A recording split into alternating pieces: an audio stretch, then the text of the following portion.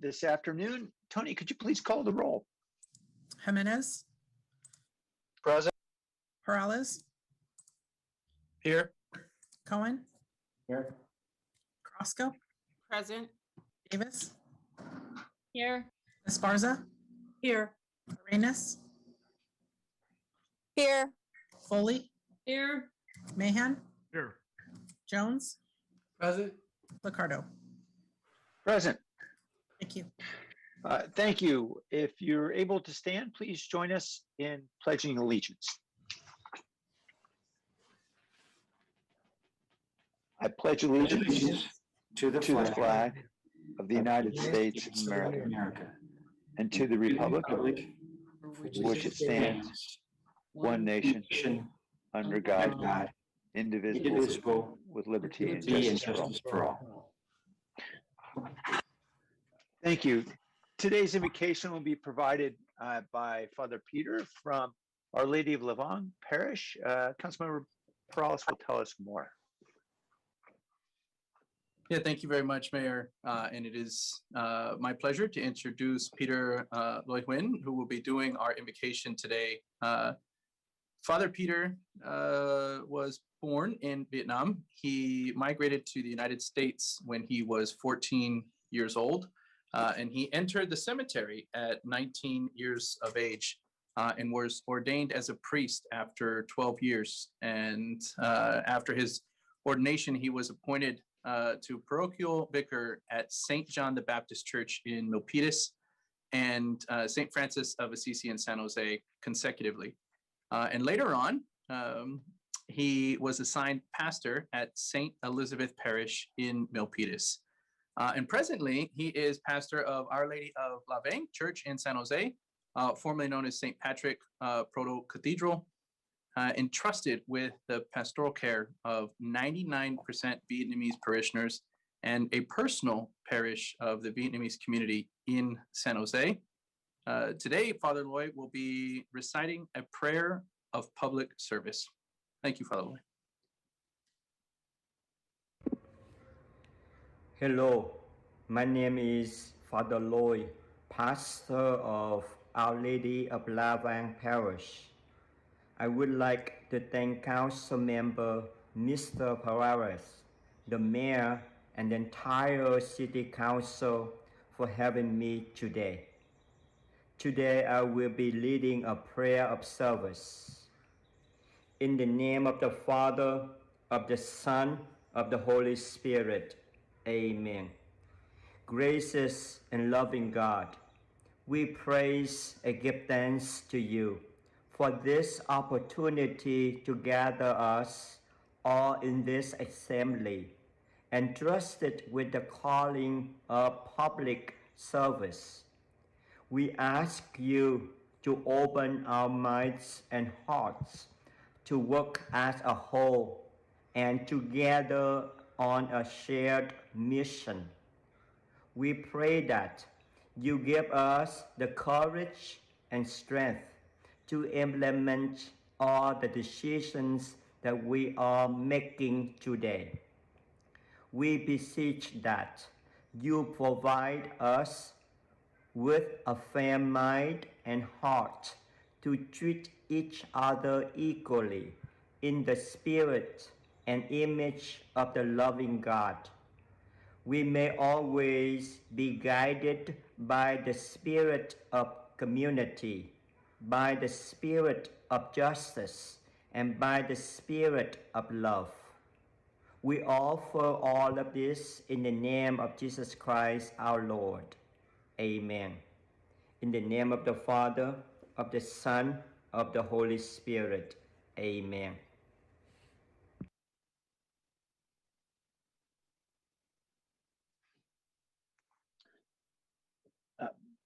Thank you, Father, and thank you, Councilmember Perales. All right, we're on to orders of the day, and I have a couple of announcements to make on orders of the day, but does anyone on the council have any changes to the printed agenda? Councilmember Esparza? Thank you, Mayor. I have a question about the food item deferral. So I don't know who can answer my question about 3.7. My question is, this has been deferred several times, and I wanted to understand why actions related to agreements for reimbursement of food and necessities, distribution services has been deferred, and what the issues are. Councilmember Esparza, Lee Wilcox, Deputy City Manager, and EOC Director this month. That item, as we reported out earlier, FEMA has changed their cost recovery to 100%.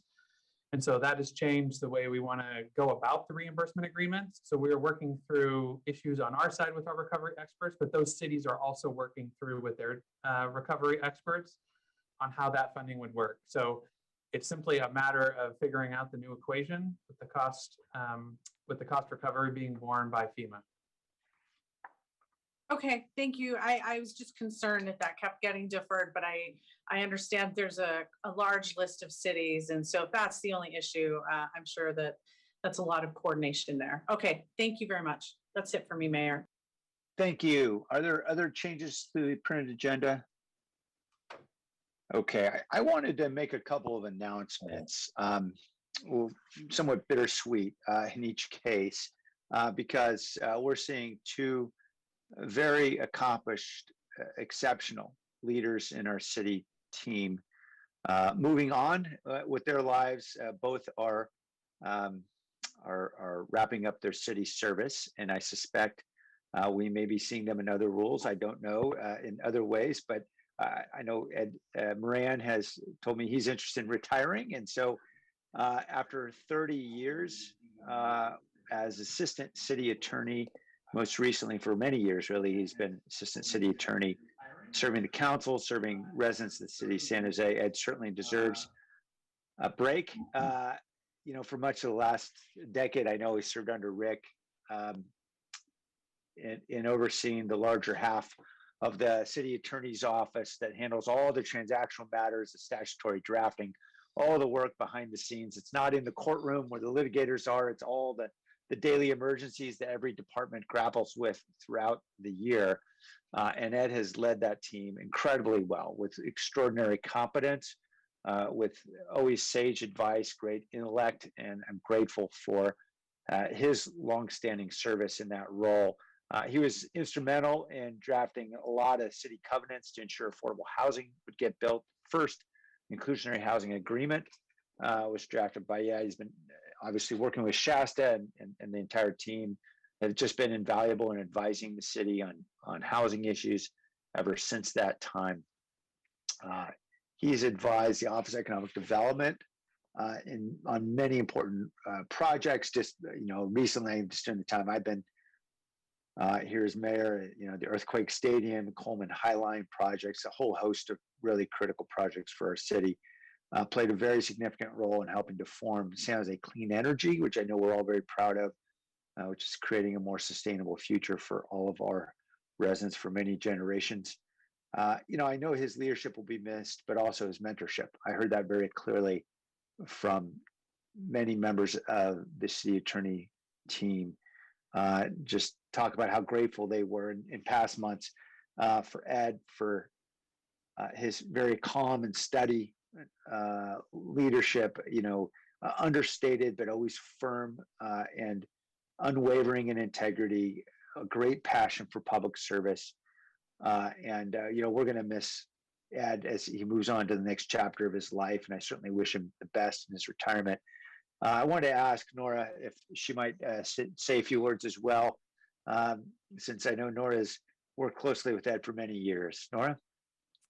Thank you, Mayor. Yes, I have worked with Ed my entire time in the city, and he has over 30 years with the city attorney's office, and I know felt like he was one of the luckiest people in the world to find a home in the city attorney's office and do the kind of work that he was doing. He did work for years with the housing department, and Jackie recently told me in connection with a certain issue that Ed drilled into her that the city never gives anything away without getting something in return. And it's good advice. I know he drilled it into our lawyers also. And it's true. It's public dollars. Gifts of public funds are frowned upon. So he has been a wonderful mentor to our lawyers, but also to, I know, to a number of city staff and people who have worked with him. It is a well-deserved retirement. He's done a lot of work in our office for a whole lot of years, and he's desperately going to be missed. And it's a little easier when you're not in the office, but now we're going to walk by that empty office hopefully soon, and it's really going to drive it home. So my thanks and the thanks of our office to Ed for his collegial nature and his mentorship and his friendship. Thank you, Mayor. Thank you, Nora. Ed, I'm told that you might be watching in the audience, and I don't see you among the participants listed here.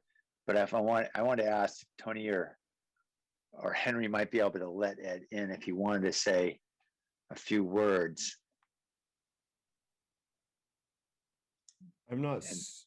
Oh, He may be watching. Yeah, he might be watching from a non-Zoom. Yeah, platform. non-device. Okay, Ed, if you'd like to jump in, please do. We'd love to hear from you. And if not, we'll move on then. We'll be on orders today for a minute more. I want to also share. I think many folks know as well, it's been announced Kim Wallish will be retiring in just a few days, I believe. I think this would be the last council meeting she'd have to endure, but certainly we have her for a few more hours. She's retiring after 18 years of service with the city, and she has played an incredibly critical role in so many projects and initiatives relating to economic development and to cultural development in our city, having many roles in the time that I've been at City Hall as assistant city manager, as chief strategist, as the head of economic development. You know, I know that the project that's consumed most of our time in the last year or two has been Google, and certainly I'm grateful that, you know, when I first told Dave Sykes, hey, I've been talking to some folks in the Google team, and we think we've got a great opportunity here. We really need somebody to be able to drive it. And certainly Dave wisely said, you know, Kim is the person who can do this. And she has been really incredible, particularly in ensuring that the community voice would be heard. The community outreach, I think, has been really masterful, more than what the city has really ever done before on any project we've ever had. To my knowledge, certainly, I suspect in our history. And I think a lot of people felt truly listened to, genuinely listened to. And I think that's critically important. I know Kim's been a great partner in building the relationship with San Jose State University, and really enabling, for example, the transition of the rep to go to university management, which I think is a great additional partnership between the university and the city. The collaboration with Connie Martinez and many others in helping the Mexican Heritage Plaza really grow into what has become a great civic space and institution serving the community, I think is really always should have been, and took many years for us to find that magic solution. And I really appreciate Kim's work on that. You know, restructuring the Prospect Silicon Valley Board, a lot of hard work there. Founding of an organization that I think a lot of council members are not aware of, but a really important organization called 01, which changed a lot of perceptions in San Jose, and both here in the community and throughout the country. In terms of how we use public space and the links between arts, culture, and the economy. And that work, I think, ultimately led to other work, which was really helpful, important to us. For example, bringing Spur to San Jose, that she was really instrumental in, and co-founding their downtown San Jose office, and really championing spurs efforts to elevate San Jose's profile as an urban center and a national leader, and really ensuring there was a strong link between culture and the economy. Kim was instrumental in merging OCA into OED and really understood the connection in those offices, and also in the imperative of making sure that economic development would be equitable. I know that was something that, while it's certainly something we've been talking about the last couple of years, it's something that Kim has been working on for many years. And so I appreciate in all these ways that Kim has led our city and with great spirit and passion for the city and for the community. And so I know that there will be a celebration for Kim as well. And Dave, I don't know if you want to save it for that or you want to say a few words, but certainly encourage you to speak if you like. Sure. Thank you, Mayor. Yeah, and we're looking forward to being able to share more at Kim's event later on this week. I think Mayor used the word that certainly I had in my mind, and that's spirit, the spirit that Kim has brought to, in particular, our leadership team. It has been amazing. Her enthusiasm, her compassion. I think, these are all just super important things for us as a leadership team to really hold true and dear to the way that we lead. And she's done everything, as you mentioned, from economic development to the arts to equity work. And she's just done a wonderful job at it. I feel very fortunate to have her on this leadership team. Kim was in her role more or less before I even got up to the manager's office. And so I kind of inherited Kim as part of the team. And boy, I was very lucky to do so. I really don't honestly think we could have got through this last year without Kim and what she brought to the leadership team. And I mean that sincerely. So thank you, Kim, for everything you've done. Thanks, Dave. Kim, I see that you are on. Did you want to say a few words? Or? Oh, sure. Thank you for all those kind words. I'm just filled with appreciation for all the opportunities that I've had in San Jose to grow and to contribute. I grew up in Wisconsin, a place that's very far from here, geographically, culturally, and I came to California all by myself in my 20s. And when I finally found my way to San Jose, I just had this overwhelming feeling that I finally found my home. And I just grew to love this city and everything that it stands for and all of the people here. And to be able to do this work so connected to this becoming community is just, I'm so grateful for that. So I just thank you, Mayor and Council, for all the trust that you have put in me. It's really been a privilege to serve and get to know every single one of you as people and as leaders. I want to thank Ed Moran as well. Ed and I, for 10 years, have been side by side supporting the Community and Economic Development Committee. And with Ed and Rick, the patience that they showed with teaching me how to work with attorneys effectively. And I'll never forget those two gentlemen and our working relationship. It made a lot of things possible in this city. Dave, thank you for inheriting me. I have to say, working with you and your team has absolutely been the capstone of my career. You are an amazing city manager and an amazing human being. And the people that you have hired on your team and kept on your team and the senior staff are just the best. And we've been through so much together, but you set the tone and the expectations. And so I'm so thankful and grateful that I was here to be part of your team.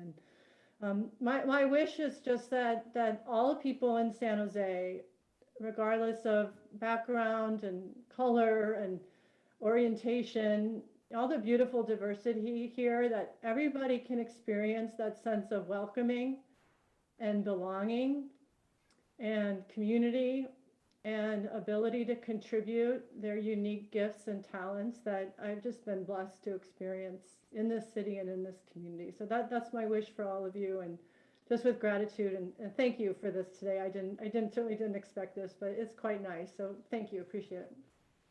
Thank you, Kim. Thanks for all your leadership and your service and your friendship. All right, so we will hear an motion on orders of the day. Move approval. Second. All right, let's vote then. Jimenez, Yes. Peralez, Aye. Cohen, Aye. Roscoe, Aye. Davis, Aye. Esparza, Yes. Arenas, Yes. Foley, Aye. Mahan, Aye. Jones, Aye. Ricardo. Aye. Thank you. All right, thank you. On to the closed session report, Nora. Thank you, Mayor. We didn't have anything to report out of closed session today. Thanks. Thanks, Nora. On the consent calendar, the items that the council would like to pull, Councilmember Foley, I'd like to pull 2.7, which is approval of Multiple Sclerosis Awareness Month. I have two items I'd like to pull, 2.9, which is the amendment to Master Consultant Agreement with Todd Groundwater, and 2.15, which relates to AB 1091 regarding the composition of the Board of Directors for the Valley Transportation Authority. Are there any other items to be pulled by members of the council? Okay, why don't we start? Oh, Councilmember Davis. Mayor, I'd like to pull 2.6. I just have a quick report. Okay, great. Why don't we go there first then? Councilmember Davis, 2.6 is report from our liaisons to retirement boards, I believe. Yes, and I had the Federated Retirement Board meeting last Thursday. They revisited their strategic asset allocation and they voted 4-1 to keep the same overall split that they've had, which is 75 on growth and then 25 on income and kind of diversification. And then they also had a discussion on the discount that they give to the city for pre-funding the retirement contribution. And they did vote to give that the full amount of the discount again to us, which is it's half of their target market return. So it's 3.3125% that a discount that they give us for pre-funding that retirement. And that motion was unanimous. So I just wanted to give that quick report. Great, thank you. Are there any questions before we go on? Okay, let's go on then to item 2.7. Councilmember Foley, would you like to speak on this item? Approval of the Multiple Sclerosis Awareness Month. Yes, I would. Thank you, Mayor. Launched in 2003, National Multiple Sclerosis Education and Awareness Month is observed in March each year. This nationwide effort aims to raise public awareness of MS. The goals of this effort are to promote an understanding of the scope of this disease and to assist those with MS in making educated decisions about their health care. Multiple sclerosis is an autoimmune disease that attacks the central nervous system. Symptoms often affect movement, such as weakness or numbness that occurs on one side of your body at a time, and sometimes creates immobility, resulting in need for wheelchair permanently. Vision problems are common and may include partial or complete loss of vision, prolonged double vision, and blurry vision. Other complications include fatigue, slurred speech, balance, or dizziness. Treatment is available to address the symptoms and reduce the effects of MS, but it is expensive, with the drugs needed to keep the effects in check costing up to $2,000 a month. The symptoms of MS may increase in severity over time, resulting in physical, emotional, as well as financial strain for those afflicted and their families. The cause of MS is still unknown. Scientists believe that a combination of environmental and genetic factors contribute to the risk of developing MS. Most people with MS are diagnosed between the ages of 20 and 50, with at least 2 to 3 times more women than men being diagnosed with the disease. Worldwide, more than 2.3 million people have been diagnosed with MS. In the United States, a recent study funded by the National MS Society estimates that nearly 1 million people over the age of 18 live with MS.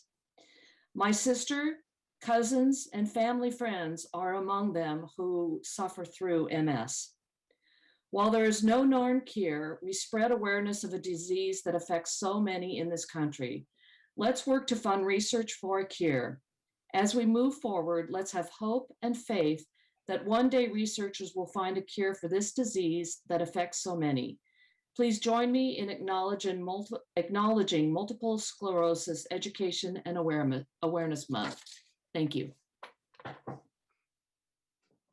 Thank you very much, Councilmember Foley. Are there any other comments? All right, we'll go to the public to speak on this item 2.7, which is our Multiple Sclerosis Awareness Month. I don't see any comments from members of the public, so I'll return then.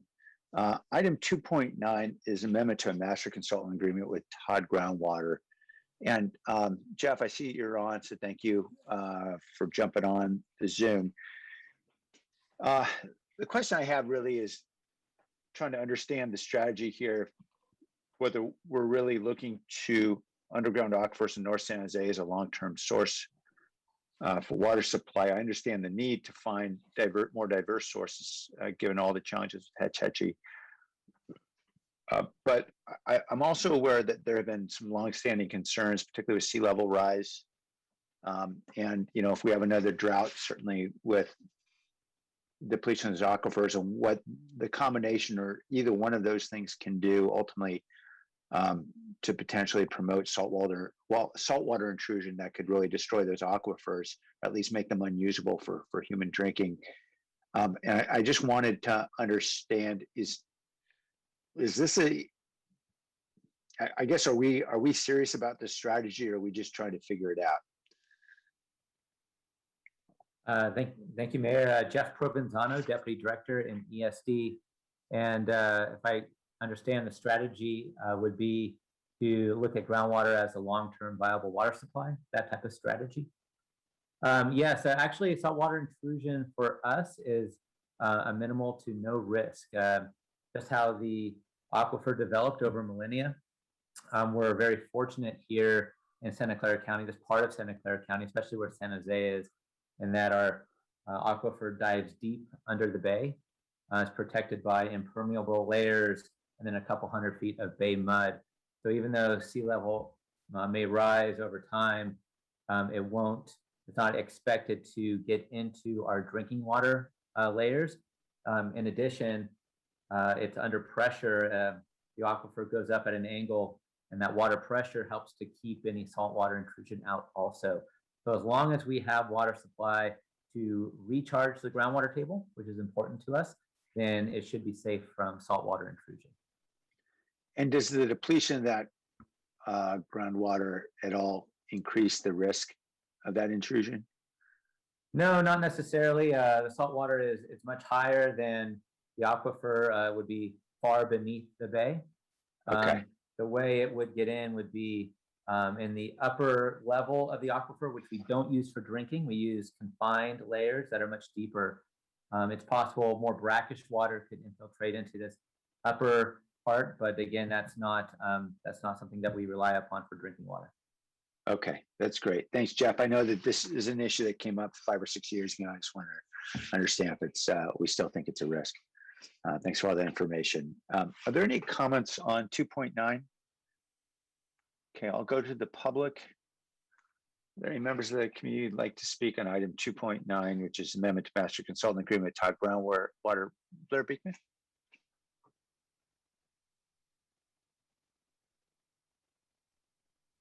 Hi, thank you. Blair Beekman here. This was nice. This was a nice item to learn about, and I'm hopeful that groundwater won't be contaminated. I'm interested in, it wasn't mentioned, I'm trusting the words being said here today. Is there a way to describe possibly that there are certain filtration systems involved that can help with the process? It sounds like there's a pretty good natural filtration system that can stay in place as sea level rise continues, but are there, tools of technology being used to help with the filtration process and to assure that our water can be clean compared to more brackish water and issues like that? And so I just wanted to comment and ask and just simply thank yourselves for bringing this item to council. Thank you. Okay, returning to council then, unless there are other comments, we'll go on to item 215, which is AB 1091 relating to the composition of the VTA Board of Directors. Appreciate and support the staff's recommendation here for an opposed position. I simply just want to observe more than 69% of our transit riders in this county are from the city of San Jose. The idea of reducing and depleting representations of the city of San Jose on the VTA board to me seems undemocratic, completely counter to notions of equity that we think are so critically important, particularly as we talk about transportation infrastructure and transit, since so many transit dependent riders are very low income. This is really, for me, this is a non-starter. I did have an opportunity to talk to Assemblymember Berman the day before he introduced this. I'm not sure why that happened the day before he introduced it and not much sooner, and why this was not an ongoing conversation with the community and with the city of San Jose and many other cities before it ultimately got introduced. So I strongly support the opposed position. And Vice Mayor Jones, did you want to weigh in? Yes, Mayor, I also strongly oppose this bill that's been introduced. I served on the VTA Board Enhancement Ad Hoc Committee, and literally we spent hundreds of hours reviewing the different types of and forms of board governance. And I'm just really scratching my head in terms of how this particular proposal was even crafted. Looking at the different models that are out there, we weren't able to identify one model that was a model that was going to be able to address a lot of the issues that VTA is trying to address. There were different structures that had some positives and negatives, but overall, looking at all the different governance models, we weren't able to identify one that was better than what we had. So that's why we're pursuing a strategy of enhancing and improving our governance model, but not necessarily going in the direction that Assemblymember Berman's going in. I don't totally understand how he even came up with that model. As you've mentioned, Mayor, that it has a lack of representation for the city of San Jose and our residents. And it's just not structured in a way that's going to move VTA forward. So I'm strongly opposed to it. And I'm interested in having a conversation with the state in terms of how we can enhance VTA and enhance our form of governance. But this is not the direction we want to go in. Thank you. Councilmember Prowse. Yeah, thank you. And I shared some of my comments at rules as well. And also I'll just echo really what you're saying, Mayor and Vice Mayor. I don't think the board has demonstrated an unwillingness to look at how we could better the governance structure, the board itself. And we have engaged in that, as you pointed out, Vice Mayor, in your role for a couple years, and certainly willing to have conversations. I think that's really the biggest head scratcher here is this. I don't know where this came from. As the mayor pointed out, there was maybe one conversation that he had, a day before. I think that would have been a good start, right? If somebody was truly interested in talking about reform of the VTA board, to engage in conversation with the representatives across the county here. Certainly, when it comes to equitable representation, I mentioned this last week, we don't even have that today with the board structure, as the mayor pointed out. So there's really a lot wrong with this proposal. So I too strongly oppose it and appreciate the council taking a position on this. Thanks. All right. Any other comments, Councilmember Esparza? I just wanted to echo all of your comments and add to the mayor's comments about equity. Some of the VTA's busiest, their areas with their highest ridership are in East San Jose.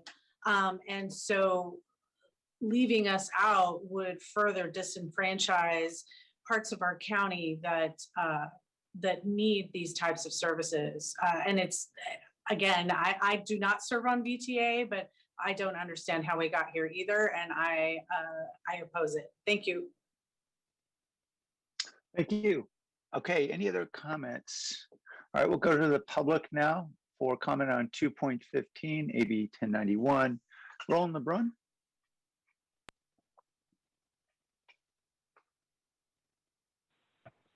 Thank you, Mayor. So let me just help you out understand how we ever got to this point. The BART Phase 1 project is $2 billion over budget, at $4.15 billion for 10 miles. It'll be $3 billion over budget in 15 years from now when we're done paying off the outstanding $800 million debt.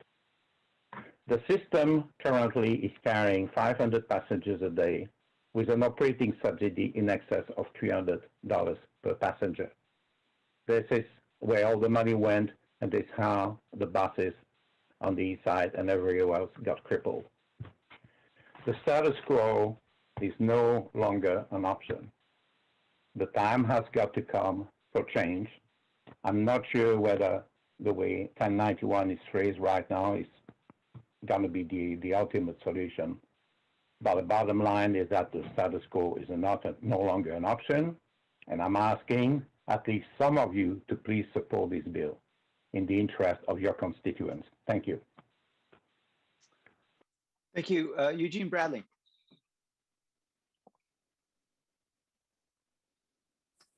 Good afternoon, council members. This is Eugene Bradley, founder and CEO of the Silicon Valley Transit Users. Thank you, Mayor Liccardo, for bringing up this item to discussion. Just to expand on Mr. LeBrun's further comments, though, over the past 20 years, 3 grand jury reports from the Santa Clara County Grand Jury recommended that VTA's board governance must change to be more accountable.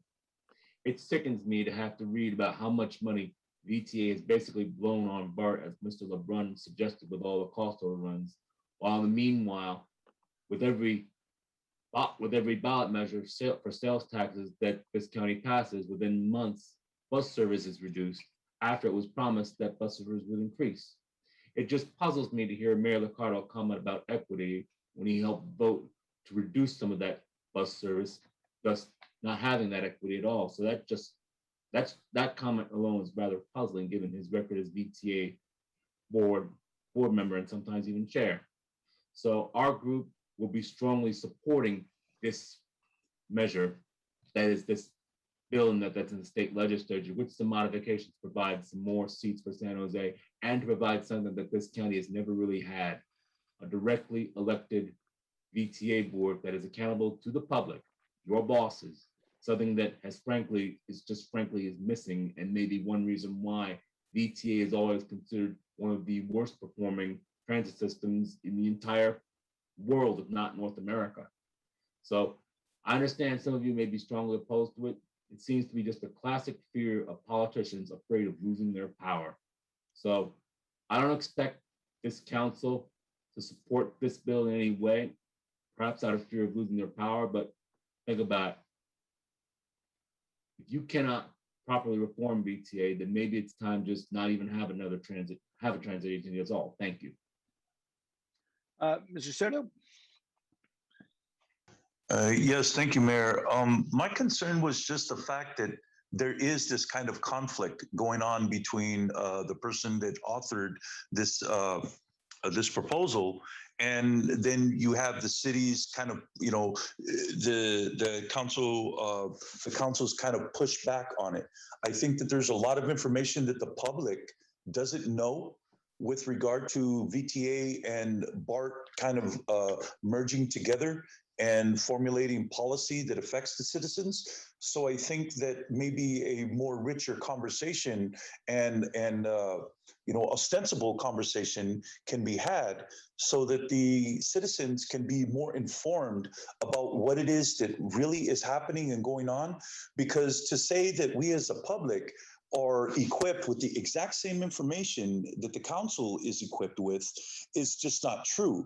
It's just not a fact. And so I think that these types of conflict, out of them comes a richer distillation of really what the facts are and what the truth is.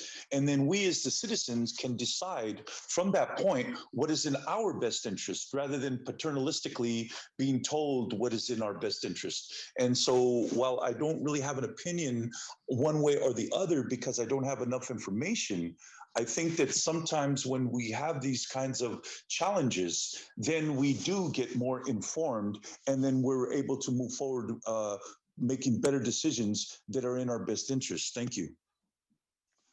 Thank you.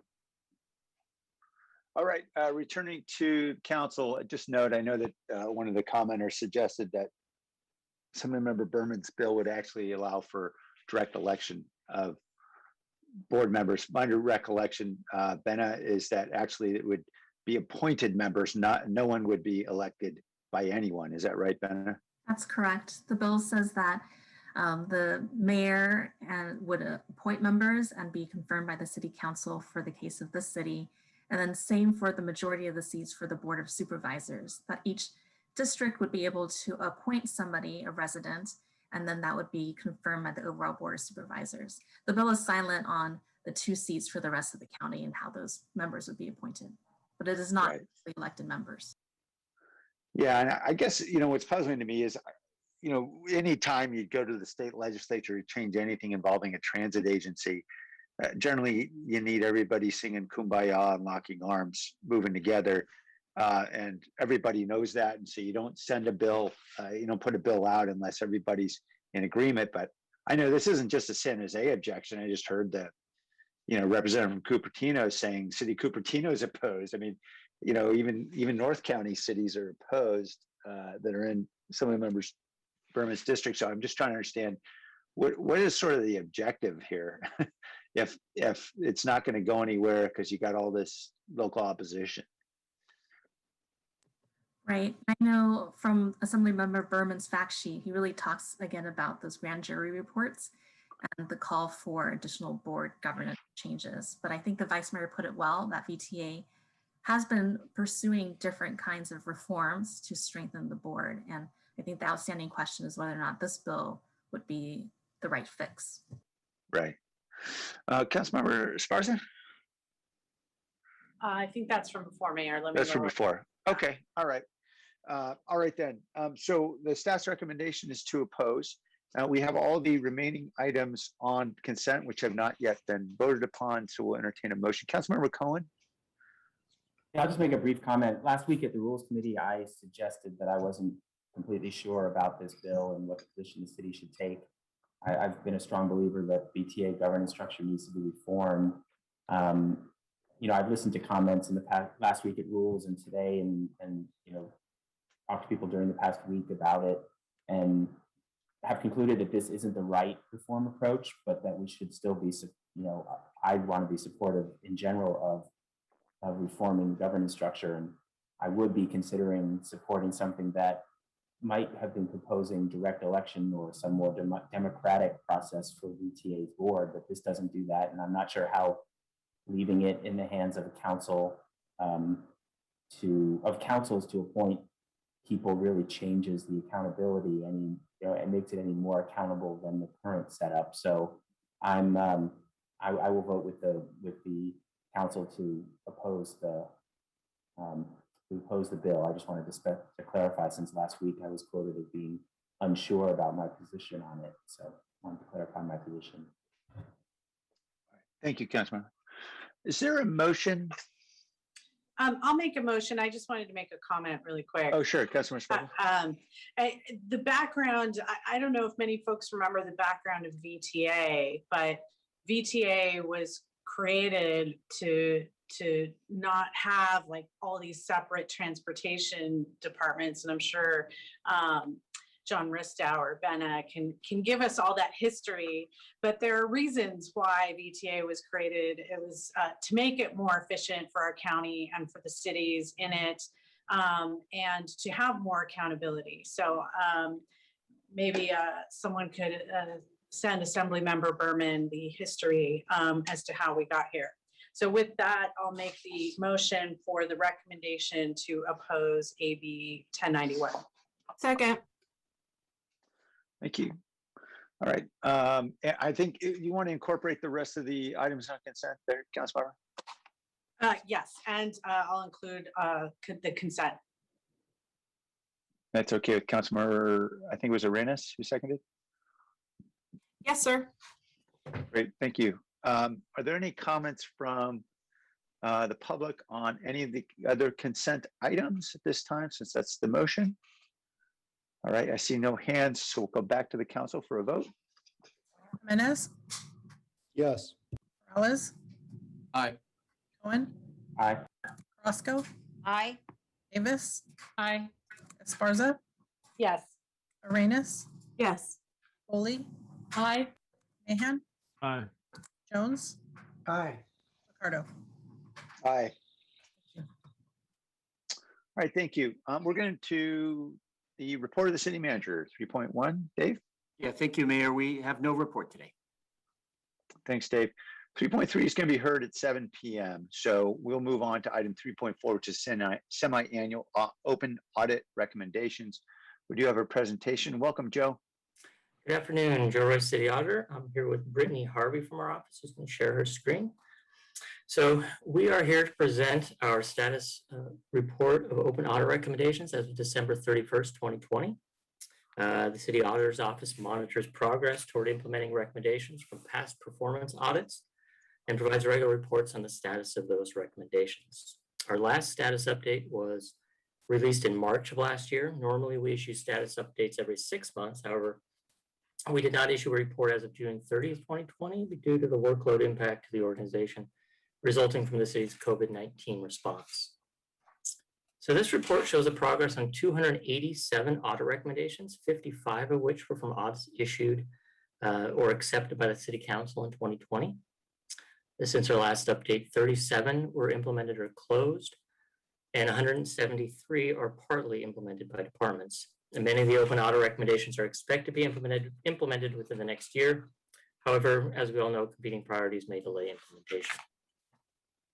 So over the past 10 years, the City Auditor's Office has made more than 800 recommendations to improve or enhance city services.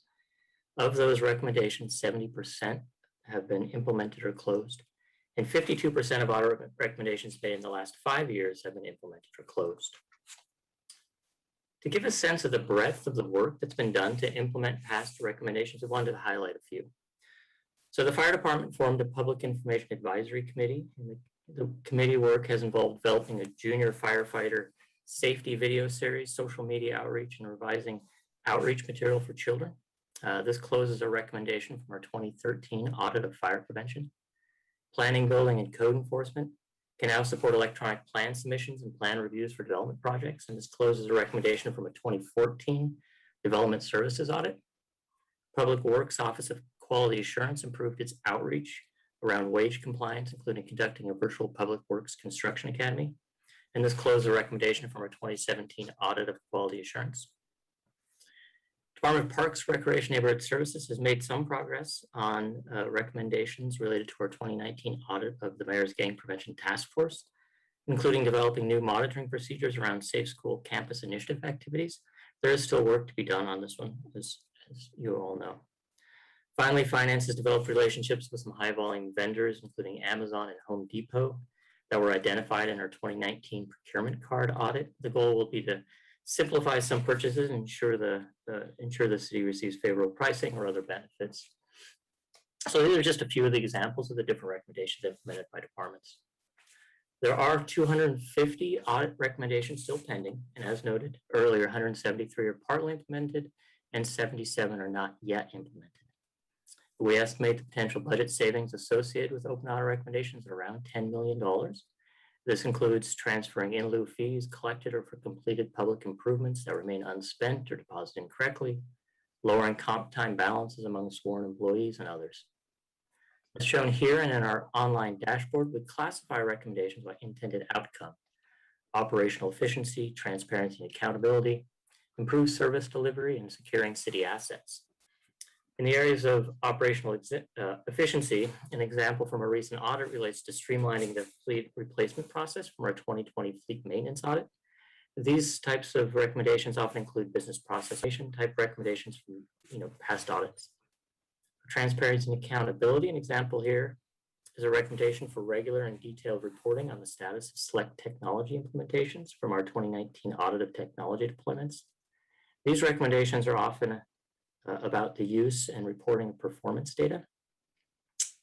Improved service delivery. Examples from recent audits include revising the park condition assessment methodology to more easily identify capital or maintenance needs from our 2020 audit of park maintenance, or improvements to the scheduling process for fire inspections from our 2020 audit of fire development services. Finally, in the area of securing city assets, examples include labeling city-owned mobile devices as city property, updating the city's P-card policy, and similar types of recommendations. In June 2018, the City Council directed the City Manager to identify and prioritize work on 12 outstanding audit recommendations, while continuing to make progress on addressing the remaining open audit recommendations. I'll quickly run through the current 12 priority recommendations. The three in the area of potential budgetary savings include reducing police department comp time balances for our audit of police overtime in 2016.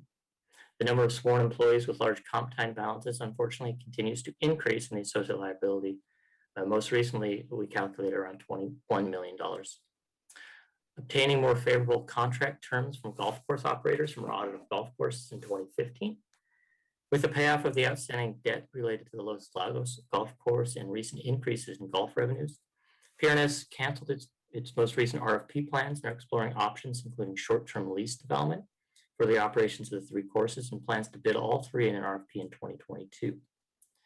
Finally, procuring software solution and other resources to more efficiently conduct wage compliance reviews from our audit of quality assurance in 2017. So Public Works finalized implementation of a software application, and they're currently working to identify some additional supervisory capacity.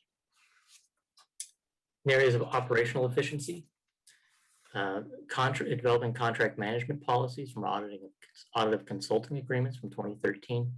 So the administration executed a service order in 2020 with a consultant to document consultant procurement and management practices across the city and develop recommendations for improvements. However, due to the city's COVID-19 emergency response, this was put on hold.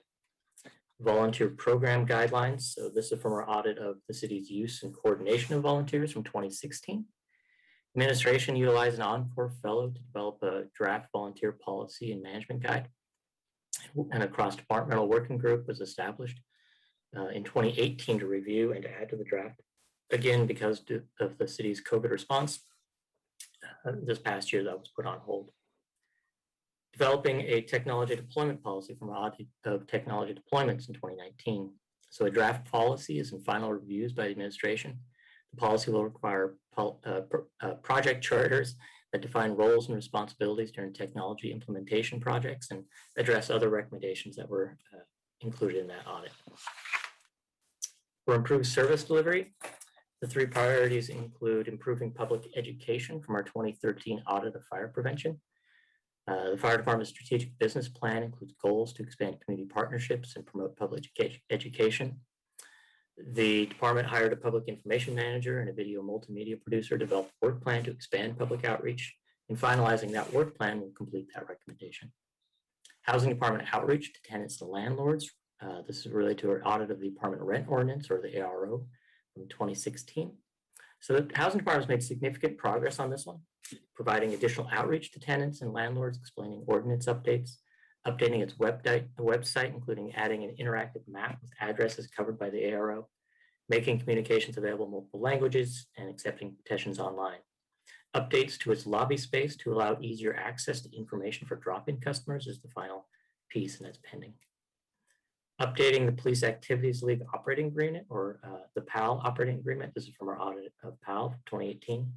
So in January 2021, PRNS brought forward to council guiding principles for a new operating model for PAL, and are intending to negotiate a new operating agreement based on those principles.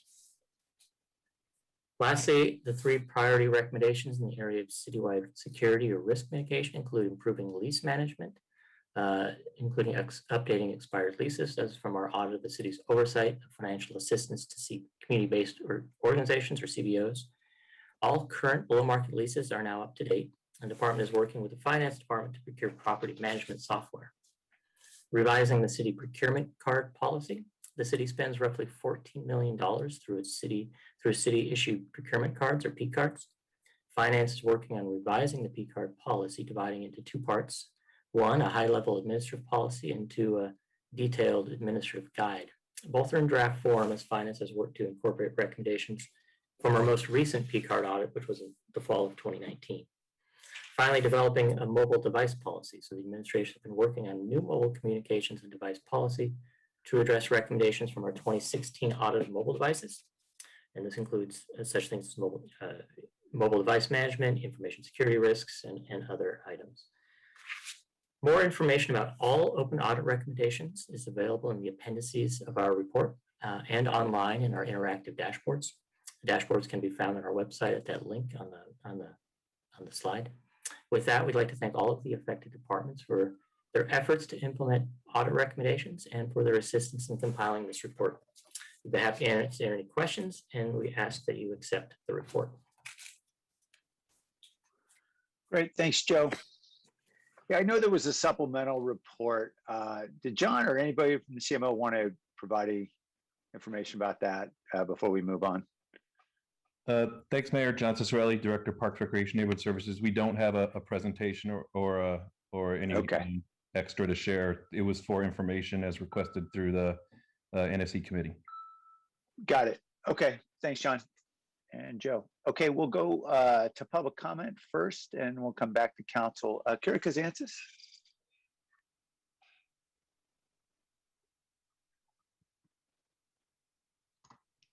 Hi, this is Kira Kazantzis from Silicon Valley Council of Nonprofits. I'm speaking on behalf of SVCN and a number of the best providers regarding the supplemental memo. And first, I want to acknowledge that we're aware that the reason behind this request for data is Councilmember Esparza and the Neighborhood Services Committee's understandable concern about increasing gang involvement among young people in our city. And while we share that concern, we do have some concerns with the process and the report that was made public today. Generally speaking, I think our feeling is that contract management should mostly be happening at the staff level. And we also feel that reports about nonprofit performance that do come to council should be very accurate, fair, and contextualized. So for example, reporting on 2 quarters of a contract year does not feel fair, and it's not really normal practice. Nonprofit human services that involve referrals and interreliance on outside partners can't always be measured quantitatively or linearly. So missing certain activity goals for 2 quarters doesn't always translate to non-performance, quote unquote. Also, in my mind, if 13 out of 16 nonprofits are considered non-performing, that probably speaks more to the goals and data keeping than it does to nonprofit performance. Third, any missed numbers should be contextualized and not presented in a vacuum in a public report. I'm running out of time, so I'm going to kind of skip ahead about next steps. We're partners at nonprofits in this very important work of supporting young people. And so we'd like to partner on coming up with a better reporting system, a better goal system, and really designing a system of prevention and intervention that's goal-oriented and aligned. And we'd like to get to the table with the council offices, with staff, and kind of make that plan together. Thank you. Mr. Beekman?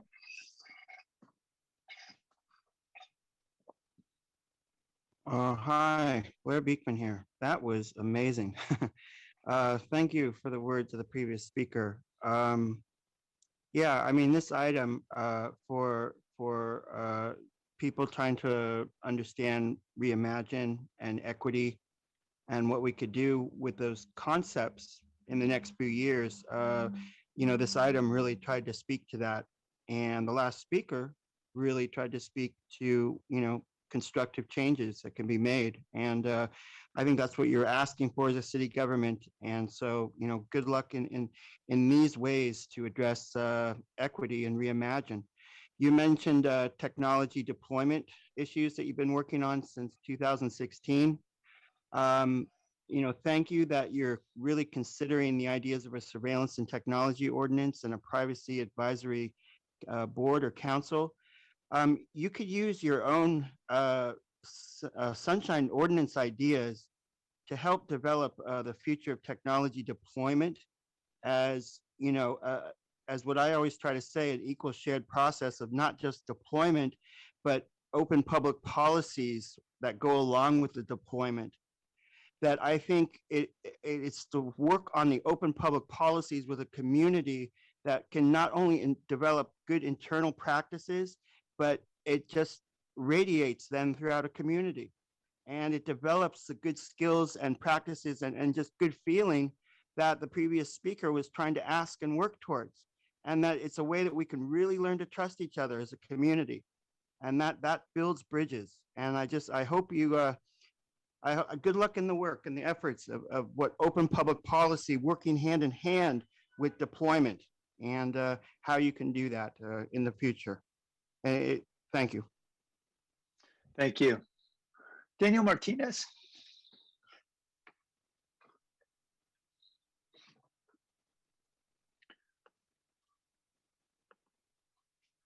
Daniel, your device is muted right now.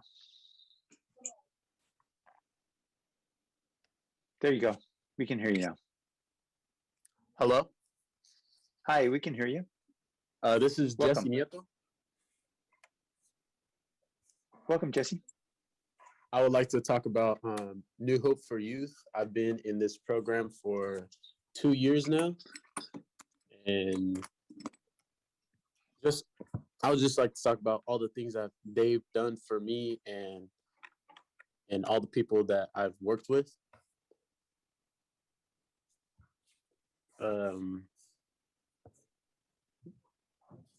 They've took us on a lot of field trips, like archery, paintballing, fishing, and those are basically like all the stuff that I haven't done like ever. And they helped me get off probation, just stuff like that.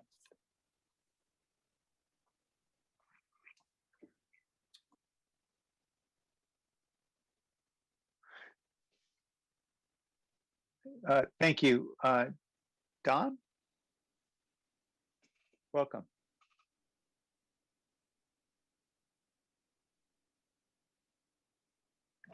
Hi, my name's Dom. Good evening. I'd Welcome. like to talk on behalf of New Hope. They helped me out with a lot and stuff. I've been working with them for 2 years now. And like when I first met them, I was like a bad kid, like always getting in trouble and stuff. And now they kind of like, I don't know, like help me like realize that there's more stuff to do than just the stuff that I know, like, like going out deep sea fishing or like going to paintballing or like go-karting and stuff. It's a lot of stuff that I've never done that they gave me the opportunity to do it. I'm there. Yeah. Thank you. Gabrielle Cadena?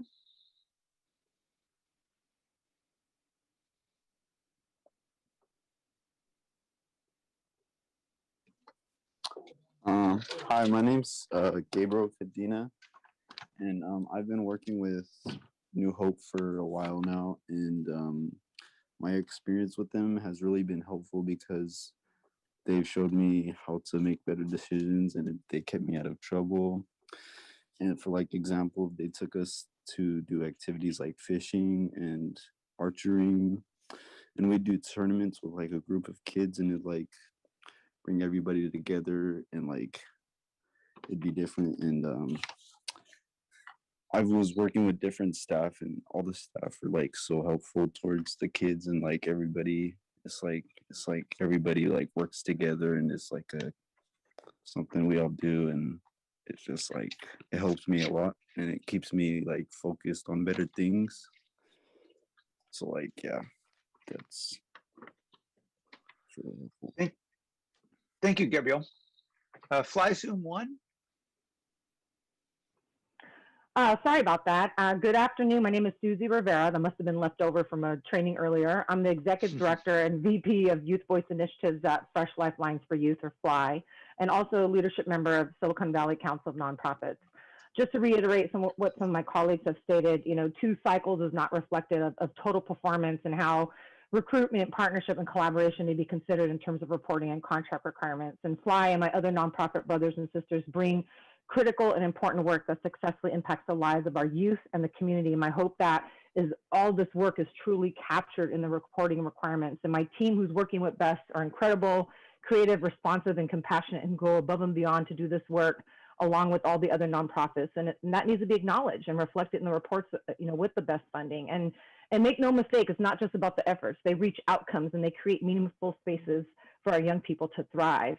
And we're aware that PRNS is working to improve the data keeping system, and we appreciate the years of true partnership, support, and communication that we've had with the staff at PRNS. I've got a chance to work with personally. We also recognize this is a challenging process and resource intensive, and we'd love to be in thought partnership and also bring our youth to the table to develop a system that allows transparency, ease of reporting, accountability, and a true reflection of all the work that's being done with and for our community. Thank you so much for your time, your care, and your consideration. Thank you. Becca Ross.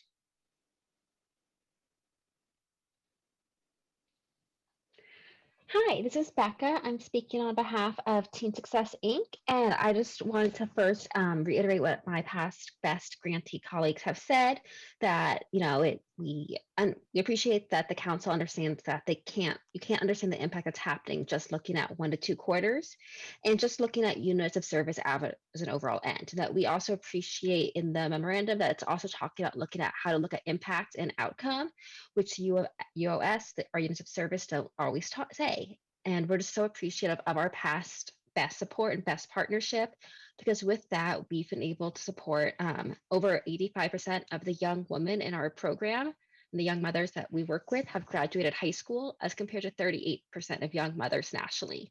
And with BEST support, our young moms are now persisting through post-secondary and really creating thriving futures for them and their kids. And so we are really appreciative to continue these conversations with BEST and with the city of San Jose on how we can best support our youth, help prevent crime, and really looking at the factors that are leading to gang activity and increased crime violence in our communities. Thank you. Thank you, Becca. Kiala, welcome.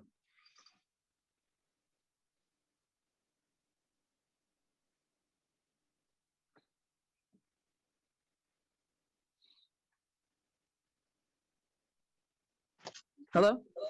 Hi, welcome. Hi. I'm Kiala. I've been a participant for New Hope for Youth for over 5 years. Because of New Hope for Youth, I'm encouraged to stay in the community and start building a foundation for my future. This program has helped me stay out of trouble. They showed me there's more productive and positive ways to have fun. They were there for me since I was 17. I was followed from group homes to running around trying to get my life situated. They've been here and never left me alone. They've helped me mentally and physically. If it wasn't for them, I don't know where I would be or how it would be. And I probably have no goals or wants in life. They encourage me to do and want more than the bare minimum. They've taught me to be more social and not be isolated. We have created bonds that cannot be taken away because of this program. They have encouraged me to do the right thing always, and they hurt with us and they elevate with us and strive for better. Thank you. Thank you. Roberta, welcome. Hi, good afternoon, Mayor and City Council and all the distinguished community members. My name is Roberta Cavigas, and I am a student advisor at James Lick High School. I am a longtime San Jose resident, and all of the CBOs you represented right now in your report that you've mentioned, including the beautiful park systems, including every CBO has contributed to the growth and well-being of the James Lick community. I live in the Silver Creek community, and those same organizations help this community to grow.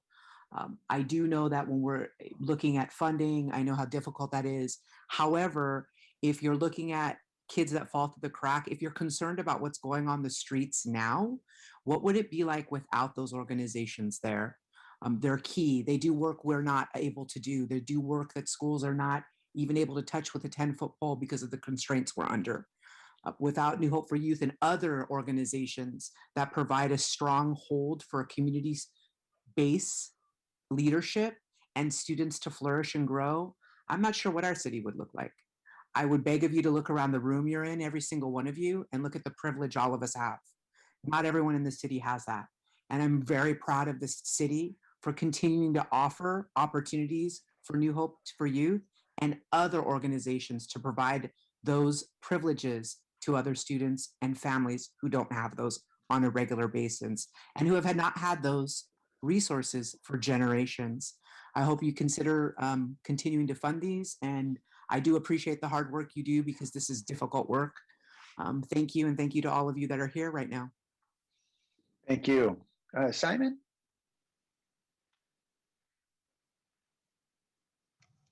Hello there. My name is Simon Purse. I'm a Senior Clinical Director with Uplift Family Services, and we've been a proud recipient of BEST Awards for the past 10 years. Our work has been focused in schools, primarily San Jose, Overfelt, and Oak Grove High School, and we provide drug, alcohol, and behavioral health services. In nearly every school year, Q1 is typically a ramp-up quarter as schools reestablish routines, and then Q2 starts to pick up, although schools are out for 3 weeks during Q2 for the holidays. And so Q3 really becomes the busiest quarter. An audit that focuses primarily on Q1 and Q2 would not reflect a comprehensive picture of a year's performance. Additionally, in FY20 was a unique year even beyond COVID-19. Contract changes were not fully addressed or finalized until Q2, which delayed the full Q1 launch and hiring. This in turn impacted services and results. And then unfortunately, Q3 and Q4 were fully impacted by the pandemic. The department also underwent a change in the reporting system, and we were concerned that there were data translations that did not occur, and that cast doubt over the data presented. To summarize, FY19 and 20 was an anomaly with late contracting, a new reporting system, and the overlay of COVID, and that does not make for a dependable sample for an audit. Uplift Family Services historically met best contracts and achieved amazing outcomes with our other partners. We learned from last year how to respond to COVID, how to pivot and to meet the needs, and have worked with the city on the corresponding outcomes. And we're now meeting those outcomes in FY 2021. The quality of the services has remained steady. We continually get positive reports and feedback from our partners. Overfelt High School sharing that their last groups we provided led to stronger attendance and led to youth having no law enforcement involvement. We respectfully request that any review of best services include a comprehensive year-end or full-year audit, and that also examine the impact of the benefit to communities. Thank you so much for your time. Thank you. Mercedes? Welcome. Hello. Hi, welcome. Hi, my name is Mercedes Horn, and I've been a participant of New Hope for Youth for a little over 4 years. I'm not exactly where I want to be yet, but with the help of New Hope, I am a lot closer than I would have been. I am a foster youth who was also in and out of juvenile hall. Since I was 13, New Hope for Youth has followed me wherever I went. If I ever went out of county and came back, there my case manager was reopening my file. I have always been supported and comfortable around every single member in this program. They have always made it clear that they are here to support us. Whatever they can do, they will do as long as it is beneficial for us. I have been involved in various programs, but I have never been supported and cared for like this one. I have a social worker due to my involvement in the system, and I get absolutely no assistance from the system, and that's where New Hope comes in to help me. These staff that work for New Hope have become part of our daily lives. We have created bonds that cannot be taken back. This program takes losses with us and shows us strength to get back up and strive for better. We have had losses within our friend groups, and I know that these New Hope staff feel the loss with us. This program gives this community has so many gaps between youth, but this New Hope brings us together. And that's all. Thank you, Mercedes. Thank you for speaking up.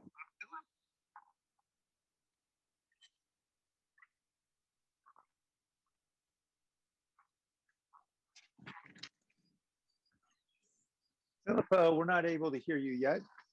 You want to try to unmute your device? Your device appears still to be muted, Philip.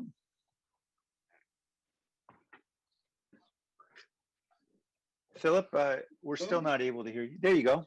Hi, my name is Philip Rodriguez, and I'm the founder and CEO of New Hope for Youth. And I just want to piggyback off of my other brothers and sisters in the nonprofit world are talking about. It seems kind of unusual and unfair to try to judge or to come up with whatever it is that you guys are looking for in 2 quarters. I don't even think that you would be able to figure out or capture what we really do, all of us out there that are all, out there in the community, in a whole year's worth of data. I mean, all the lives that we touch, every life that we save, every crisis that we respond to, every home that we get to go in and try to make better. I think that, PRNS, Parks and Recs has really done a good partnership with us, with all of us on this call. And I know in the beginning of last year's contract, that there was a lot of changes that were taking place, especially with the way we want to report. And so there was, little ups and downs. And I think that, what was spoken about in the last council meeting was pretty unfair to all of us as a whole. And, I don't agree with the way it was presented to, make it seem as though we were not doing our jobs. As you can see, there's a lot of youth out here that appreciate all of our programs, schools, adults, everybody appreciates all of us, such as Catholic Charities, Parks and Recs, Firehouse, Fly, all of us that are out there, Allen Rock Counseling Center, we put our whole hearts into this work. And I hope that, we can work through this and continue to move forward. Thank you. Thank you. Alex Shore, welcome, Alex. Hey, good afternoon, council and staff. This is Alex Shore, Executive Director of Catalyze SV. Talking to you today about the audit recommendation regarding community engagement and following up our letter from yesterday about it. The city continues to do some excellent stuff on community engagement. Just today, I got from Councilmember Cohen an email about the general fund programs website you have through Balancing Act, where citizens can see how their budget is worked on. OED and DOT are doing some excellent things in terms of engaging both community leaders and community-based organizations to assist the city with community engagement. Love to see that. Thank you, Dave Sykes and your team for that kind of effort. We would love to see, if it's possible, to see some of the recommendations from city staff and PBCE to speed up a little bit. December 2023 timeframe for full implementation of the auditor's recommendations. Even despite the probable about a year delay from COVID, seems a little long still. That's a 2-year delay from an original 22-month timeframe. So that's nearly 4 years from the time that the auditor put out their report in 2019 to full implementation. And we would argue that there are even further ways that community engagement could be enhanced beyond the auditor's report. So as always, we stand ready to support, assist, advise, brainstorm, whatever we can with the city to help create what we hope will be the best community engagement policy in America. And we really, truly believe that the city of San Jose can do that. And there's so many great organizations in our community who are already out there helping. Let us know if we can help further. Thanks. Thank you. Veronica Gamboa. Good afternoon. While Allen Rock Counseling Center was not on the list of the supplemental memorandum, We stand with our fellow best CBOs and offer the following. It would be better to look at a full year data. Many of our services are school-based, so first quarter data can be lower as programs are focused on conducting outreach and open referrals. 2 quarters will not provide a full picture, as later in the year, units of service increase with full caseloads. Sometimes contract goals are in negotiation in the first quarter, which affect deliverables and our ability to provide services. We recognize and appreciate city staff and their willingness to consistently collaborate with us. Thank you for your time. Thank you. Nancy, welcome.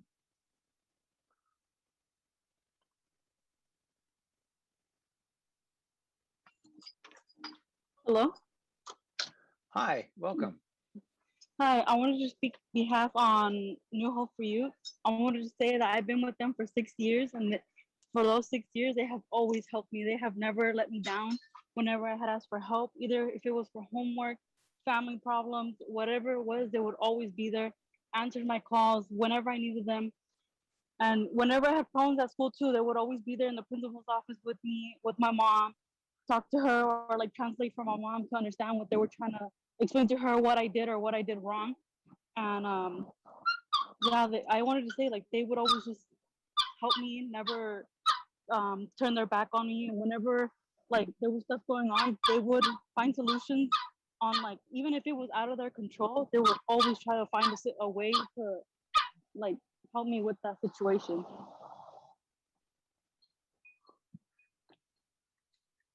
Thank you, Nancy.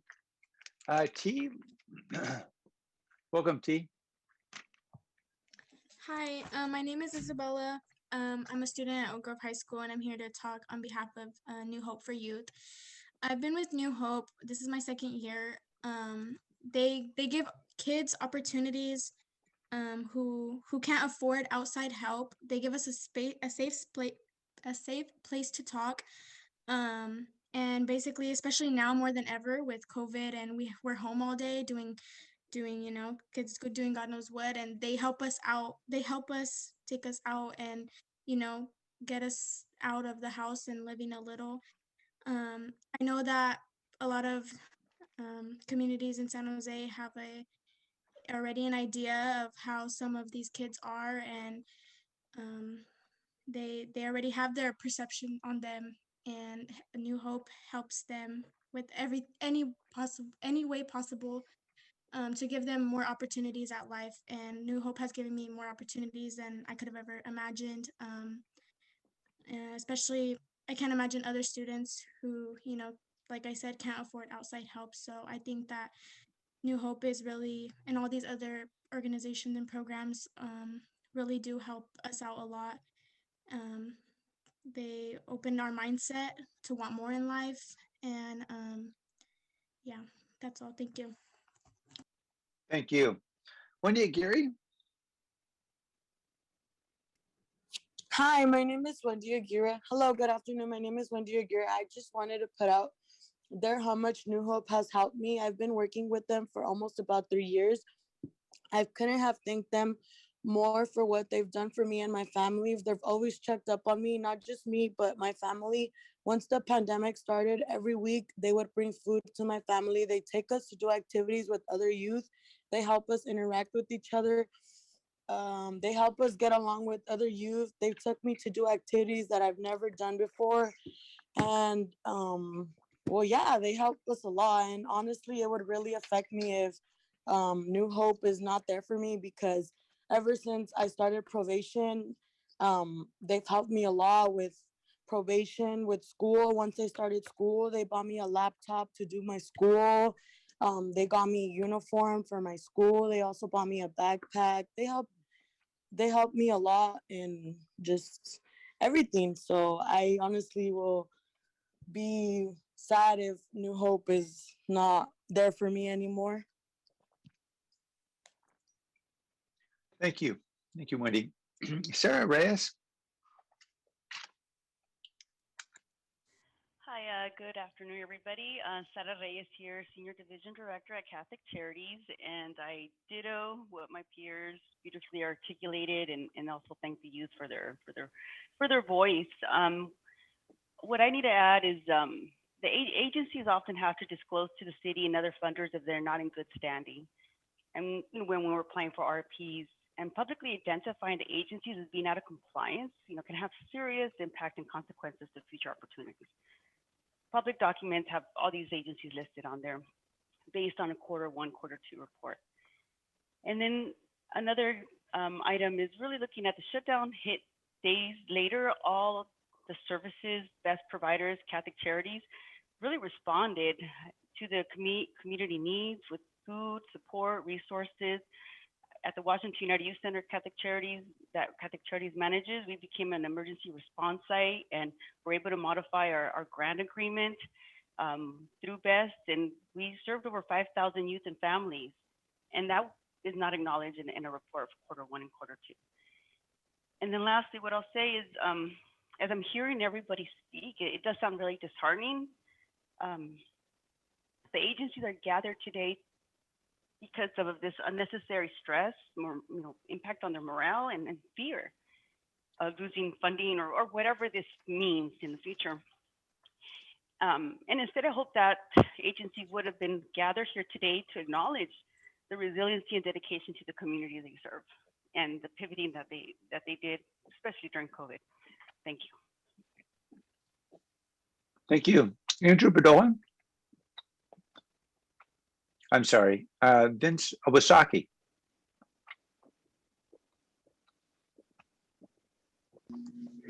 Thank you. My name is Vince Owasaki. I serve as principal at Matson Middle School in the Mayfair community. I'm here to speak on behalf of New Hope. I can't speak to the audit or anything about that or anything like that, but I can speak to the work New Hope has done with our students and in this community. The students that we assign to the New Hope caseload are most vulnerable. They're foster youth, they're homeless youth, they're youth that have been involved with the juvenile justice system, or they're youth who are struggling for a variety of other reasons. What we've seen with our New Hope caseworker is just the establishment of deeply caring relationships with our students and families in ways that the school system cannot do. We don't have the resource base to do what New Hope does. They provide material support for the family and the student, but more than that, the mentoring support that students receive, the pro-social opportunities, the opportunities to interact in a supervised environment with other students, these have made real differences in the lives of our kids. I think the other part about this is that in this time of the pandemic, our New Hope caseworker has been invaluable. Not only the distinguishing feature for many of our families is not being able to navigate or advocate well for themselves within the American education system. And this is something that New Hope also provides. I would encourage you to maintain this service if it's at all possible. Thank you. Thank you. Erin Marinucci.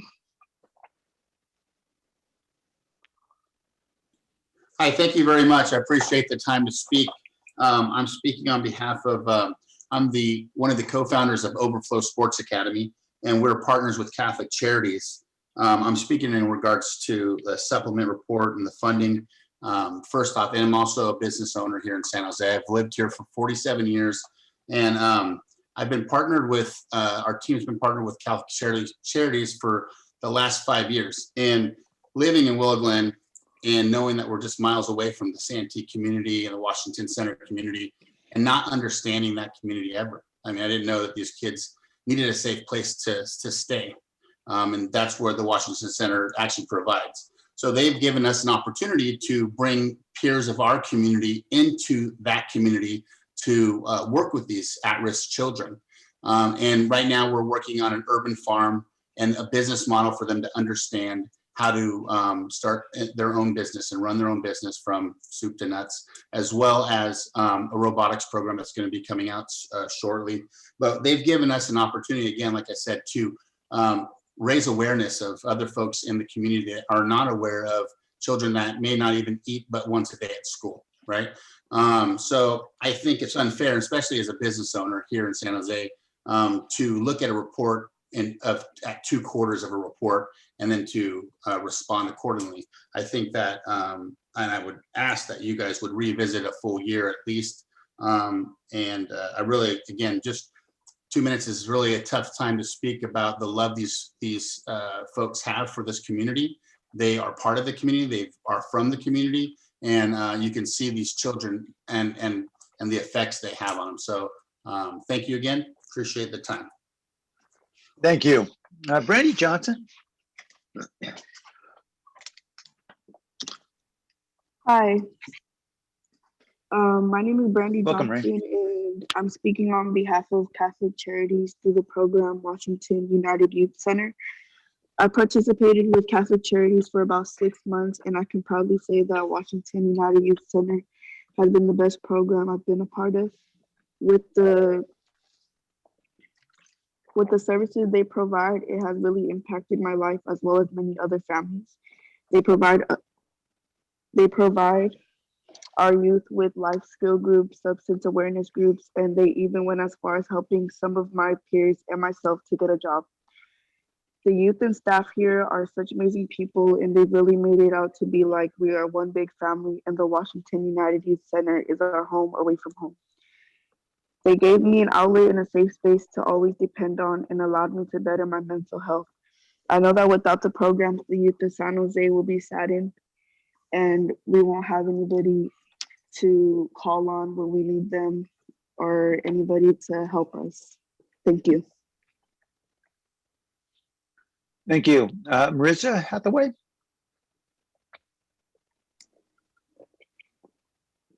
Good afternoon. Thank you for this opportunity to speak. In addition to all of the contextual barriers that my fellow brothers and sisters and other CBOs mention, I completely remember 19 and 2020. At that time, we provide a program called Families and Schools Together, the FAST program, and we've been doing it for over 20 years, and I've been the director for 14 years. And that time seemed like a perfect storm of just a lot of macro issues that were happening. The economic disparity, as you all know, in the city and the county has increased triple-fold. And as a result of that, that creates so many barriers for our families. As much as they want our services, parents have to work 2 or 3 jobs. The children have to watch the older kids or younger kids. It just creates so many barriers.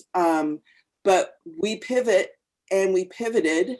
We went to the families. We went to where they lived to provide services. And I'm super proud of all the work that all of the CBOs have done. During the COVID-19 period, there's been tremendous COVID-19 injury to our families. And the wellness support, the mental health support that we offer is keeping these families afloat. It's imperative. And so thank you for this time to speak. I really hope that we can collaborate together and figure out a way to not only address a new reporting system, but also look at some of these macro issues that are plaguing our families. Thank you.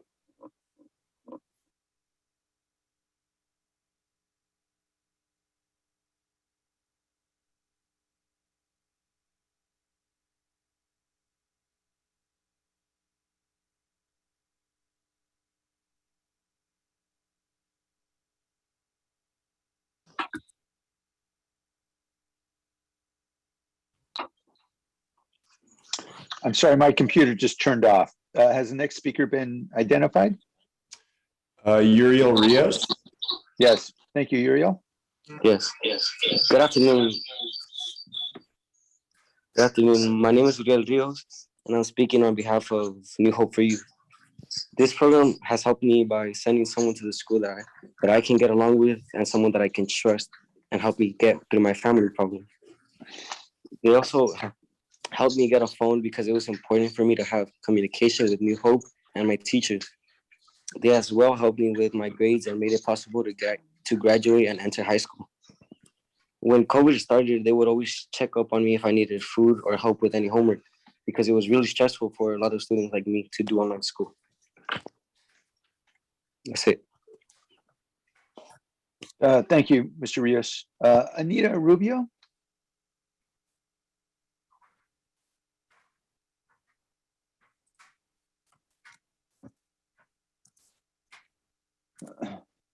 Anita? Ms. Rubio? Okay. Okay, I'm here. I'm here. Oh, there Sorry. you I are. was- Welcome. Hi, this is Anita Rubio, and I am with the Firehouse. We are one of the nonprofit programs that are with BEST, and we have been with BEST since 2017. I'm sorry, 2007.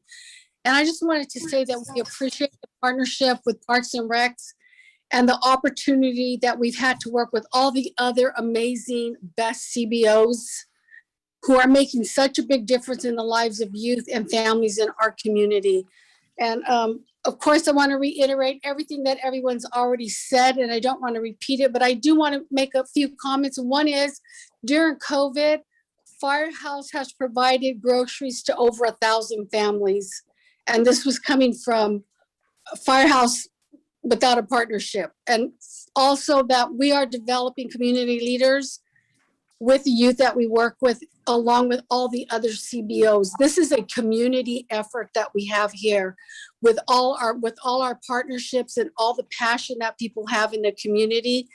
80% of Firehouse program youth are graduating from high school with a GPA of 3.0 or higher and attending college. And I would like to just share a current success story. Maria is a senior at Andrew Hill High School who had lost all hope of graduating with her class this year. Firehouse staff Priscilla was able to encourage Maria by making her aware of an available resource that allows students to make up credits. In addition to her 6 classes via Zoom at Andrew Hill High School, Maria is taking 6 Cyber High online classes for a total of 12 classes this semester, working toward graduating this spring. This is one of many success stories that I know all the other CBOs also have. Thank you for your time. Thank you. Armando Serrano? Armando, welcome. Yeah. Hi, my name is Armando, and I'm speaking on behalf of New Hope for Youth. They helped me out a lot because I wouldn't like study in school, and then once they helped me out, I got back on track, and I started doing good in school, and then that was able to make me graduate. And when I needed someone to talk to, I always had New Hope to help me because I didn't really like to talk to people about my personal life or like school stuff or schoolwork because I feel embarrassed. And then that'll be it. Thank you, Armando. Paul Soto?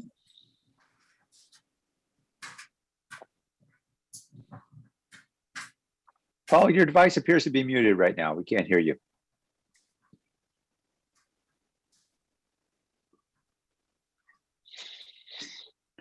Paul, we're still not able to hear your voice. Paul, why don't we try to come back to you? Appears there's a problem with the device. Just go ahead and raise your hand when it's all fixed. Sparky Harlan?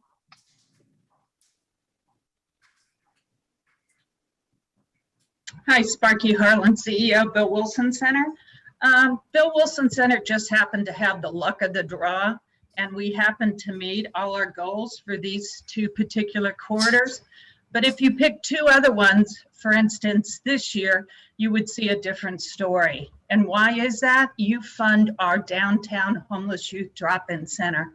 And when the question was asked about increased gang violence, I can tell you as a member of the policy team of the mayor's prevention, the gang task force prevention, I always basically poo-pooed when people said, oh, gang activity is increasing, because I never saw our young people as being involved in gangs. But right now at our drop-in center, it's a war going on down there. Most of our young people, they're not going to school, they're on the street, and they're taking meth every single day to deal with the pain. They're carrying weapons, and your parking lot that's right outside our door that you're not monitoring at all is full of gang activity that's focused on our drop-in center. We've had drive-by shootings, we've had stabbings, and my staff, the reason you saw 2 openings is because it's hard to keep staff when you have this kind of activity going. So what are we doing? We are doing the best we can. We're trying to control who's coming in and out. We used to be a safe zone between gangs. We're trying to reestablish that. And I'm trying to work with all these other CBOs, New Hope for Youth, Fireside, they all come in, Firehouse, to help us deal with this situation. Even your police department, I think a lot of you know, I'm looking at alternatives to 911, but that's not what's happening at our drop-in center. I need your police department. We're trying to work together on this, but just know that all of us are doing the best we can, and we appreciate this funding from Bess. Thank you. Thank you, Sparkly. Thank you, Sparky. Abigail Machado? Mayor, we need to ask Abigail to upgrade her Zoom so we can allow her to speak. Okay, Abigail, if you could download the latest version of Zoom, you'll still have time to get back on because we got a few more folks to talk. Just go ahead and download that latest version. That'll enable us to be able to hear you. Thank you. Andrew Bedolla.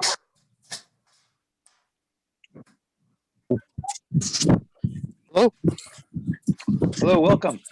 Hey, how you doing? This is Andrew Bedoya, CEO and founder of Bedoya's Landscape and Design and Bedoya's Construction.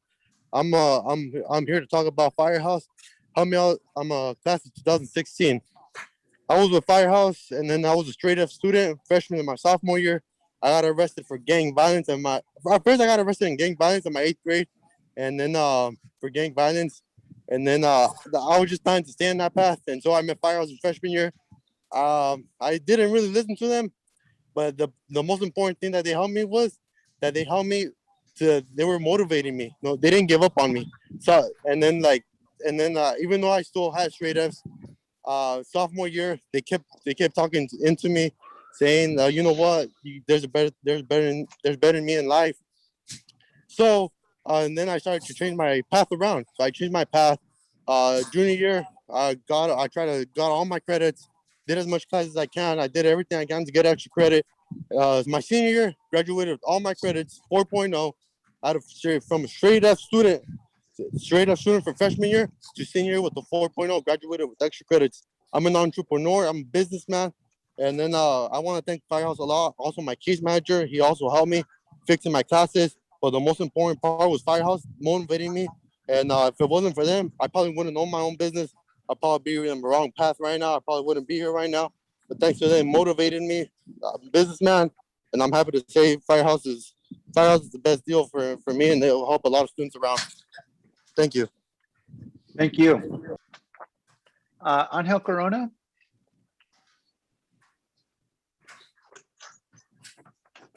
My name is Angel, and I'm here to talk on behalf of New Hope, and I feel like they help a lot of us in the youth community on the 95122 area. I feel like they help us. They provide us food. They give us help for homework.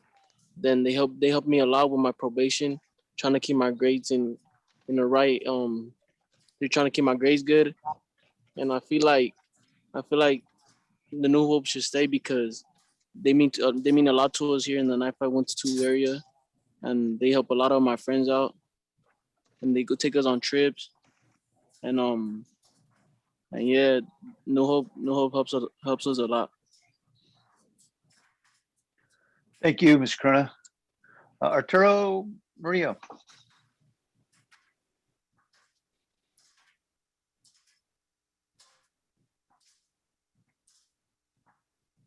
Arturo also needs to update his Zoom platform so we can allow him to speak.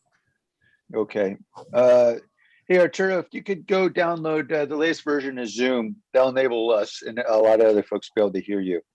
Come on back when you're able to do that. We'll have folks speaking for a little while. Jada Tautolo,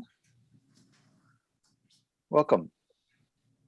Hello, my name is Jada, and I've I'm been. sorry, Jada. Sorry for mispronouncing your name. Oh no, it's okay. My name is Jada Sosolo, and I've been a participant in Catholic Charities for quite some time, for over a year now. I just want to speak about how much this program has helped me in multiple ways.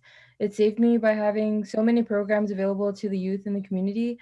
They've also helped me by having Zoom meetings where kids like me can meet with leaders, case managers in the best program to speak about things that I can't talk about normally with my peers or even my family. It was such an amazing outlet, and it let me know that people care about me and my community. It also saved me.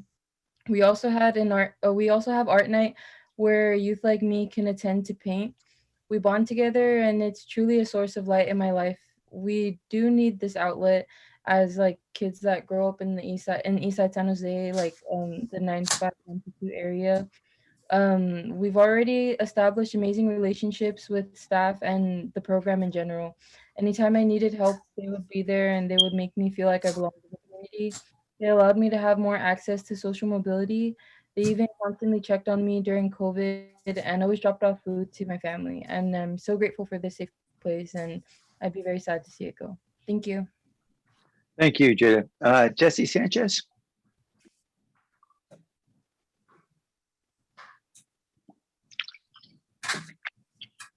Mayor Jesse Sanchez also needs to update their Zoom platform so we can allow them to speak. Okay. Hey, Jesse, could you please download the latest version of Zoom so that way we can hear you? You'll have some time because we have more speakers, but you could please download the latest version of Zoom. Thank you. Mariana Ortiz.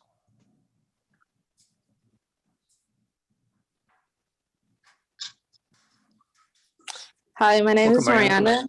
I've been working with New Hope for Youth for a year and a half. I really enjoyed being in the program because it helped me a lot with school and staying out of trouble. This program will help out other kids as well. I also had a lot of opportunities to go on pro socials.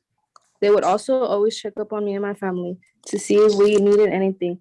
I also always had someone to talk to, not just about school, but also my family problems. Being a part of New Hope has been nothing but amazing. Thank you.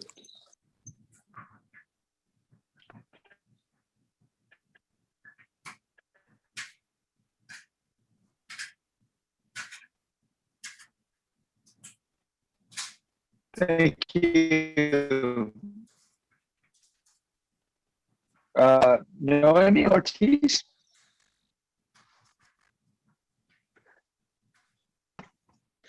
Hello? Noemi. Yes. Hi, can you hear me?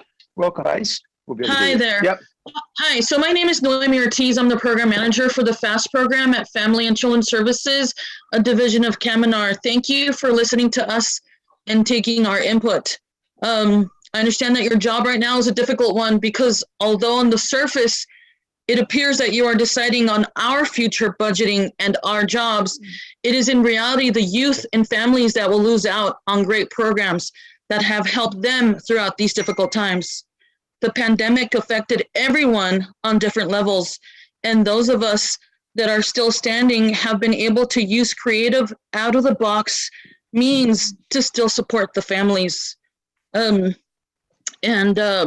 Like I can tell you about everything that we have done and the impact FAST has made on the families at the different apartment complexes and schools we service. But right now I am overwhelmed with pride and joy with what my colleagues are saying and everything everyone is saying and the amount of people that have shown up today to talk about the impact they have either received or they are making. So thank you again for your time. Thank you.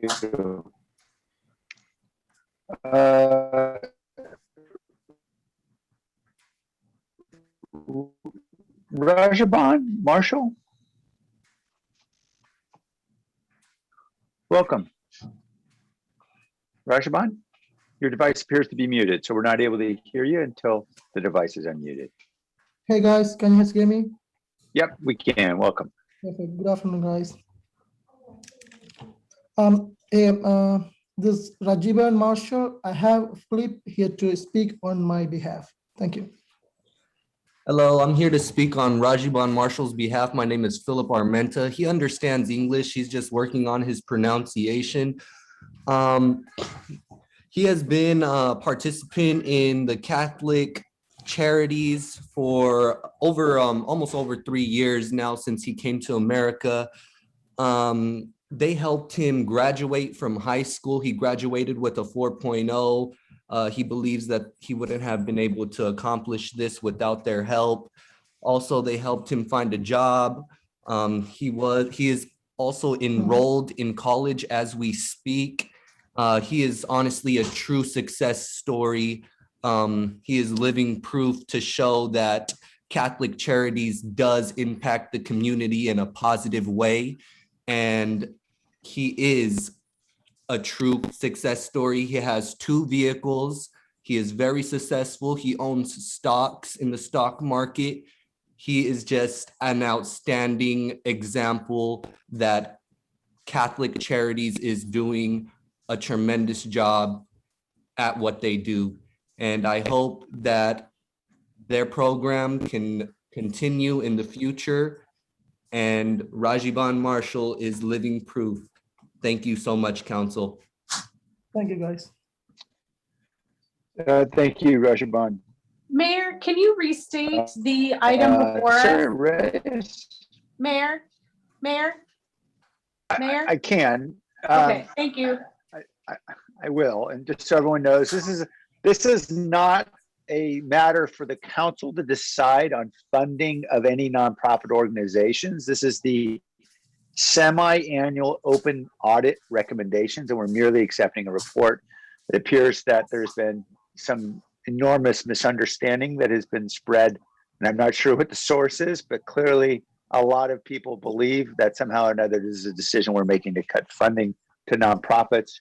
This is the semi-annual open audit recommendations that we're accepting. Item 3.4. Sarah Reyes.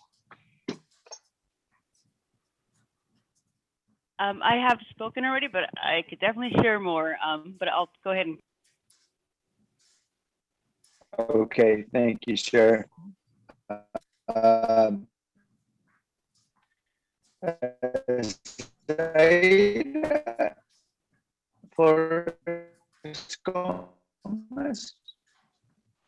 Saida. Okay, Tony 8. Next up is Tony H. Tony.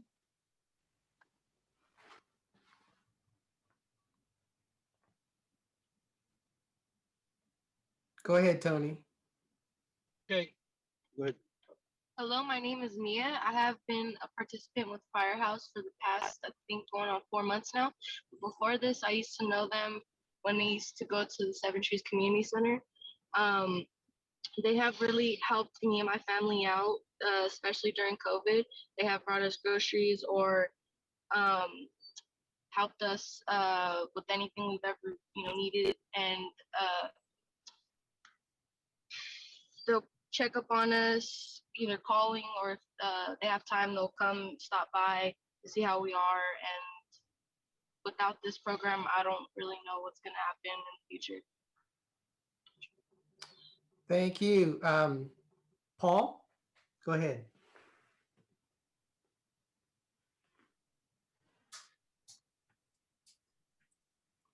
Go ahead, Paul. Yeah, my comments were restricted to the audit making a decision over 2 quarters. That they're making some type of an assessment over using information that they were able to glean over a 2-quarter period. Now, I don't really think that that's necessarily, I don't think that even the city itself, if they were audited in some capacity over 2 quarters, that they would think that that is just. That if you're going to measure outcomes with respect to allocations on how resources are used, that you would have to have it spread over at least 4 or even 6 quarters to determine the efficacy of any type of program that the city has funded. I think that that's in the basically within the purview of what the discussion is happening right now. I think that I wanted to thank the people from New Hope, the youngsters that are coming here. Some of them are probably for the very first time are engaging in these public forums, and I would like to think that that my city can afford some latitude for that. For these youngsters, for these young Chicanos that are coming up and expressing how they feel, whether it was out of order or in order, of course, that remains to be seen. But that the city can afford that latitude for these youngsters to come up and say how they're actually experiencing their city, and because it's not easy to do that. Sometimes it's not easy for me to do that. And so that I think that there should be some type of fairness with respect to the assessing and judging a nonprofit's performance over a 6-quarter basis rather than a 2. Thank you. Thank you. Abigail? Good afternoon. My name's Abigail, and I'm speaking for New Hope. I've been working with them since last February. New Hope has taught me how to cope with my anger and given me opportunities to go out into the community with them and spend my time positively by doing, we went to go fishing, paintball, escape rooms, etc. I was very unsure of working with them as I've been in the past with other programs, but New Hope has helped me knock down those barriers in my life that I couldn't do on my own. They attend my family team meetings. They help me with school and make sure that I'm logged into school. They've helped me through probation and were there for me when I was in juvenile hall and when I was on the run. I'm glad to be a part of this program and hope that I can continue to work with New Hope to better map out my future plans. Great, thank you. Annalise?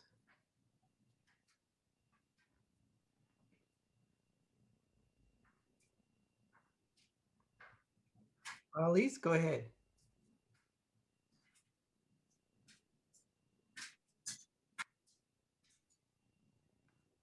All right, let's go to the next speaker, Arturo.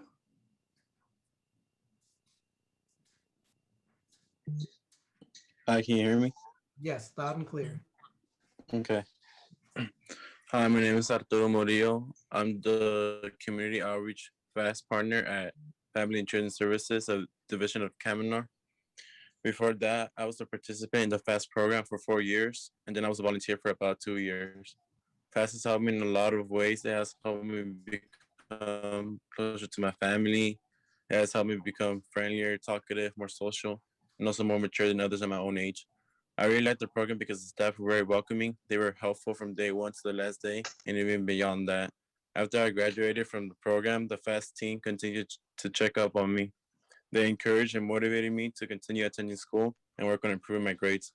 During my last 2 years at Andrew Hill High School, I volunteered as a FAST youth partner. I received training in helping at-risk youth stay out of trouble and be successful in school. As a result of my positive impact on youth, the FAST program brought me on board as an employee. I appreciate the FAST program for many reasons. One, families feel connected to a social community and continue to come back for support.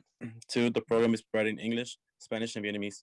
The FAST program has helped me by planning out my future and has given me inspiration to helping others become successful in life. Thank you. Thank you. Anshan? Oh, I'm sorry. Vice Mayor, are you able to hear me again? Yes, hear you loud and clear. Okay, thank you. Thank you for covering. We're having problems with the device. Ann Chung, welcome. Hi, I was wondering if you could ask the people who aren't going to comment on the semi-annual open audit recs to not use this time to leave a comment, since there's a lot of items that you have to go through and what they're talking about has nothing to do with this item. Thanks. Thank you, Ann. That's the final person from the public to speak. And I think Ann makes a great point, and that's where I want to pick up. I want to try to understand why exactly a supplemental memo relating to a very specific issue having to do with, for whatever reason, 2 quarters of analysis of performance of several nonprofits who are bus providers ends up agendized on an item that has at least to any member of the public who's looking at 3.4 semi-annual open audit recommendations, would have no reason to believe that this is an item that in which we would consider such a subject. Can we even consider this under the Brown Act, Nora? I'm just trying to understand why this is here. Mayor, it's Kevin Fisher. I'm covering for Nora. Okay, thank you, Kevin. No, this is action on these grant recipients is not agendized for today and would not be appropriate to act on these items. Council could not act on these items today.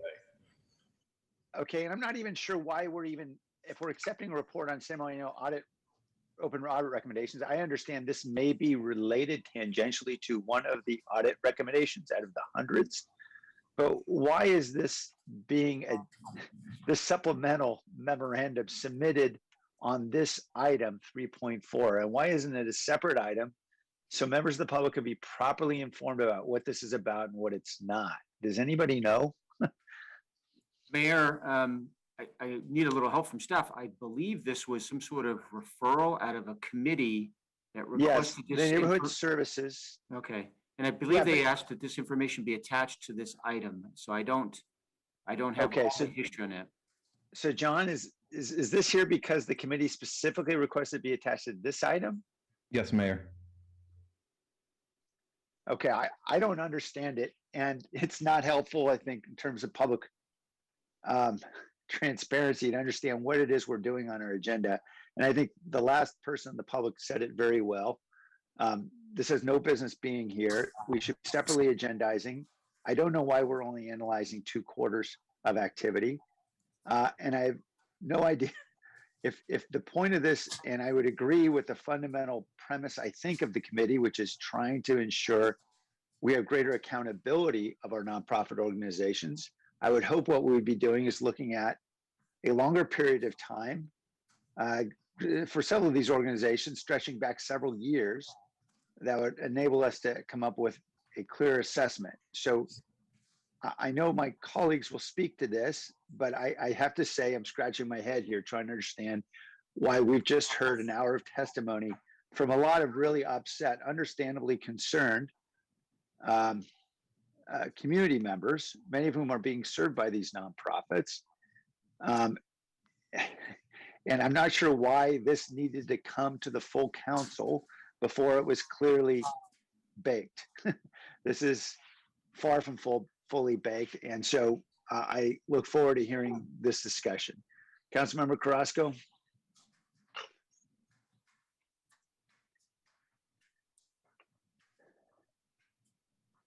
Oh, sorry, Mayor. Mayor, I was gonna, Maya Esparza had her hand first, so. Okay, let's go to the Councilmember Esparza. Thank you. Sure. Thank you. Thank you, Mayor. First off, I'd like to thank the folks that called in. Hold on, I have some light in my eyes. I think it's particularly the kids that called in. You're the inspiration. This is why we're fighting for more resources for BEST, why we're asking questions, why we want accountability, why BEST exists. I actually know the person who created the BEST program under Mayor Susan Hammer, and I'm a believer in that program. And so some background. So this is public because the audit, there have been some concerns raised by my colleagues before I got to the council, requesting an audit and the auditors reporting on that audit. So that is a public process. So just to give some background on that.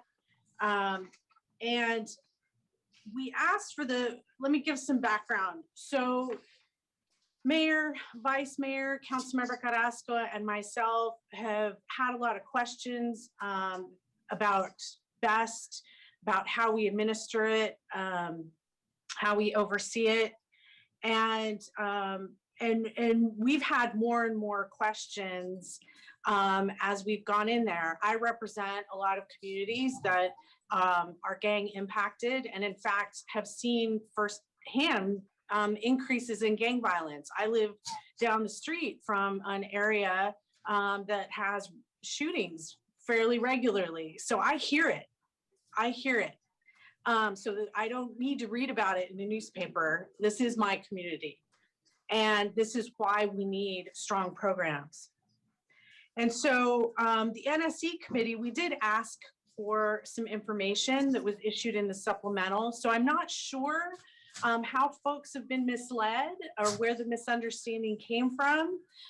We asked some questions that are the result of more than 4 months of meetings and questions that my colleagues and I had. And so we asked for that to just be added onto the audit because the audit was being reported on today. And so I'm not sure why folks thought that funding was at risk or that decisions were going to be made today, because that was never on the agenda. And that was never, I'm confused and don't understand why folks thought that that was happening today. Would welcome some conversations. But again, I don't know how that kind of chain of miscommunication happened. But there are issues and questions that we have with reporting, with data, with units of metrics used to evaluate best provider performance. This isn't new. And as some folks stated, this year is the first year of some new reporting. And we also have a lot of questions. So the supplemental memo, which didn't have that much detail in it, there are some best providers that may have missed 1 or 2 metrics. That's not part of the discussion that my colleagues or I have been having. In our review of the data submitted, there's one agency that missed 90 out of 121 of their contracted goals. Some of these goals include one-on-ones, home visits, phone calls, all of which are not reliant on school participation. And so that's part of the discussions that we need to have, and particularly at NSE, which is to evaluate which best providers are truly doing the work, how we as a city can provide better management and oversight, and be a partner in this process, because the bottom line is communities like Santee, communities like Seven Trees, communities like Poco Way, communities like Cadillac Winchester deserve a level of service so that our kids and our families have other options. That's the bottom line. These kids are our North Star, and that's what we owe them. And the conversation should be about how we are helping our kids and not about all this other stuff. That's where the concern comes from. And so, yes, we have issues with the metrics. Go ahead. Councilor Esparza, I'm sorry to interrupt, but let me suggest something. I want to have this discussion. This is an important conversation to have. I think we're violating the Brown Act right now. There's nothing in this agenda that tells anyone in the public this is what we're going to talk about. And those people who did choose to speak, God love them for speaking up for the nonprofit organizations that they care about. But whatever they were told was clearly not accurate either. And somebody told them something that was false, as you identified. Could we simply refer this for future discussion on the council? I'm concerned any more in-depth conversation on this is just going to get us in a lot of legal hot water, because nobody in the public has any knowledge from reading this agenda that this is what we're talking about. Because I assume it's one of these 287 audit recommendations, but honestly, there's no reference that I can see, unless maybe I missed it explicitly. It's pretty darn hard to find in this report, and it's certainly not apparent on the agenda. So perhaps you want to make a recommendation to just to agendize this on a future date, and then we'll move on.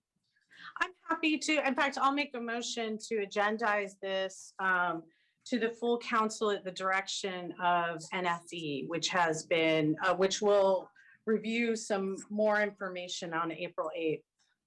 Second. Okay. And again, right. thank you. And that's Mayor, for April 8th, is that right?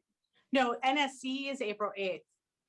Okay, Yeah, okay, so go to committee first and then to council. correct. And thank you, Mayor, for pointing out, the folks calling in today, I think have been really misled. And I think there's a lot of confusion about what's before us today. And so thank you for pointing that out. Thank you, and I appreciate again you raising this issue. I do believe there's greater accountability required. I just don't think this is the moment when we can talk about it. Okay, so there is a motion. Councilmember Carrasco, you want to be heard on this motion very briefly because we do have a lot of work. Yeah, it's going to be very brief because now that you pointed out, we can't have a in-depth discussion. So all I'll say is I look forward to the conversation that is going to come up in just a matter of weeks where we can actually have a more in-depth conversation and a deeper dive.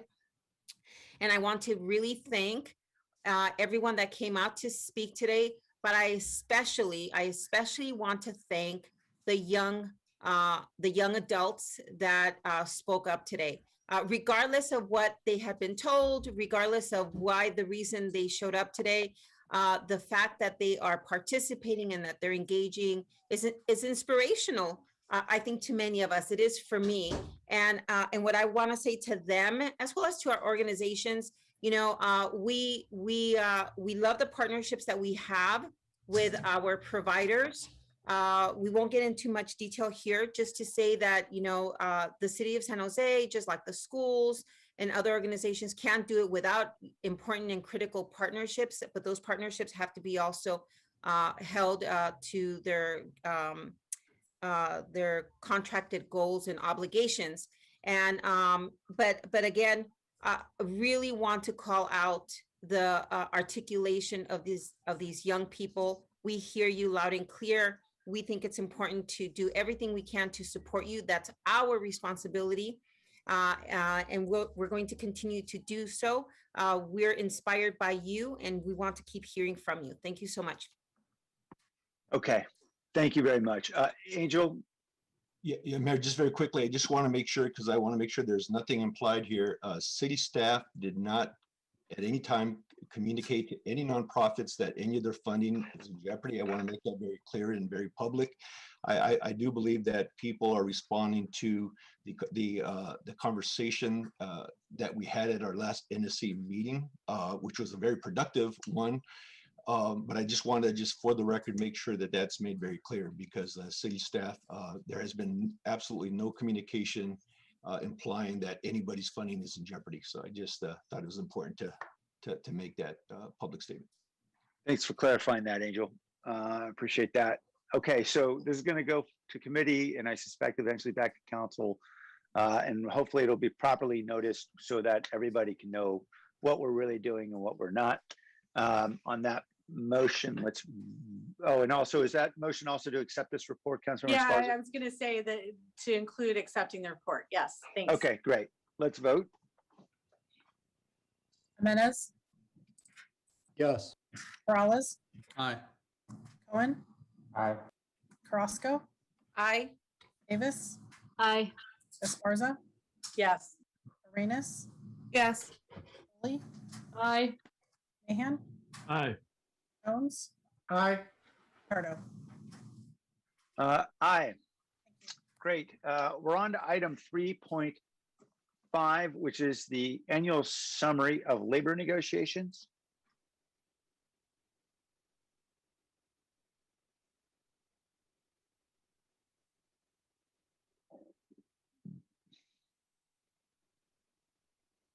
Mayor, Jennifer Schembri, Director of Employee Relations and Human Resources. We have no report. We're just happy to answer any questions. Thank you. Are there any questions from or comments from members of the community about this item 3.5 annual summary of labor negotiations? I see no hands. So we'll come back to the Move to council. accept. Second. All right, on Councilmember Foley's motion, let's vote. Yes. Morales, Aye. Cohen, Aye. Carrasco, Aye.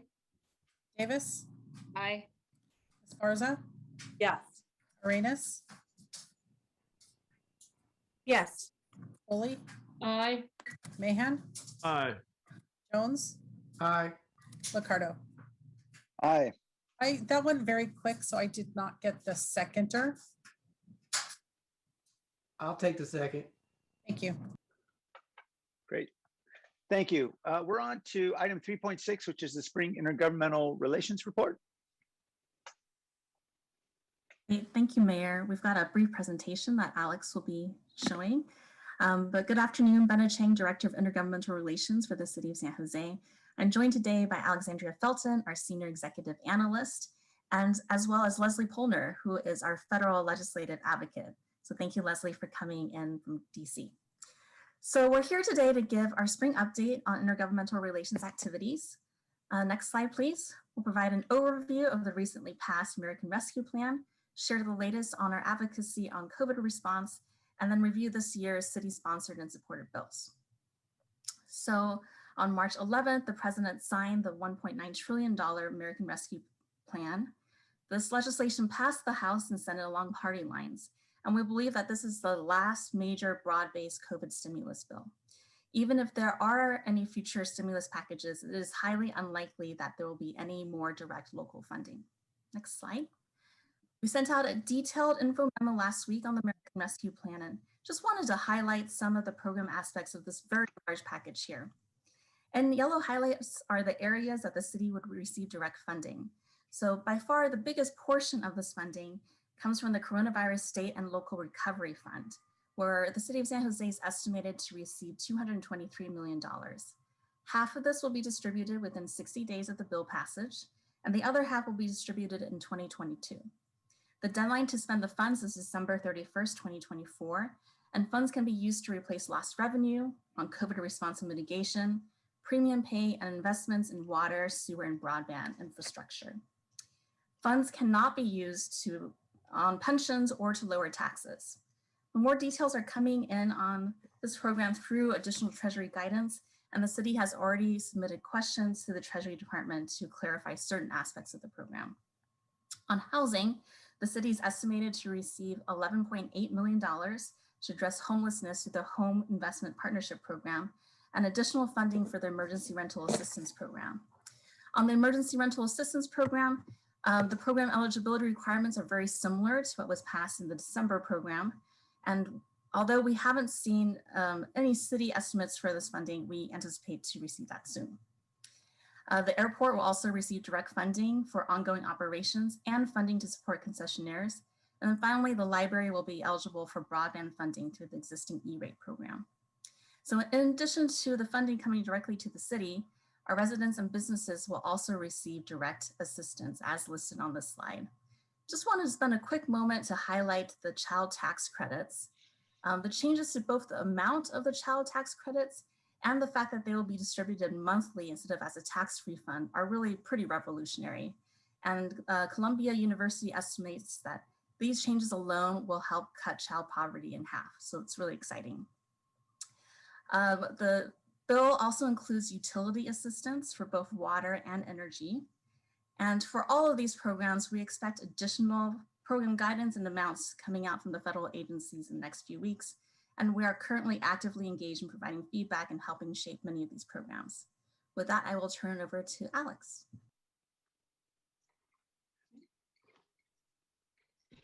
Thanks, Alexandria Felton, Senior Executive Analyst with the Office of Intergovernmental Relations. On vaccine advocacy, we heard the call from the community and our council to ensure that increased funding and resources and vaccine supplies support the hardest hit San Jose communities. And so following the council adoption of the legislative program policy directing advocacy efforts for the communities that have the highest rates of infection and death, we conducted advocacy at the state and federal level to urge prioritization of the hardest hit communities, including unhoused populations, ask for tailored services that best suit the needs of those communities, and ask that providers like fire departments and community clinics are eligible under the new third-party administrator system. We also follow council's lead and are closely coordinating with the county and helping with requests and helping with advocacy, particularly with Senator Cortese's push to include Santa Clara County's most vulnerable communities under the state's new plan to reserve about 40% of the vaccine supply for priority list of zip codes based on the Healthy Places Index. On the state budget, the city advocated with the legislature to support the governor's early action budget proposals and key elements of his budget. And the governor signed early budget actions to fund school reopenings, provide tax cuts and waivers to small businesses impacted by the pandemic, provide direct cash support for millions of Californians through the Golden State Stimulus, provide eviction protections, and commit additional resources to critical childcare services. And on our city-sponsored and supported bills, this year the city is sponsoring or part of statewide coalitions to sponsor a number of bills in the legislature. And these are SB 649 from Cortese, which would state anti-displacement as a policy goal for the state and allow affordable housing developers to use risk of displacement as a factor for tenant preferences. And I also want to extend a quick thank you to Councilmember Carrasco for helping us secure Senator Cortese as an author for this bill. And then SB 612 from Portantino, which addresses PCIA costs by allowing us to reap the benefits of what we pay for in the PCIA and not have to go out and purchase those same attributes separately like we do today. And AB 987 from Lowe, which addresses long duration power outages like we saw with the equipment failures this summer through better equipment reporting and notification and vouchers for impacted customers. AB 550 from Chu on speed safety cameras. And finally, AB 43 Friedman, which would provide more flexibility to cities and setting speed limits in the areas with pedestrian and bicyclist crash rates. So with that, I'm going to hand it back to Benna to wrap up. Great, thank you. So today we're before council to ask you to accept the IGR spring report and reaffirm the city positions in the priority legislation log. So with that, happy to answer any questions. Thank you. I want to thank you, Benna and Alexandra, for all your great work.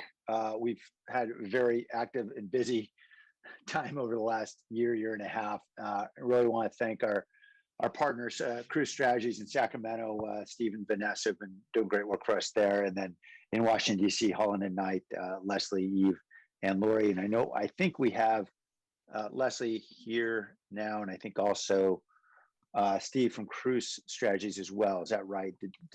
Ben, do you want to ask either of them to make any remarks before we move on? Sure. So I just want to clarify that Leslie is here with us today, but Steve unfortunately was traveling, so he was not at the last minute. Okay. Leslie, did you want to add anything before we go to questions? Only really to echo, Mayor, what you said. It's been a really active time. We're hopefully turning a corner.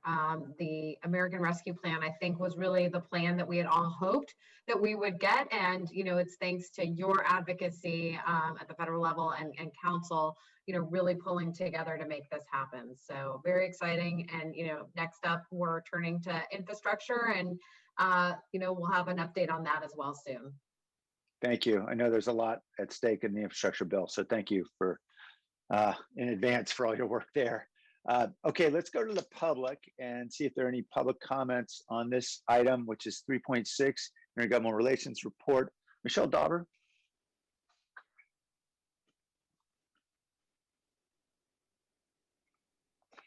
Hi, I'm Michelle Dauber. I'm a professor of law at Stanford Law School. I'm here today to ask the City Council to support ending the California spousal rape exception. This has been presented in legislature as Assembly Bill 812 and Senate Bill 530, and the co-authors are Christina Garcia, Evan Lowe, and in the Senate, Dave Cortese. Although all states outlaw spousal rape in some form, California remains one of a very small handful of states that continue to distinguish spousal rape from non-spousal rape and treat it as a far less serious crime. This is a legacy of 17th century English common law, which essentially gave husbands a property right in the sexual access to their wives. The spousal rape double standard, which exists today in California, sends a terrible message to victims of sexual violence perpetrated by their spouses and to society in general that spousal rape is less serious and less harmful to victims than rape by a non-spouse. This in turn may make victims less likely to report these crimes or to seek help. Meanwhile, there are disturbing indications here in San Jose that spousal rape is increasing, along with other intimate partner violence during COVID. A recent report by the San Jose Police Department stated that although rape in general shows an overall decline of 9.4% over the last year, domestic and spousal rapes, when combined, have doubled. This bill will ensure that in California, all rape is treated equally under the law, regardless of any relationship between the victim and the perpetrator. This bill has been endorsed by, in addition to those I mentioned, a number of other elected leaders, as well as a host of women's organizations, such as the National Organization for Women and its California chapter, and I urge you to support it. Thank you. Paul Soto? Yes, I'd like to thank Councilwoman Carrasco for getting Dave Cortese's, Senator Cortese's co-authorship on the tenant preference. But I think that that tenant preference needs to be part of a larger conversation, especially with respect to the descendants of Sasipuedes. I think that we have to have a conversation with regard to reparations, with regard to the descendants of Sasipuedes, because generationally, we have experienced the full brunt of what the redlining policies were. My father came here at the same time of the redlining maps. Okay, and so he grew up with that being, with the gravity of the social, economic, and political impotency that resulted from the redlining maps, because it affected the Chicano community politically, socially, and economically. And so while the tenant preference is a good idea and a move that tacitly acknowledges that, I think that a larger conversation with this city, it has to have that conversation about reparations to the descendants of Sasipuedes, because the largest Mexican civil rights movement originated here in San Jose. There's a reason for that. The largest graduation of Chicanos in the United States in university was here in San Jose. The Sofia Mendoza's fighting back against the school system and the discrimination in the school system that we Chicanos experienced started right here in San Jose. So without that conversation about reparations with respect to the descendants of the people that are from Sasipuedes, I think that this tenant preference can be a small part of that larger conversation that we need to have. Thank you. Thank you. Mr. Beekman?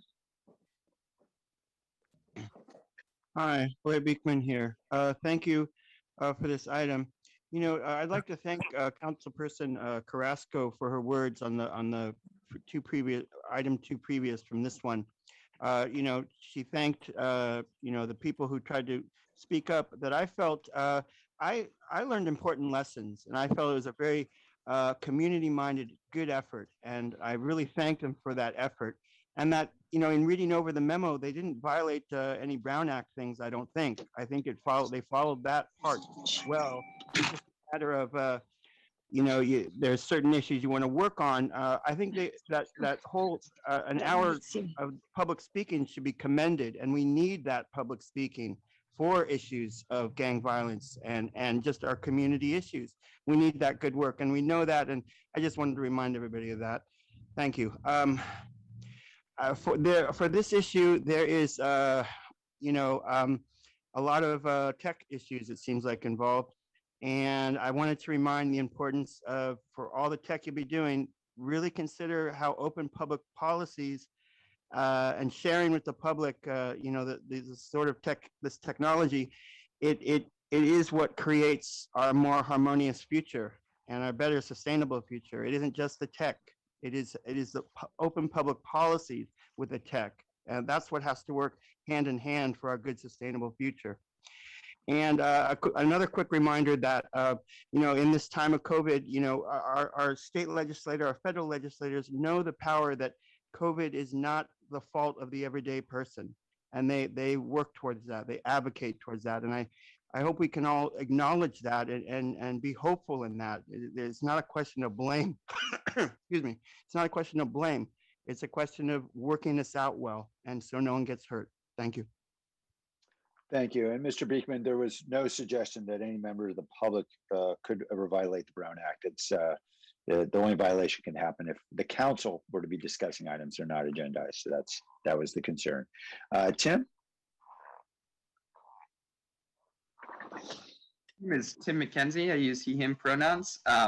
I'm the chair of the labor working group of Silicon Valley DSA, and I'm here today to support a memorandum that Councilmember Perales added to this item on the agenda for the city of San Jose to support AB 367, which is a bill directed at addressing period poverty by ensuring that there are period products provided in bathrooms. I'm glad to see that on the agenda. I hope that you move forward to support it. I'll also note the Board of Supervisors today is considering sending a similar letter of support, and on the same item, we'll be considering whether to add provide free period products in all bathrooms that the county operates. I'm from the city of Mountain View, and just earlier in January, the city made a commitment to provide free period products in bathrooms. That program emerged from an initial pilot program, which was only providing for city employees in city hall bathrooms. And that was based on a program that you started in San Jose. And my understanding is that San Jose is providing period products for city employees in municipal bathrooms.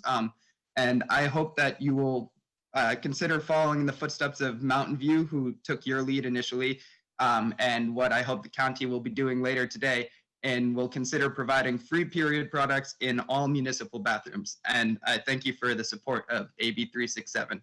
Thanks. Thank you. Mike Sharif?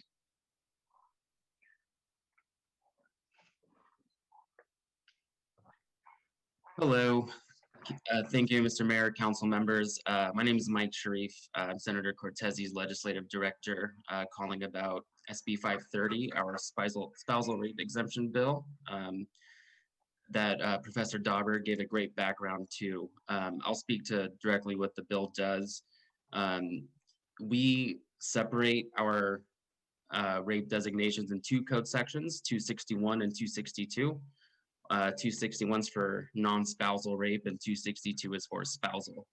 Our bill will repeal section 262 entirely and fix the discrepancies in the penalties of the two sections. For example, currently, if someone is a defendant for raping their spouse and they only have to register as a sex offender if it involved force or violence and they were sentenced to prison, whereas someone convicted of non-spousal rape automatically has to register. Additionally, there's a discrepancy in plea bargains.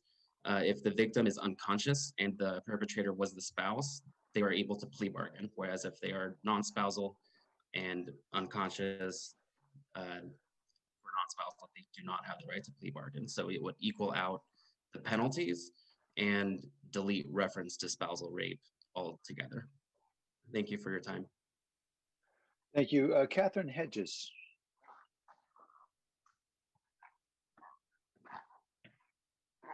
Good afternoon, Mayor and Council. Thank you. I agree with the previous two speakers about equilibrating the different rape statutes and about providing free period products. Thank you very much. Thank you. Okay, returning to council then. Again, want to thank everybody who's been working so hard on our behalf of our residents. I just had a few questions, and we'll go right to the questions of the council after this. One is SB 7 is something I know is very important for us in Sacramento. Really grateful to the President Pro Tem in pushing this, well, and authoring it and then getting it through the Senate. And then it's been sitting in the Assembly.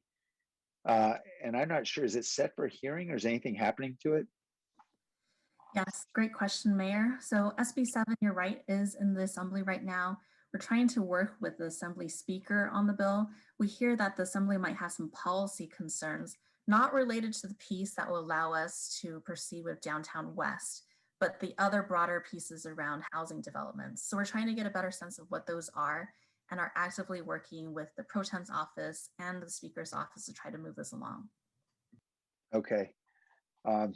Please let me know if I can be of any use, Ben. I'd be happy to reach out to Speaker Renan right away, because at least in our last conversation, he seemed to be very supportive of moving forward quickly with this, and I hate to see it held up, particularly since, as I recall, the housing provisions really relate to affordable housing for smaller projects. Is that right?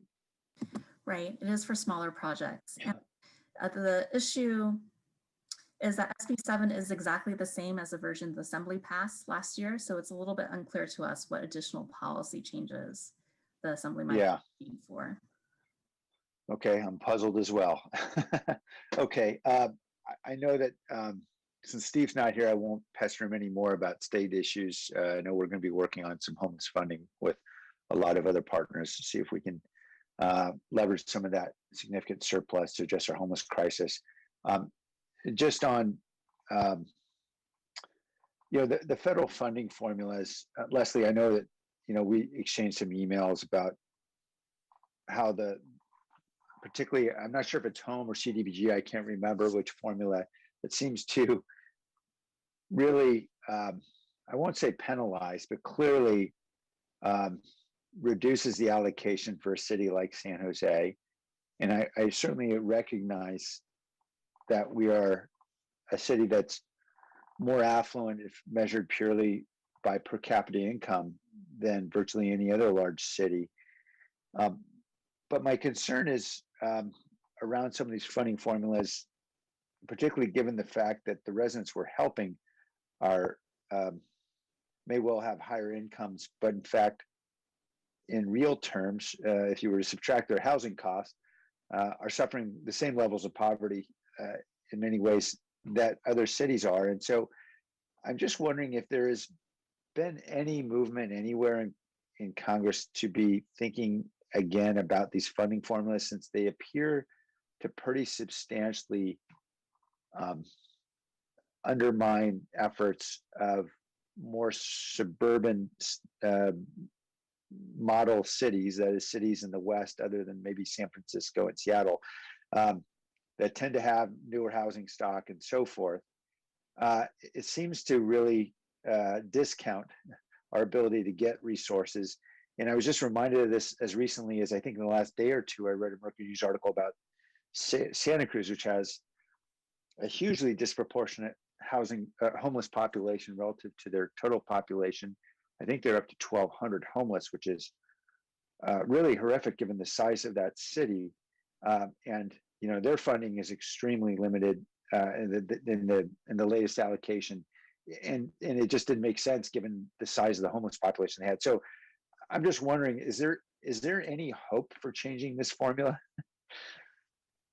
I mean, so Mayor, you're asking a great question, and it is definitely an issue. And as you noted, that tends to plague West Coast cities, because it's not just in terms of how poverty is measured. In some cases, it's the age of the housing stock too that comes into play. So, a city like San Jose that's really experienced a significant boom in recent decades gets disadvantaged there. So it is definitely an issue that many folks raise. The challenge, of course, is, anytime you're redistributing formula dollars in a limited pot, you're creating new winners and losers. And so, that becomes the challenge. The New Yorks, the Chicagos, the Bostons get, it is a zero-sum game at some level. I think, part of it is, working with some, particularly like an enterprise housing or other groups, to kind of really, focus in particular areas like on homelessness, for example, that might be interesting ways where we could look at kind of different factors that perhaps could be common to kind of all of the cities experiencing homelessness. Again, using that as an example, so that we're really actually targeting the factors that would affect all of us and we all have in common. The other piece is that, and I think this is a message that the administration hears and needs to continue to hear, and that is this need for flexibility. That we need to be able, that the agencies need to give cities flexibility, and then also need to have kind of, frankly, broad interpretations of the funding that they're being given so that they can actually address these problems in significant ways. So I do think it's worth looking at, recognizing that, it can be a little bit of a political landmine, candidly, but it's an important issue, and it doesn't, we do hard things. So it's a long-term conversation, but it could be worth looking at, because certainly it is affecting a lot of folks on the West Coast. Well, Leslie, thank you. And look, I don't mean to look the gift horse in the mouth, because obviously the dollars that came from the Rescue America plan were tremendous, and we all appreciate those dollars.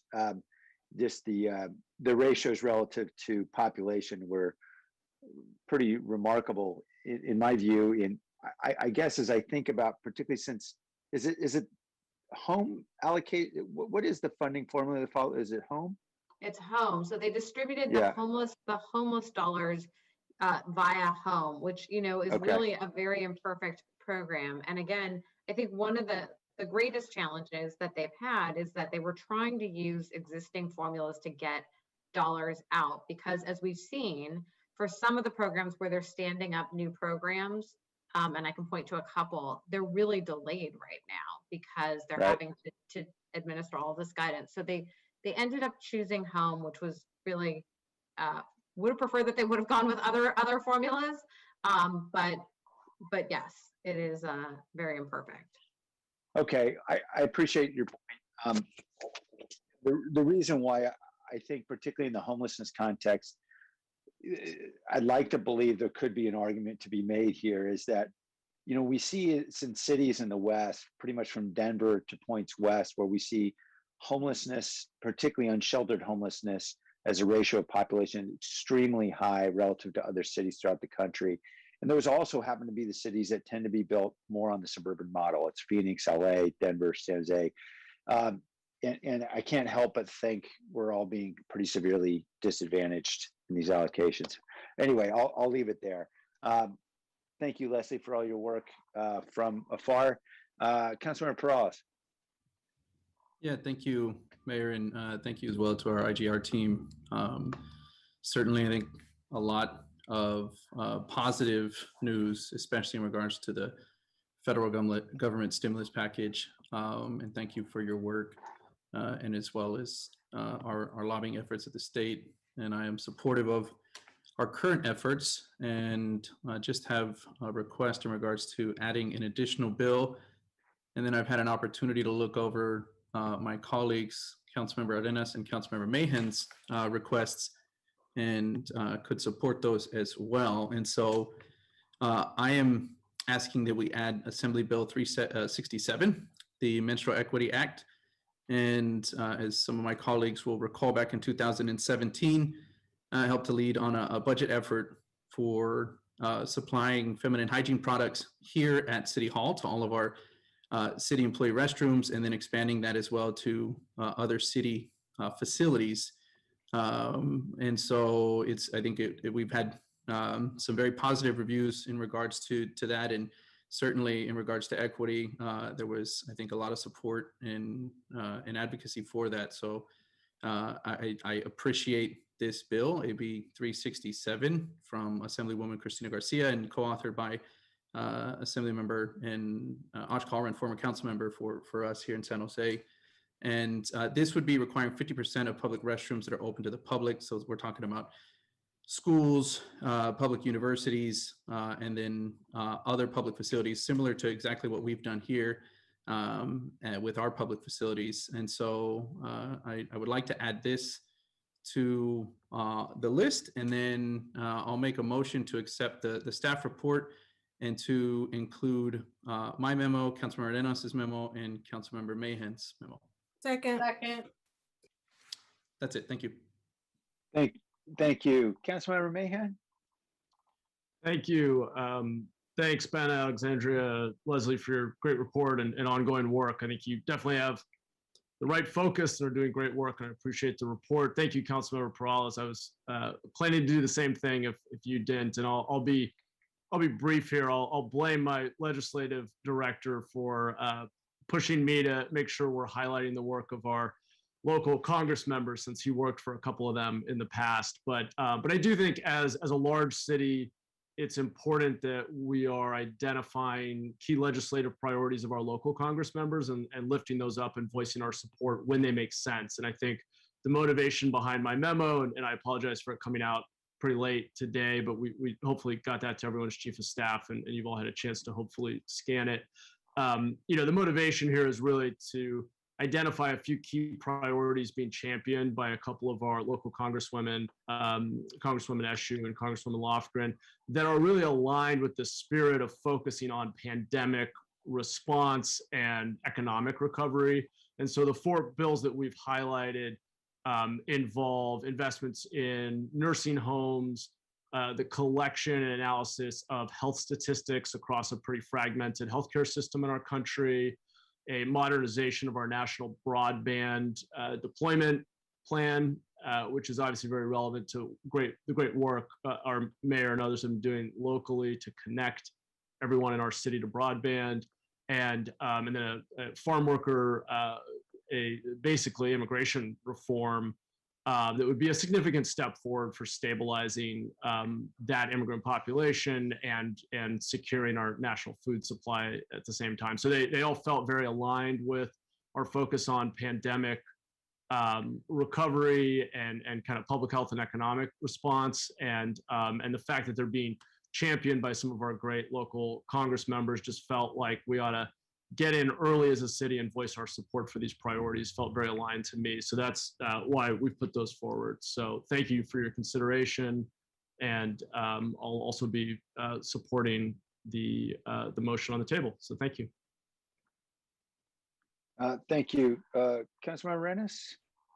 Thank you, Mayor. I'm also very supportive of the motion on the floor. Thank you, Councilmember Perales, not only for thinking about gender-based issues that possibly a lot of men would have wanted to skip because of discomfort. And I'm glad that he's embraced these kinds of issues that create inequities in our communities. I know in my own backyard of District 8, we have a couple of groups, and I know citywide, we also have other groups that actually have fundraisers or that just raise or purchase feminine products to distribute to certain communities within our city and outside of our city. And so I absolutely appreciate that, that we are mainstreaming these kinds of issues. So thank you to all of you for the report. One of the things that I wanted to, and also to the speakers, Michelle Dauber and Mike Sheriff from Senator Cortez's office for speaking on SB 530. I learned about this this weekend. Michelle Dauber and I were in the same event, and she happened to be advocating for it. And at the same time, my chief of staff was also connecting with Mike from Senator Cortez's office. And so I'm glad that we are in time to have this as part of, in addition to our intergovernmental agenda, and advocate for this. So thank you so much for that. I wanted to move over into the state child care funds, and I know that we don't have a lot of information. Like I totally get that. I'm trying to squeeze blood out of rock, only because I know that this is an area that our families are just, there's a lot of consternation. There's a lot of anxiety, we still are going to, even though we're going to move into in-person learning for some school districts, that still means 3 days out of a 5-day week where parents still have to think about what are they going to do with their children, right? Can they really go back to work, or is this going to be a part-time basis? And so one of the things that I was wondering about is the state child care funds. There's $400 million. that's coming in new federal funds and stipends of $525 per enrolled child in state subsidized childcare providers, as well as new federal sources that will cover for essential workers through June of 2022. And so I wanted to know, is this essential workers, do they have an income limit? Do we know that? Whether if it's not, then we need to make sure that we create an effort within our city to inform our essential service workers. Sure. So I will start and then pass it on to Alex, who's been really leading our childcare work, especially at the state level. So first off, absolutely, Councilmember, agree that this is still a tremendous need. I know in the most recently passed American Rescue Plan, it was eligible for essential workers. And so there are no income limits for that funding. But I know the state has been convening a task force, a working group, and they're about to make some decisions about how the state will distribute that federal funding. So we've been very active, but I'll let Alex talk more about that.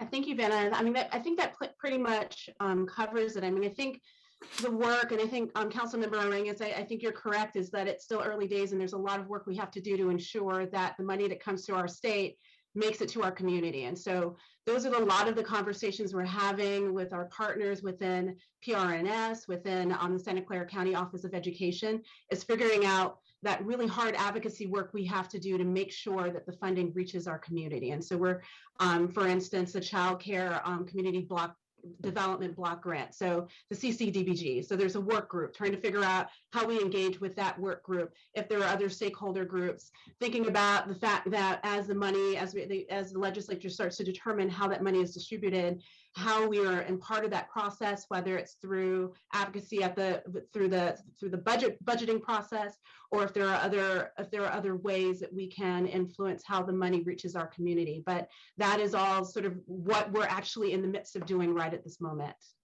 I appreciate it. And as you can maybe recall, I know you have a lot on your plate, but we did pass a stabilization fund for our childcare providers, which really helped a lot of folks keep the doors open. And so I hope that you keep that in mind as well, in order to feed into that network and continue to stabilize our childcare providers, especially in areas where we call, childcare deserts, in the zip codes that have been mainly impacted by COVID, that probably were at risk and had high needs pre-COVID, just so that we can continue to connect those dots, right? And build on our efforts. And so I appreciate it. Benna, you're shaking your head, so you get me.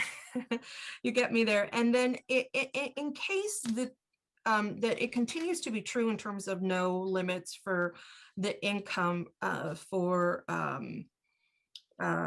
essential service workers, then I think that our PIOs or our outreach efforts that we have here in the city, that we need to really make sure that our essential service workers understand that they should apply, or they should seek childcare services, and the providers that are, whatever system is chosen to have this go through, whether it's, SCOE or independent private home childcare providers, or state, or childcare centers, whatever it is. But I think what we need to do is make sure that they understand that, because typically these are always the ones that many of my colleagues and I refer to as the hard to reach population, and usually they're last on the list, last in line in terms of getting to the information and having the resources or the time to apply, and to take benefit from some of these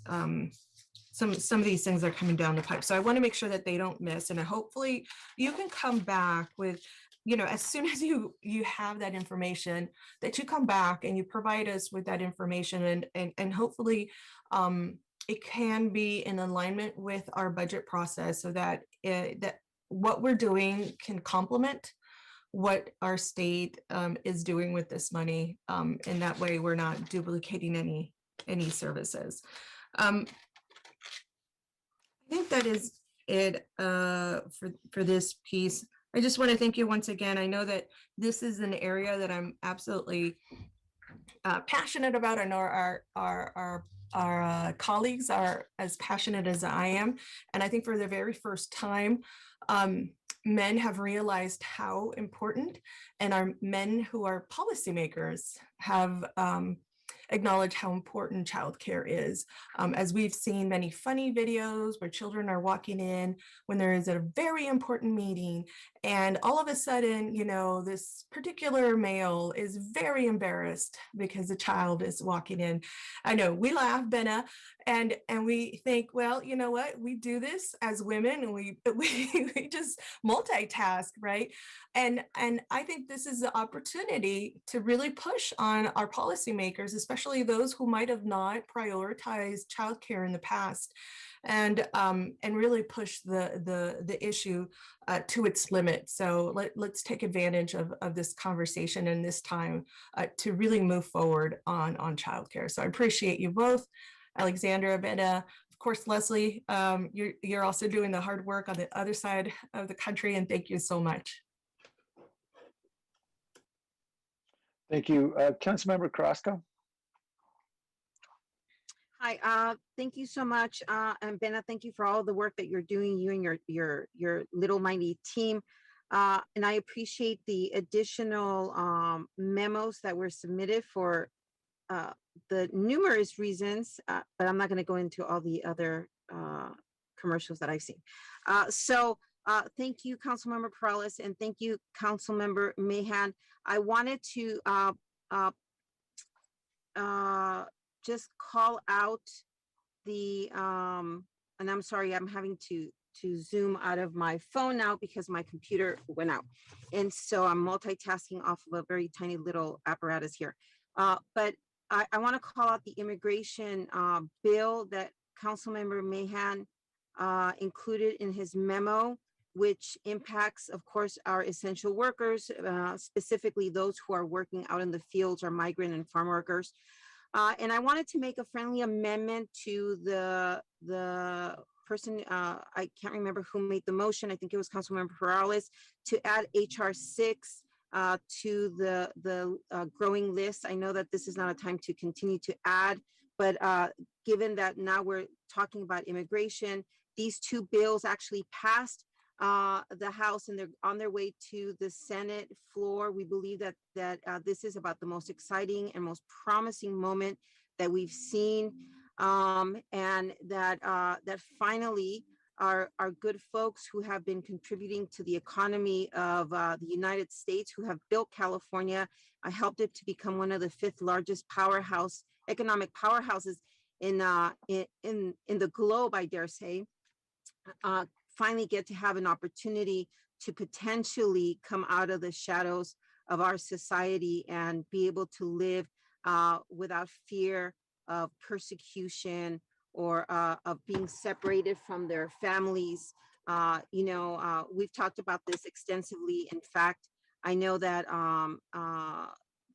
when our DACA, our Dreamer recipients were being threatened, this council, the previous council, I should say, was very vocal about it. We stood hand in hand, arm in arm with our residents and with our employees. And so I urge the council and I urge the maker of the motion to accept my friendly amendment to include HR 6. This would allow a path to citizenship for the over 3 million DACA dreamers in this country, including those who were being threatened for deportation under the last federal administration, the TPS holders who have been living here, some of them almost all of their lives under protections that we had guaranteed them, and then suddenly, things changed. So that's my friendly amendment. Just wanted to clarify, council member, this excellent point. We write these memos, council memos, really early on. And so it's always a challenge with legislative work because things move very quickly. And we actually just submitted an immigration comment letter that included HR 6 and the farm bill that Councilmember Mahan talked about as well. So Alex, I don't know if you have anything else to add there. Yeah, that covers it. In addition to that, we also submitted support for, or included in the net letter support for HR 177. So that's the more comprehensive U.S. Citizenship Act. So that was part of the letter itself was sort of part of our ongoing efforts to sort of reassert the city's position around immigration and sort of open up that conversation that we're going to be having with members of our delegation around what our priorities are as a city around comprehensive immigration reform.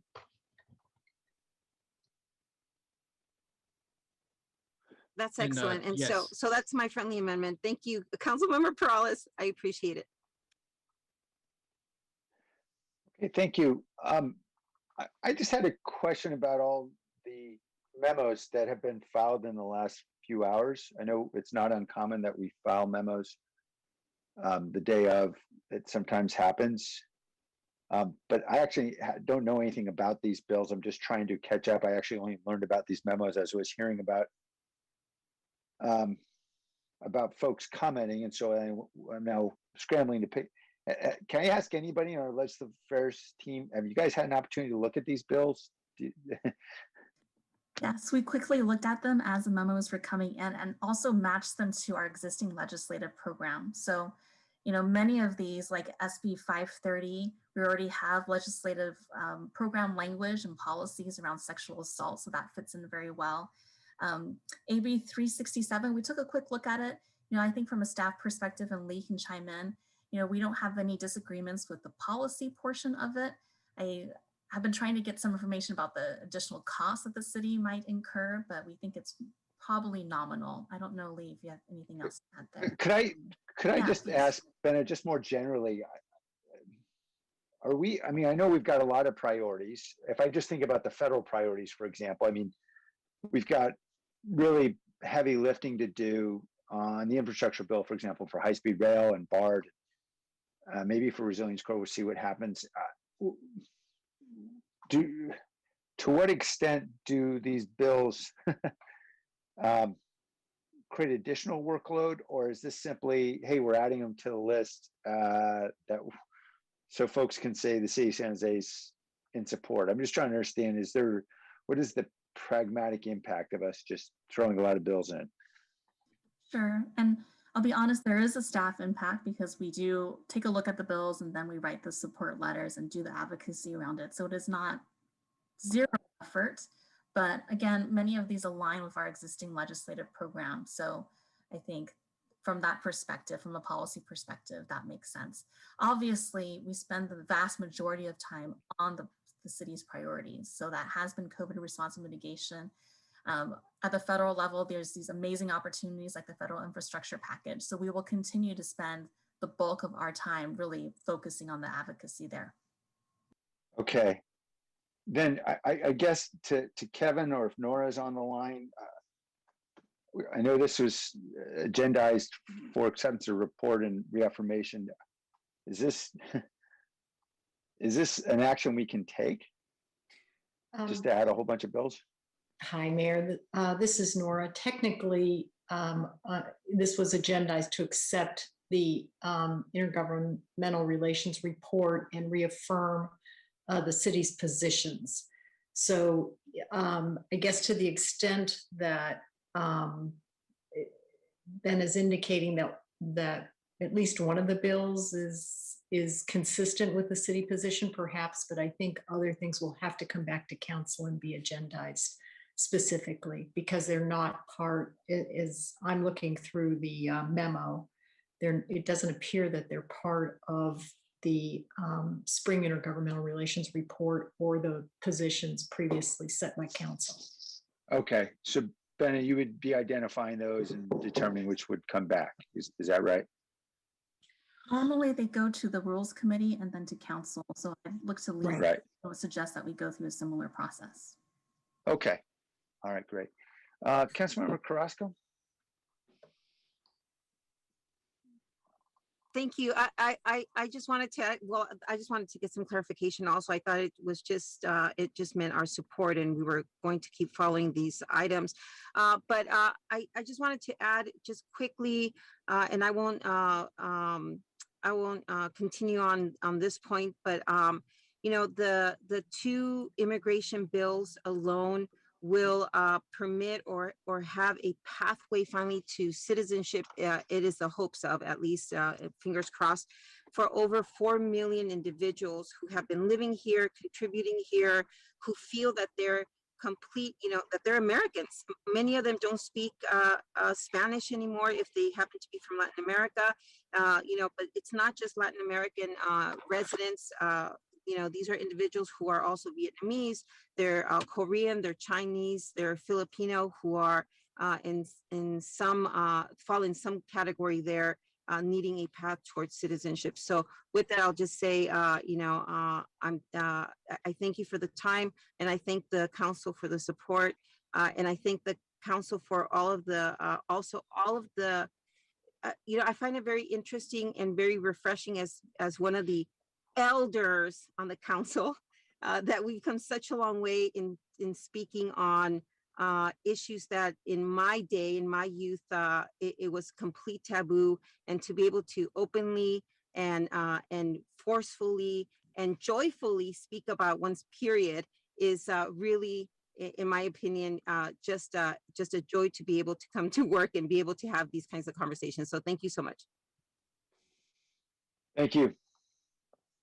Okay, I will support the motion tentatively, knowing that I have read at most 3 sentences about these bills, so I'm a little concerned. I am hoping they'll come back to rules and we'll have an opportunity to vet them more fully at that time. All right, anything further? If not, let's vote. So Mayor, just to understand what we're voting on, are we voting to accept staff report and refer the memos to rules, or are we? I just want to. Nora, I just want to understand what we're voting on. Yeah, it's a fair question. Nora, you want to weigh in? The memos that are outside of the report or the city positions that are in the log and part of this report will have to come back to the council through rules. Because they weren't agendized, this was agendized, and the staff memo is very specific to certain things.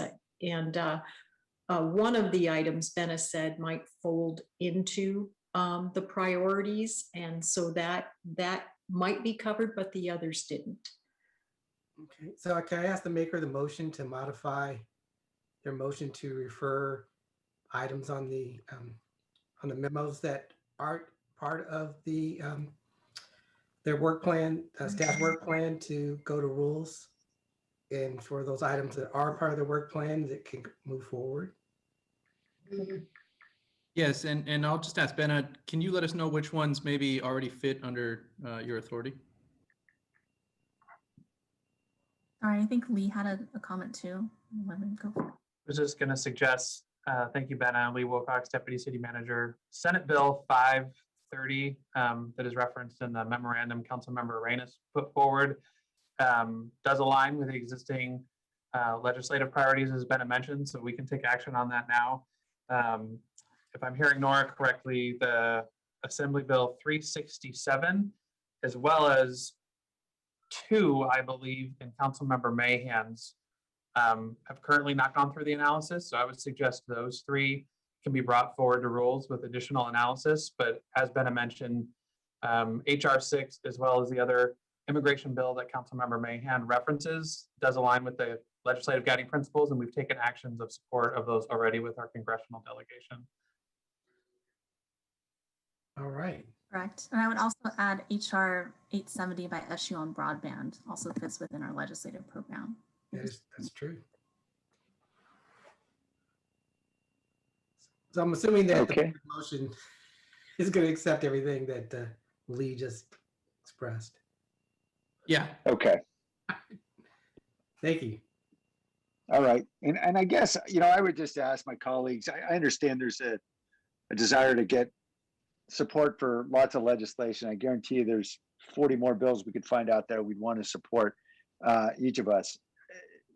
It would just be helpful to give the colleagues a fair shot at actually understanding these by getting these memos in earlier if they involve legislation. Councilmember Esparza? Yeah, and I would also add HR 870 by SU on broadband also fits within our legislative program. Okay. All right. And I guess, I would just ask my colleagues, there's 40 more bills we could find out there we'd want to support, each of us. It would just be helpful to give the colleagues a fair shot at actually understanding these by getting these memos in earlier if they involve legislation. Councilmember Esparza? Thank you. I just wanted to clarify. So so we are already including HR 6 and HR 1603 that are already into the sentence. Okay, so those are being included.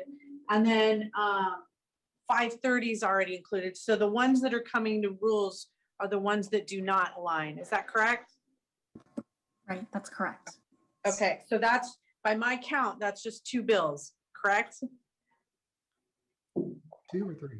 So by my count, it's 3. So it's HR 1985, HR 837 from Councilmember Cohen, or Mayhew's memo, sorry, and then AB 367 from Councilmember Perales. So those 3.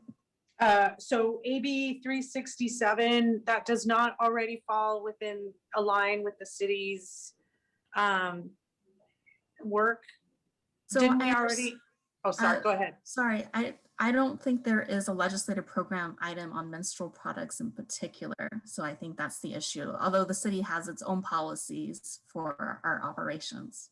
Okay, that's where I got confused. All right, I just wanted to understand. Thank you. I'm going to support the motion. Councilmember Perales? Oh, that was it, actually. Vice Mayor Jones asked me, and so that's what I was raising my hand for. Sorry. Okay, Councilmember Arenas? I was just about to lower my hand. I also had the same question Councilmember Perales did. Thank you. Great. Let's vote. Jimenez, Yes. Perales, Aye. Cohen, Aye. Carrasco. Carrasco, Aye. Davis, Aye. Esparza, Yes. Arenas, Yes. Ollie, Aye. Mahan, Aye. Jones, Aye. Liccardo. Aye. Thank you. Great, thank you. All right, we're on to item, and thanks everybody for the report. Item 5.1 is the funding agreement with VTA for the 87 Capitol Expressway Interchange Improvement Project. There's not a presentation. Let's ask if there are any members of the public who would like to speak on this. Mr. Beekman, this is on item 5.1, funding agreement with VTA for the 87 Capitol Interchange. Hi, thank you. This is going to have bicycle and pedestrian purposes and uses and expansion and work. So I thank you. I wanted to, with that, you know, there'll be probably some technology needed around it. This is the perfect time to remind of open public policies and accountability with tech. That's so important for the future of this sort of work that we're doing. And about the bicycle issues, the VTA is, they're working on super highway bike issues right now. It's a stupid name. I'm not quite giving it the right name, I don't think.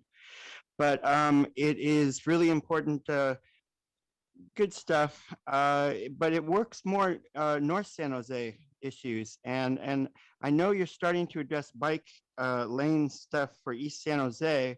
This may be a good way to think about it and work towards that, and how you can have important bike path stuff that was really starting to develop before COVID arrived. The idea of new ideas of equity and bike lanes were starting to come on into VTA. Eugene Bradley will know what I'm talking about with this, and this would be a good place to work on such a project, I think. So good luck on those efforts. And I wanted to quickly offer that for the previous item that there was Brown Act questions, maybe, even if the people within city government who put it on the agenda, I think their intentions were good, and it seems to fall in line with Brown Act stuff. I'm no expert, of course, but I hope you can go easy on them. And just like what I said, it was a really good learning experience, and I think that was its purpose, and I don't think that violated any Brown Act thing. Thank you. All right, returning to the council. Are there any questions? Councilmember Mahan? Yeah, thanks, Mayor. I'll be quick. And I see John is here on the call. Hi, John. Thanks for being here. Thanks for your work on this. I know the community next to this interchange has really had a lot of frustrations with the ability to get on and off 87 there. And we're right on the border with D9, and the D9 side of the interchange was seems better designed and has fewer of those challenges. So excited to see this go forward. A question and a comment. So the question is, can you just tell us the 5 million that we're transferring to VTA? Can you just give us a little more context on how far into the project that gets us? How much more funding is required? I guess it's a series of questions, when and how we would expect to secure the rest of that funding, and when residents might expect to have that pretty rough interchange ultimately upgraded? Yeah, thank you, Councilmember John Risto, Director of Transportation. The 87 Capitol interchange, as you described, the current on-ramp on the east side at Narvez is, if anybody's been through it, is an odd kind of arrangement. It doesn't work very well. It actually uses one of our city streets, Narvez, for the actual on-ramp, so it just doesn't function well. So the funding does come from the communication sale developer agreement, and it's approximately that 5 million. It's going to get us with an agreement with VTA to lead the development of the alternatives for that side of the freeway. We're going to look at a couple of different ones. It'll get us all the way through a preliminary engineering and environmental clearance phase. So we'll be able to define the project, approve the project, get it set up for a final design and then construction. So it's hard to say when those next phases would be in, but it's going to take us a couple of years to go through environmental. Because it's a state highway, Caltrans has to be a partner in that environmental, usually takes longer. So I don't have a cost for what the ultimate construction is going to be until we determine what that alternative looks like. It's very likely going to be a mirror of the west side of the freeway in District 9, just as I said, it's called a tight diamond.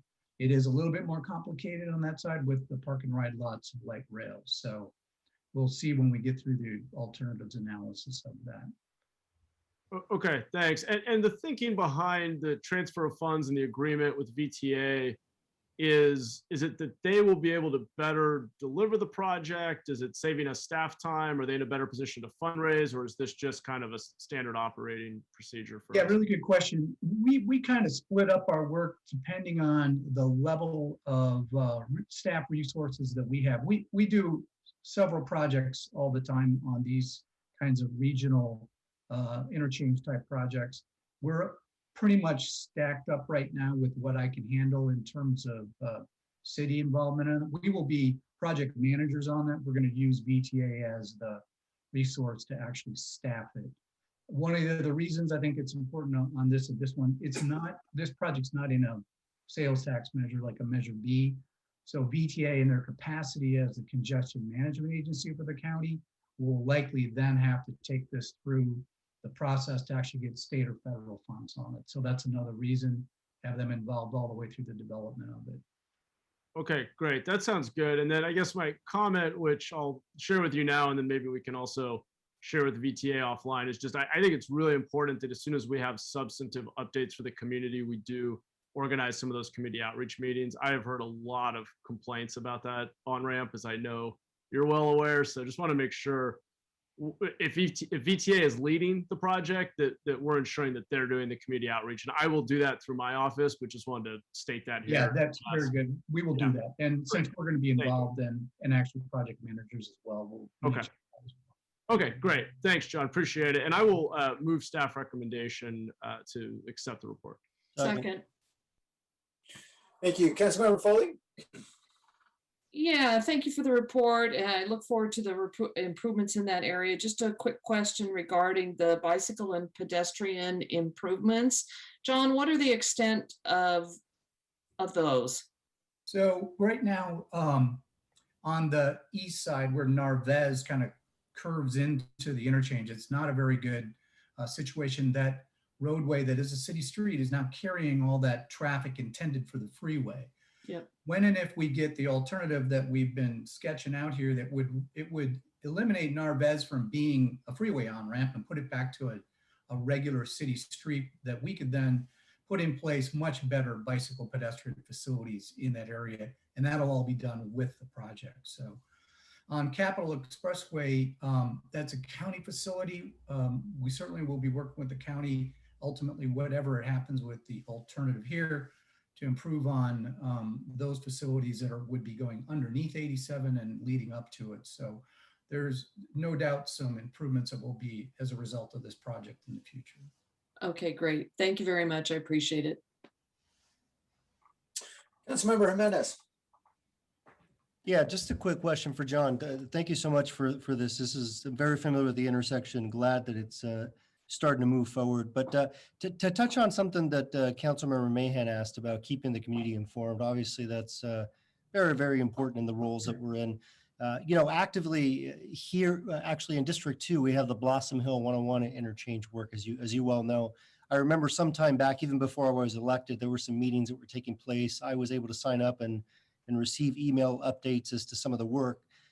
At what point in the process do some of those email updates sort of begin to kick in as it relates to keeping the community informed? I think some of those, to the extent they can get started earlier rather than later, would be beneficial to the community. I'm curious about what the process is. Yeah, it's a really good question. And actually, it's always good when we start a project, whether it's us leading it or VTA, we're always involved no matter what. But when we start to get going with this, what VTA will do, they will be engaging a consultant. So we get an engineering firm on board with experience designing these kind of projects.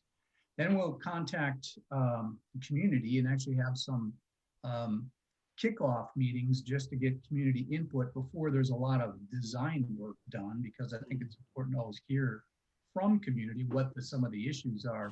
We all know many of them, but the people in the community know them better than anybody. So the way we usually do it is try to get some kickoff meetings to hear about what issues are before we really engage in a big full-on design effort, and then do some concept alternatives and then run them back through community and public outreach on that. And then of course, this is also going to include a full environmental clearance of the project. So that's a prescribed and long process as well for community engagement and input. Okay. All right. So I guess you sort of answered my question, is that the stage that we're in, it's probably a little too early to kick off some sort of communication with the community, right? And just keeping people early now, but there certainly will be a lot. Yeah. All right. Okay, cool. Thank you. Yep. Thank you. All right. Are there any other comments? Mayor, I realized I moved to accept the report. I meant accept the recommendation and authorize the city manager through the resolution to negotiate an agreement. Okay, and that was a secondary, I assume, as well. All right, let's vote. Jimenez, Yes. Peralez, Aye. Cohen, Aye. Carrasco, Aye. Davis, Aye. Esparza, Yes. Arenas, Yes. Foley, Aye. Mahan, Aye. Jones, Aye. Liccardo. Aye. Thank you. Thank you. Item 6.1 is report on bids and awarded construction contract for yard piping improvements at the wastewater facility. I'll ask if there are any members of the public who'd like to speak on this item. This is item 6.1 relating to bids and awarding construction contract for yard piping improvements to the wastewater facility. There are no hands. We're coming back to the council. Are there any questions or motion? Move to approve. Second. All right, let's vote. Jimenez, Aye. Peralez, Aye. Cohen, Aye. Carrasco, Aye. Davis, Aye. Esparza, Yes. Arenas, Yes. Foley, Aye. Mahan, Aye. Jones, Aye. Cardo. Aye. Thank you. Thank you. All right. I know that we have several items to be heard, not before 4. Why don't we take those on next? That is 8.1. And let me just ask, let's go ahead and take 8.1, the approval of the loan and commitment to Habitat for Humanity East Bay Silicon Valley. Mayor? Yes. Item 10.2 was to be heard after item 6.1. Okay, I had that and I was under the impression that perhaps that was accelerated because of the not befores. If that's not the case, we can hear that now. I just assumed since it was a land use item, it would be in the evening, but that's not the case on the agenda? No, this is Tony, City Clerk. I'm getting texts from staff saying we need to go to 10.2. Okay, so we'll go to 10.2. Thank you, Councilmember Foley. Plan development rezoning, vesting tentative map and plan development permit located at 3235 Union Avenue. Is there a presentation? Mayor, this is Rosalind Huey, Director of Planning, Building, and Code Enforcement. There's no presentation we need to share, but I'm available to answer questions, and I understand the applicant may be also available to answer questions. Okay, great. Thank you. Then we'll go to the public and ask if there are any comments from the public on item 10.2, which is plan development rezoning map and PD permit on Union Avenue site. There are no hands, so we're going to come back to the public, or I'm sorry, to the council. Councilmember Foley. Thank you. This basically is the follow-up of an item that was approved in 2018 by a prior council, and now they're ready to move forward with the development. With that, I move approval. Second. Thank you. I want to thank staff and the Campbell School District for working collaboratively with us on this. I think it's important to note, first of all, though there have been some suggestions and statements in the public in the past that somehow or another, this notion of creating a policy to enable the conversion of what is today not possible, that is conversion of land owned by school districts for housing and other uses. That was actually the direction of the council that approved this very item during the time of the general plan amendment way back in December of 2018. That's how we got started on this whole journey of figuring out how we were going to create a policy for allowing conversions. In this case, I think I drafted a memo that was co-signed with several of my colleagues, and we unanimously approved that said this was a very unique circumstance because of the unusual configuration of the parcel. Essentially, it was a barbell shape, and there were commercial uses on each of the ends, and the middle was really not a site that could have any viable public use under the PQP zoning, and so it was, or rather, the land use designation. And so we approved the housing in that context, in a very specific, unique context. I appreciate now that this policy work is underway, and thank planning staff for getting that going. And I understand now it's going to be consolidated ultimately with our view of our work on the conversion of PQP for churches as well. And so I look forward to seeing that. Is that in the fall, Rosalind, that we'll be seeing that work? Yes, Mayor, we are planning to combine that work and bring it to council this fall. Okay, great. Thank you, Rosalind. All right then, on the motion, let's vote. Jimenez, Aye. Peralez, Aye. Cohen, Aye. Crosco, Aye. Davis, Aye. Esparza, Yes. Arenas, Yes. Foley, Aye. Mahan, Aye. Jones, Aye. Liccardo. Aye. Thank you. Thank you. 8.1 is the approval of the loan commitment to Habitat for Humanity regarding the site on East Reed and South 4th Street. I don't see that there's a presentation on this. Is there, Jackie? This is Rachel Vanderveen. We do not have a presentation for this item, but we're available for any questions. Okay, thanks, Rachel. Let's go to the public first for comment.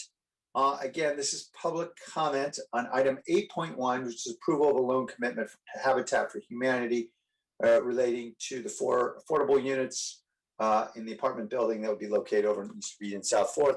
Mike Sodergan.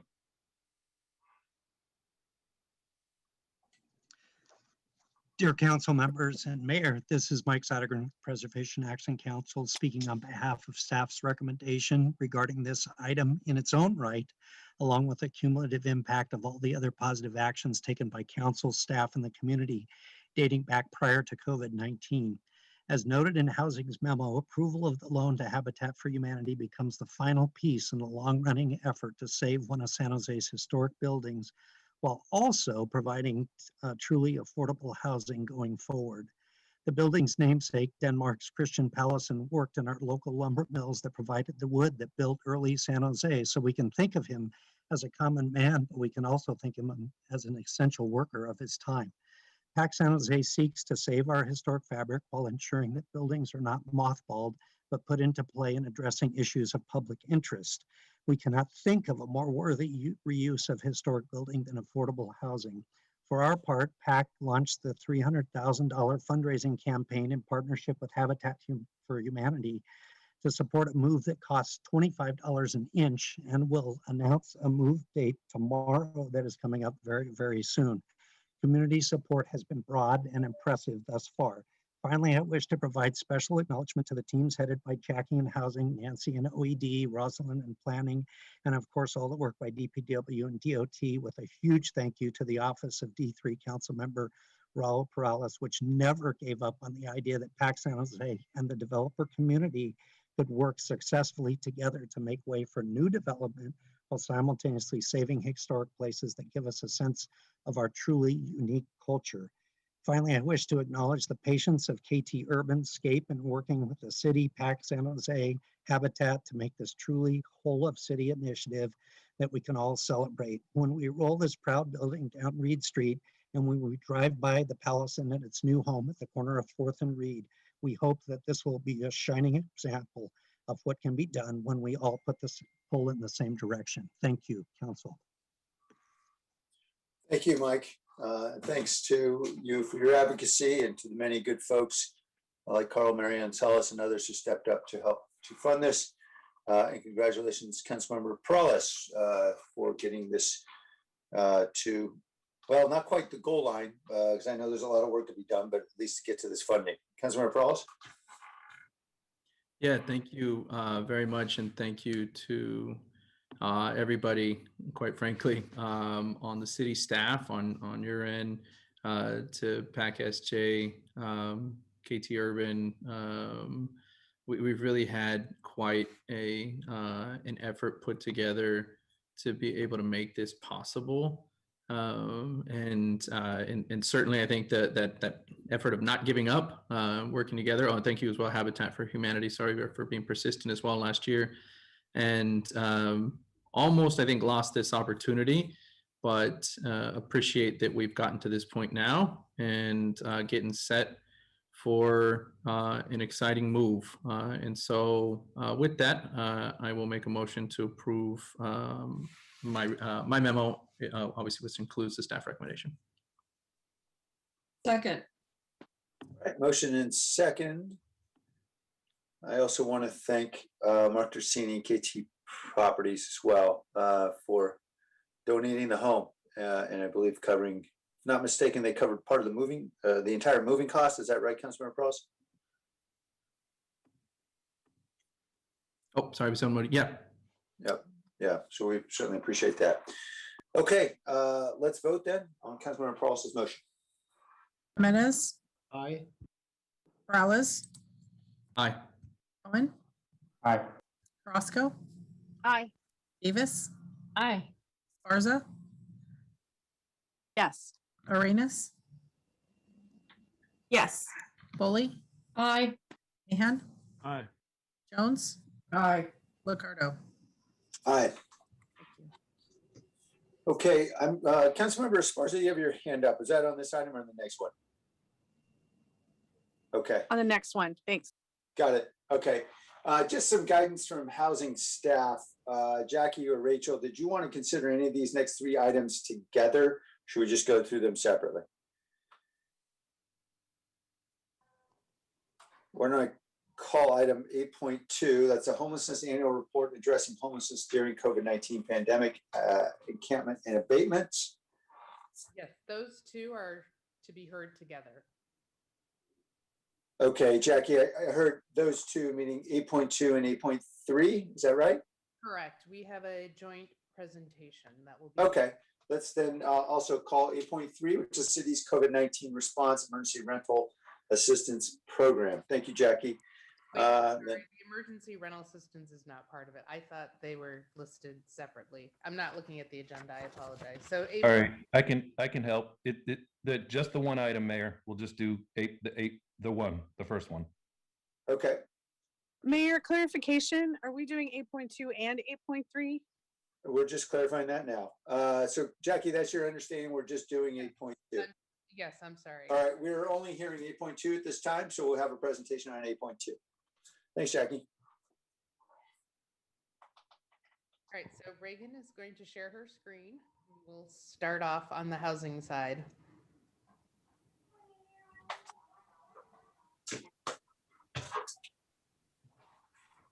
So I'm Jackie Morales-Friend. I'm the Director of Housing. I'm joined today by our Deputy Director, Reagan Henninger, and we also have staff from the county who are here with us, and Kelly Hemphill from our department.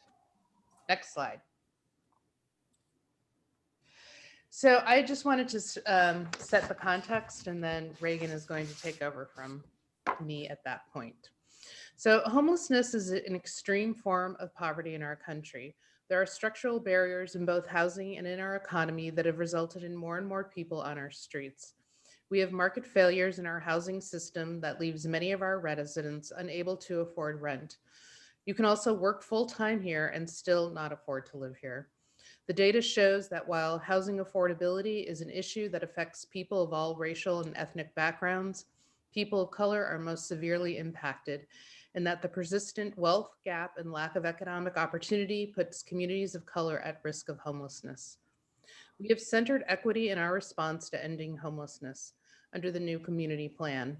In early 2019, Destination Home began examining how issues of race and homelessness intersect in our community. The study found that there are disproportionately high rates of homelessness among specific racial and ethnic groups. Recent national research has shown that such racial disproportionality is not limited to any particular geographical area or region of the country, but instead these patterns of racial disproportionality play out in community after community in our country. Further, this is not simply an issue of poverty. People of color experience homelessness at rates significantly higher than the proportion of those living in poverty. Indeed, the legacy of historical and contemporary structural racism is at the root of who becomes homeless. The Destination study found that Black African Americans are disproportionately represented in the homeless population compared to their numbers in the general population, that American Indian and Native Alaskans experience homelessness in Santa Clara County at a ratio of 7-to-1 compared to their general population numbers, and that 65% of families presenting to the coordinated entry system are Hispanic or Latinx. And finally, I wanted to recognize that the people who live in our streets are survivors. They are diverse and have different networks, backgrounds, and stories. A common denominator is that they have fought to overcome many obstacles, and as noted earlier in my remarks, those obstacles can be beyond their control. Some examples include veterans who live on with the impacts of war, youth who live in true expression of their gender or sexual orientation, despite the negative judgment of those who would otherwise support them, people who navigate through challenges and emergencies, such as the death of a spouse, divorce, or an unexpected job loss without a family safety net, the drug epidemics, the lack of access to medical care, and increasing medical costs push more and more people into homelessness. And finally, people who have been dealt with a long pattern of discrimination and of economic exclusion. The Silicon Valley Pain Index, which was released this summer by San Jose State, found some of the largest tech companies do not have a single Black woman employee. The homeless in our community include women, families, youth, couples, and of course, who we always think of, single men. Next slide.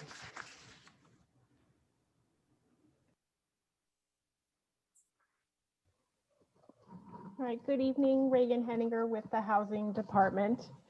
We have made significant progress over the last 5 years. Our collective system has housed over 14,000 people. At the same time, we've doubled the number of supportive housing units and more than doubled our temporary housing and shelter capacity. We also launched the homelessness prevention system, which at the end of 2019 was serving 1,000 households annually. and was the foundation for our 2020 Emergency Rental Assistance Program. Yet the crisis persists.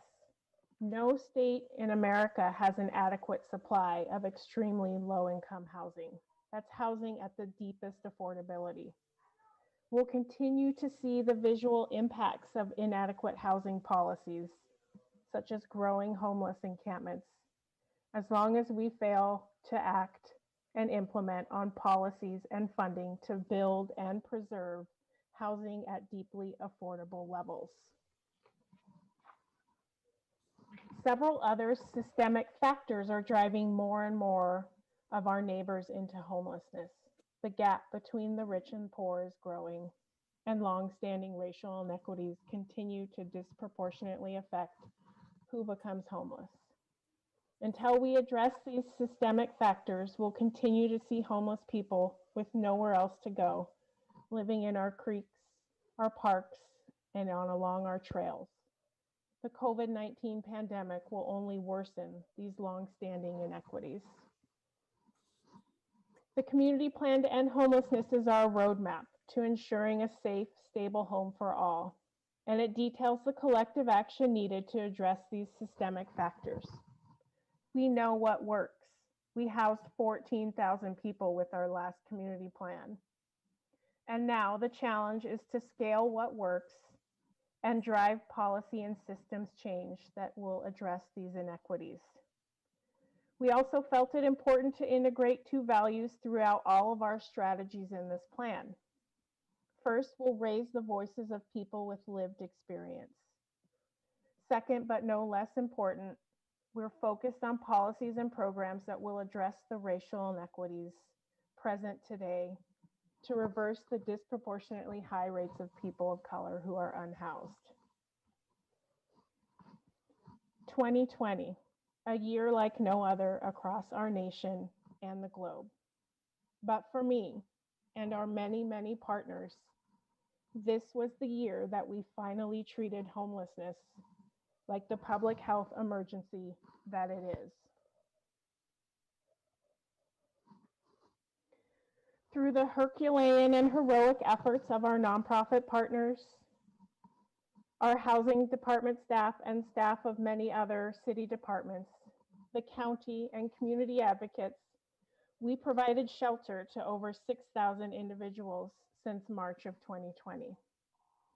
Over 15,000 referrals were handled by the centralized shelter hotline we also established in April of 2020.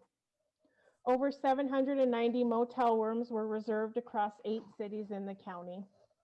Over 385 temporary shelter beds were added across sites like South Hall, Camden Community Center, and the county fairgrounds.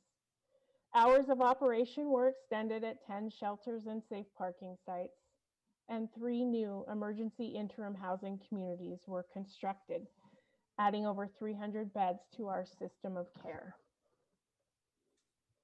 And now I'm going to briefly turn it over to my colleague, Dr. Mudit Galotra with Valley Homeless Healthcare, to speak briefly about the work that's been happening supporting encampments during this public health crisis. Thank you, Reagan. And thank you, everyone. My name is Mudit Galotra. I'm a family physician and the medical director for the Valley Homeless Healthcare Program. And just as a quick background, we care for the physical and mental health of the members in our homeless community across the county. And directly related to encampments, we provide 5 days a week of what we call backpack medicine, which is doctors and nurses going into the field encampment to encampment to provide direct medical and mental health care. And then we've also, over the last year, been providing all the field COVID testing. And we've done several thousand tests in the field at this point, as well as vaccinations for people who are homeless, again, encampment to encampment. And what I wanted to take this moment, thanks Reagan for passing it to me, is to emphasize is that how our work has changed so much as abatements has stopped for the last year and are kind of roary as abatements may resume. And I want to break this down into 3 categories. The first category is chronic health. So our team is 5 days a week, goes out into the field, not just meeting and treating people, but taking over their chronic medical conditions. And when people's homes, these are their homes, are abated, it becomes incredibly difficult, and it takes an enormous amount of resources to find people again, to relocate people. As an example, pre-COVID, we had a syphilis outbreak in a series of homeless encampments, and treating syphilis requires weekly penicillin injections for 3 weeks to control an outbreak. And it was so hard. It took us months to control this outbreak because of regular abatements and the kind of moving around of the homeless community. But during the moratorium, we didn't have this problem anymore. We were able to find people and treat outbreaks very effectively. And just recently, as abatements have started in some properties in the area, we have started to have this problem again, where there's an ongoing syphilis outbreak that we are struggling to treat, as an example. In the second category is mental health. And what abatements do for homeless people is it puts a lot of stress on them because of the instability. And it is very well studied at this point that this level of instability where you don't know where you're going to sleep from night to night will worsen someone's physical health and worsen their mental health, and also worsen their addiction. And then the third category, which I think we are all very familiar with after this year, is COVID. Over the last year, we've been mass testing at encampments, of any encampment of 10 or more. And in abatements, and I think the very wise decision to stop abatements for the last year came from the idea that we wanted to have stable groups to decrease the spread of COVID. And we've been incredibly fortunate to not have a COVID outbreak at any encampment across the county. That is incredible. And it speaks to the decision to prevent the mixing of groups.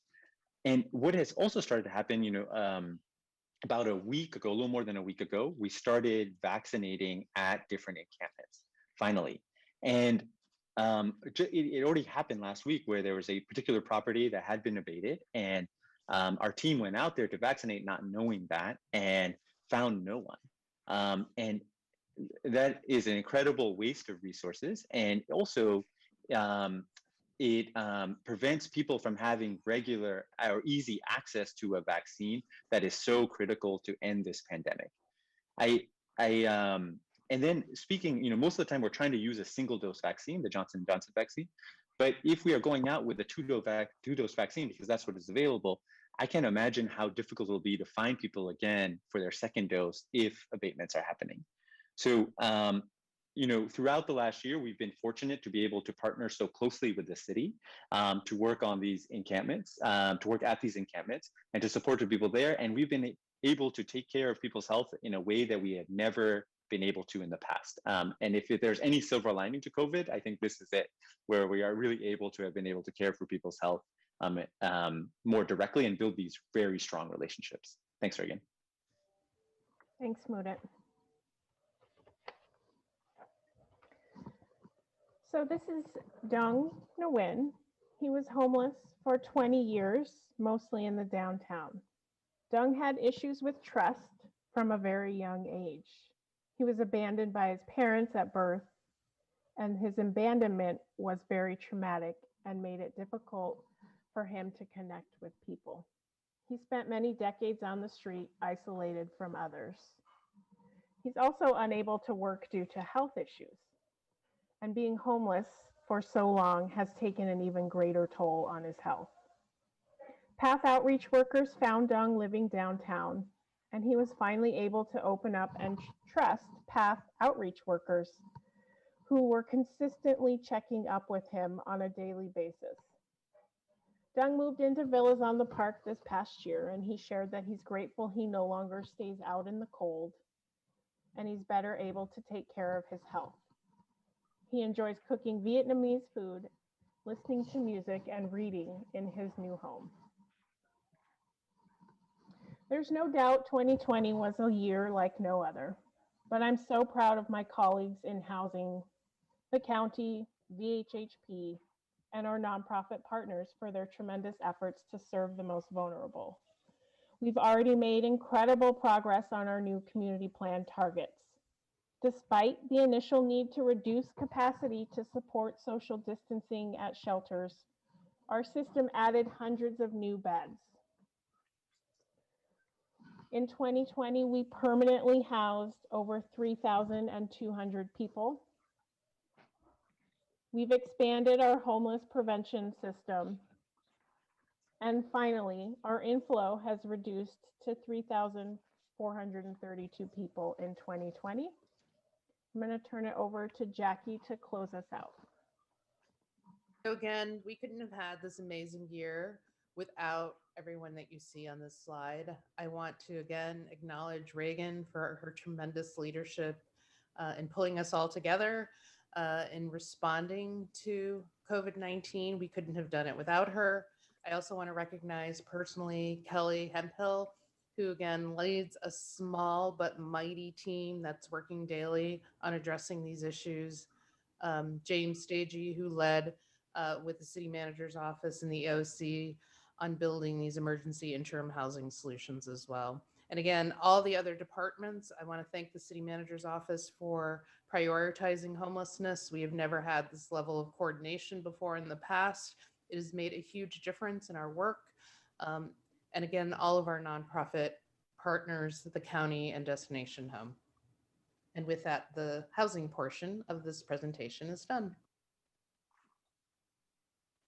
So Mayor, next, John Cicerelli will be doing part B of the presentation. Thanks, Dave. I think we've got it keyed up, Sarah, and we're going to start with Neil Rufino, our Assistant Director, but also with us is Rick Scott, the Deputy Director of DOT. He was assigned as a co-director of the Beautify SJ Response Branch in EOC and has been a great asset to helping us build this program of trash pickup. And then Sarah Zarate, Assistant to the City Manager, has also been assigned to that team. So we're going to try to run through this quickly because we know everybody wants to talk. So with that, Neil, take it away. All right, thanks, John. Good evening, Mayor, council members, and members of the public. I'm honored to actually follow Reagan and Jackie and all the work that they've done through their housing department this past year.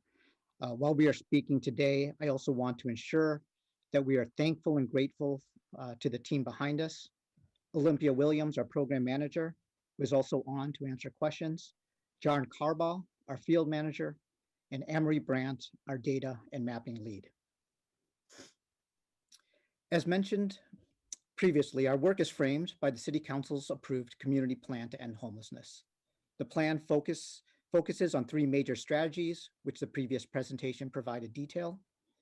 We are focused on strategy 3, improving the quality of life for the unsheltered and creating healthy neighborhoods for all.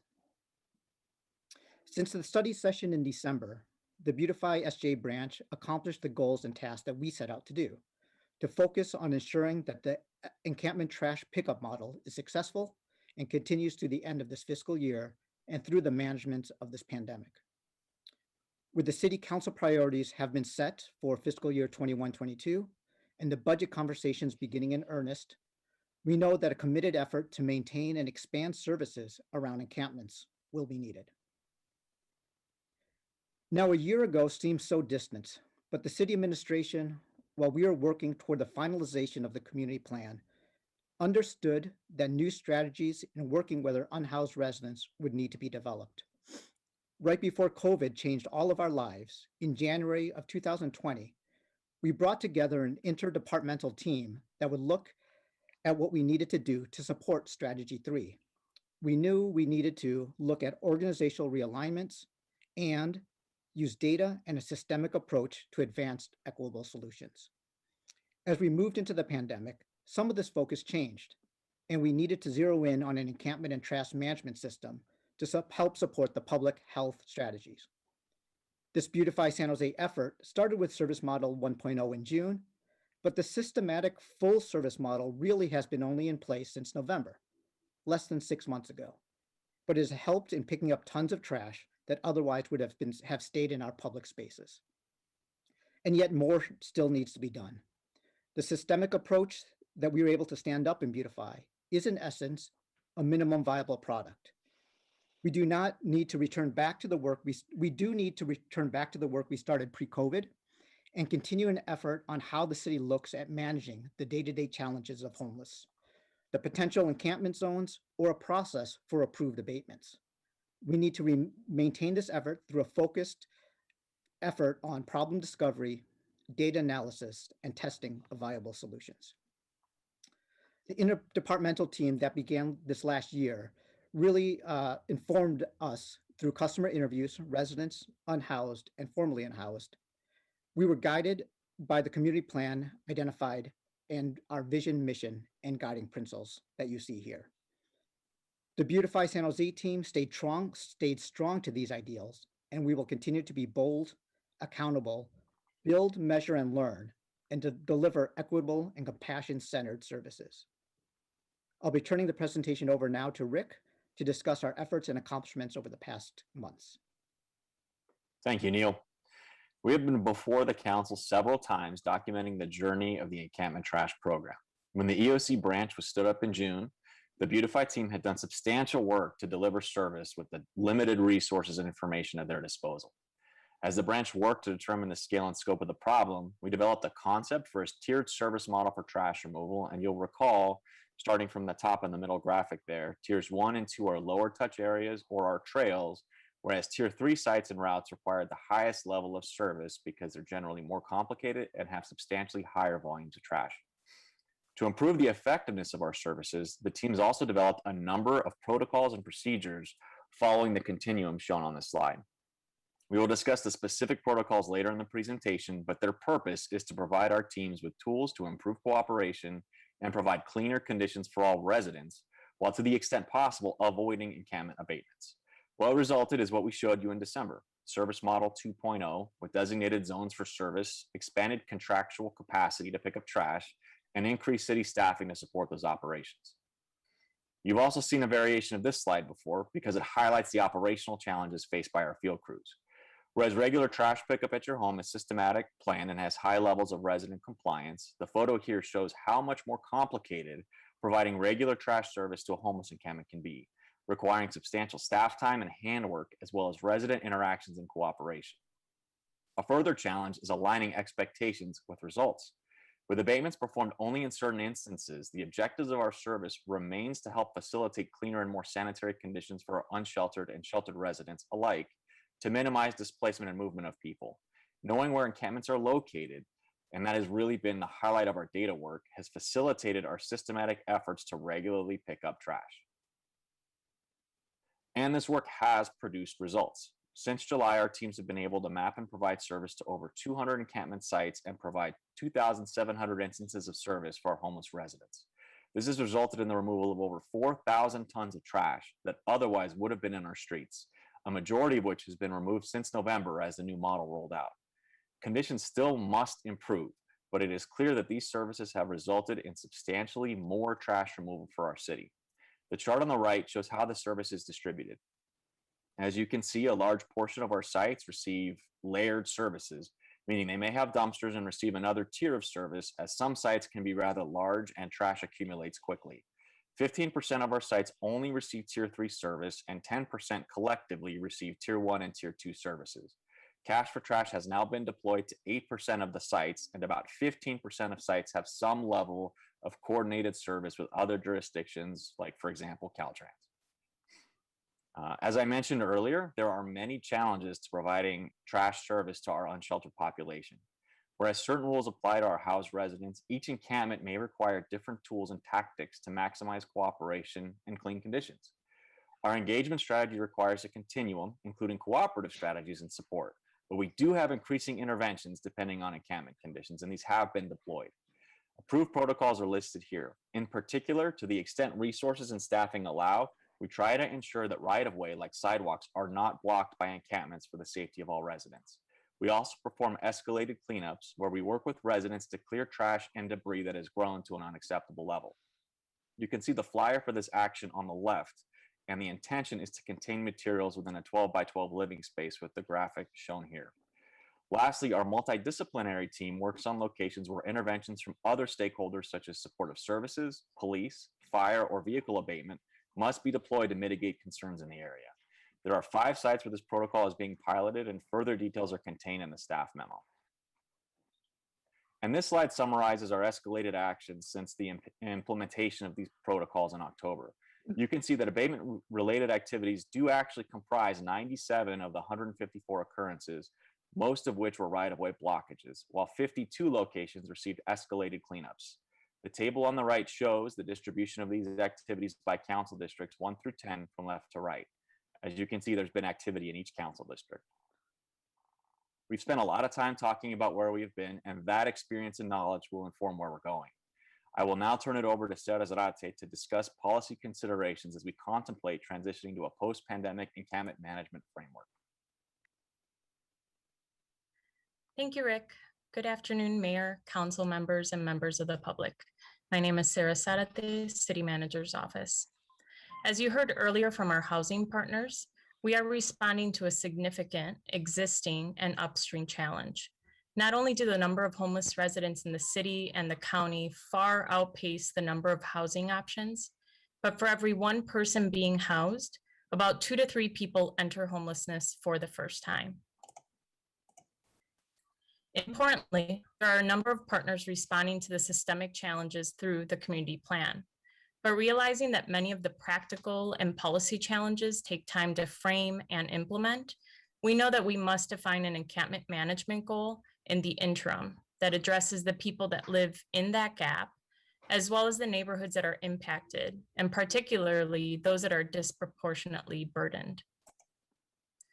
Fortunately, to develop that post-COVID framework, we have ample historic experience to draw upon from the housing department's work. Pre-COVID, much of the work around encampments included the abatement program, as well as outreach teams that were dedicated to specific areas and some teams that were citywide. The public health approach advanced during the pandemic allowed the city to significantly expand the resources offered to residents living outdoors, as well as take a different progressive approach in its escalated actions. We are, of course, still working, learning, and iterating in this existing pandemic space, and will apply lessons learned to the post-pandemic strategy. Abatements continue to be a programmatic tool used to address a range of safety issues. However, while perhaps effective at addressing or disrupting immediate conditions, historic and current application of this tool does point to one critical lesson learned. Abatements alone are not a solution. They do not eliminate homelessness, but rather typically result in just shifting people around the same area. And without sufficient enforcement resources, people often just to the same place. The Felipe encampment that was cleared back in February offers a good practical example. While some occupants were referred to housing solutions, others that declined services just moved nearby. And this is demonstrated in the map on the left-hand side, where the very far left polygon is where the original encampment was. And a lot of the residents that moved, they moved just about a block away or across the freeway or to other areas nearby. As part of our coordinated service delivery in this area, we have teams continuously going out to the site, assessing and documenting conditions, and recommending actions. The site may be an outlier, but we are learning that it does take significant resources to address re-encampments and maintain the site. City staff is exploring a number of factors for a post-COVID model. As this is a regional and statewide issue, there's been a lot of interest in what other jurisdictions are trying, with Oakland's encampment policy being of primary interest. Oakland's policy includes a 50-foot buffer around a number of site categories, including retail businesses and residential parcels, trails, waterways, parks, places of worship, and a 150-foot buffer around schools, as well as excluding encampments in the right-of-way. Importantly, the Oakland policy is basically just theoretical. It's not really implementable or enforceable even in Oakland. Nevertheless, we were interested in understanding its application in San Jose, and the map you see on the slide is a preliminary geographic analysis of all of those layers overlaid on San Jose. The brown on the map demonstrates all the areas of the city where encampments would categorically be prohibited. The yellow shows areas that are currently encamped, 99% of which intersect with these buffers, which would impact thousands of homeless residents. Also, a space not being colored in does not equate to its ability for hosting potential solutions. Most are indeed infeasible, as they include, for example, cemeteries, parking lots, or privately owned lots. Some of the biggest areas that aren't colored in that you can see here are the 2 large airports, and the one in the center is a cemetery. Again, this is a preliminary analysis, but it offers an important insight. If categorical no encampment zones are pursued, we will need to be selective and targeted from a practical and enforceable perspective to achieve the desired outcomes.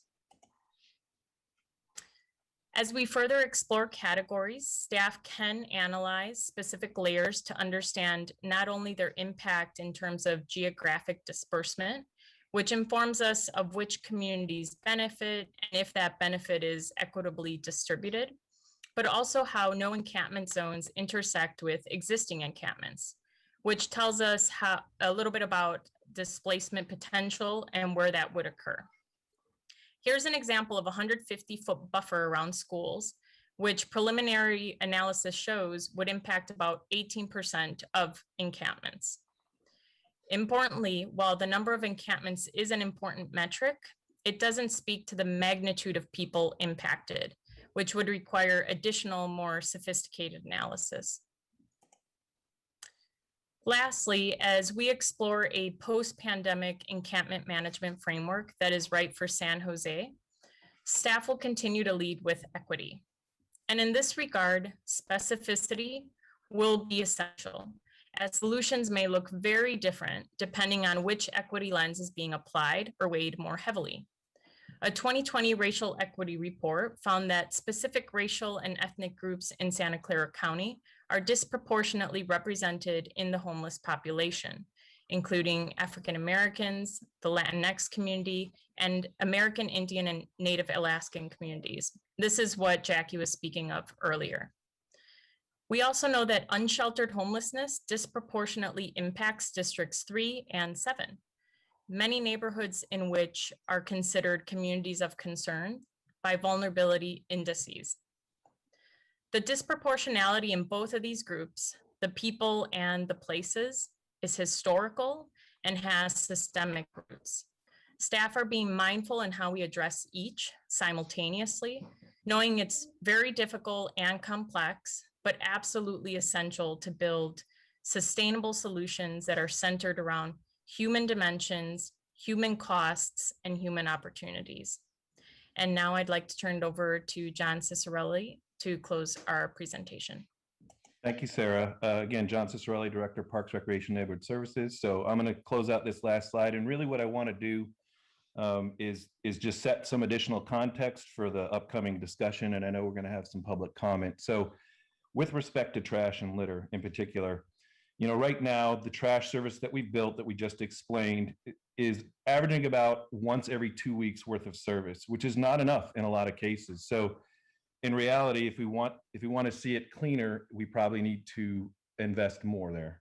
And then there's a lot of conversation about increasing abatements or doing different kinds of abatements or creating zones which would cause abatements. That activity would need resources. Right now, when we do abatements, we take from the trash service.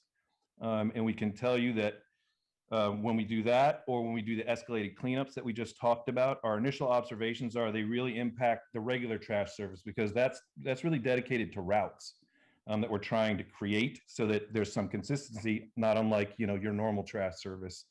We mentioned the Felipe encampment area.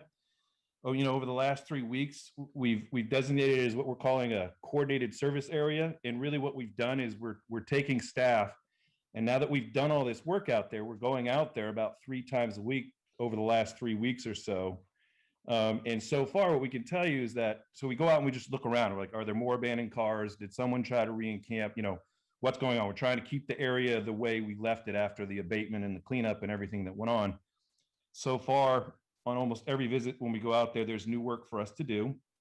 And so I bring that up only to just say that particularly in sites like this that are larger and more difficult, it's very complicated for us to keep them clean. It's very resource intensive for us to keep it clean. So you got to think about that when we're thinking about creating buffer zones. And, you know, we also talked about, you know, our focus has been largely on the right of way, but even that we can't keep up with. And even when we do it, just like abatements in the past, you know, they re-encamp often in the right of way. So again, it's tricky. It's not as simple sometimes as it sounds. And lastly, on trash and litter specifically, that trash program is, we created this system where we did a lot of work mapping out these encampments and trying to figure out where everybody was so we could provide regular trash service. If we start doing a lot of abatements and moving people around constantly, it will make that very difficult, much less efficient. So that's just something to think about. And then with respect to encampments, creating zones and abatements, with zones and buffers, what we're really looking for from you as a council is clear priorities on what that might look like if you want to choose buffers, because we're not going to be able to get to everything. We know we're also going to hear, we've seen in some of the memos that council members have submitted, schools are a priority. And we just showed you, if we did all those schools, which is, I think 267 different school sites we mapped around the city, and we just put a 150-foot buffer around them, that's a lot of work to do, a lot of places to try to sort of keep clean. That's about 44 encampments around us or nearby those schools within that buffer. And we're going to hear a lot about creeks and waterways and trails and residences and businesses and parks as being priorities too. So, for us, if we're going to do a zone, if we're going to pick something to prioritize, I believe it was Councilmember Mahan's memo suggested maybe trying a pilot with only one. Don't pick schools and creeks and residences or something. Pick one. And if it's going to be schools, even there, given that we have 267 of them school sites around the city, we might have to pick our poison here and look at schools or school districts that are in the more impacted areas like San Jose Unified or Alum Rock Unified or Franklin McKinley. These are in districts that are heavily impacted by homelessness, and these schools have a lot of encampments that are in their proximity. And then, as was mentioned, if we're going to do zones or more abatements and keep people away, we're going to have to define a level of enforcement that there should be and then resource it. We don't really have resources for enforcement. So, if we're going to try to keep folks away from 267 school sites, we're going to have to resource that, or 60 miles of trails, or all the way up and down our waterways, or whatever ones, we decide are the priority. And then lastly, there's some suggestion about, well, let's look at encampments where they are already, and maybe we sanction some of them just right where they are. There's also, of course, the discussion on establishing new places to do encampments. But what we would say about sanctioning encampments where they already exist is we need clear priorities around where those can be, so that we understand, what makes the cut and what doesn't make the cut. And of course, we would need clear and consistent political support for them to be there once we've decided that they should be there. So with that, I know it's a lot of information. I know there's a lot to discuss. We really appreciate your time. We're here to listen, answer questions, and take your comments. Thank you. All right, thank you, John. Thank you, Jackie and Reagan, and everyone, Sarah, everyone who has been working so hard. Many on our city team have been working very hard on this effort. Let's go now to members of the public. We have many members of the community who'd like to speak. Anne-Marie Berger, welcome.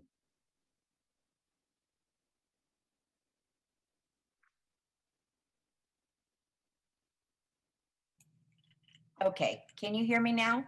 Yes, we can. Okay, thank you. I'm asking today for you folks to take some more immediate and definitive action on what is now a public health issue. As you know, our homeless population has not only increased, but they are now affecting public safety. I've been approached personally, aggressively at the Target parking lot. A homeless person tried to force entry into my brother's car as he dropped me off at my building entrance. They blocked the exit from my building when we try to get out. They break car windows of visitors and workmen who come to my home. I am now increasingly afraid to even take a walk in my neighborhood. The Guadalupe River Trail isn't safe. St. James Park is not safe. I witness daily urination and defecation on freeway ramps and underpasses. Used containers and other items are carelessly tossed into traffic lanes. It is no longer just a homeless issue. It is a public health issue. When we report these problems, we're given a number of other agencies and phone numbers to call. I don't believe that's my job to make these endless phone calls to fix the problems. That's what you are elected to do. My job is to continue my work as a volunteer, as I do it in the jails and at urban ministry groups here in San Jose. I would like you to encourage all agencies to work together at a single reporting or processing point and take measurable action to ensure citizen safety. If you ignore human waste and rat infestations, it makes San Jose in the category of a third world nation. I also believe that it's time for you to stop using the pandemic as an excuse to ignore. Mayor, point of order. Yes. Yeah, Councilmember? I'm wondering if it would be of value to sort of go over with the public and all of us, just the plans as it relates to dinner break or how you're going to handle that, just so folks know how to manage their time. Yeah, my intention was to take public comment till about 6 o'clock and then take a break and resume. Does that make sense? Yeah, that makes sense to me. I just thought it was important. Just Okay. Yeah, thank you for pointing that out. I know we've got many folks to speak, so if anyone has any concerns with that, just feel free to jump in. All right, we'll continue to proceed then. Deb St. Julian?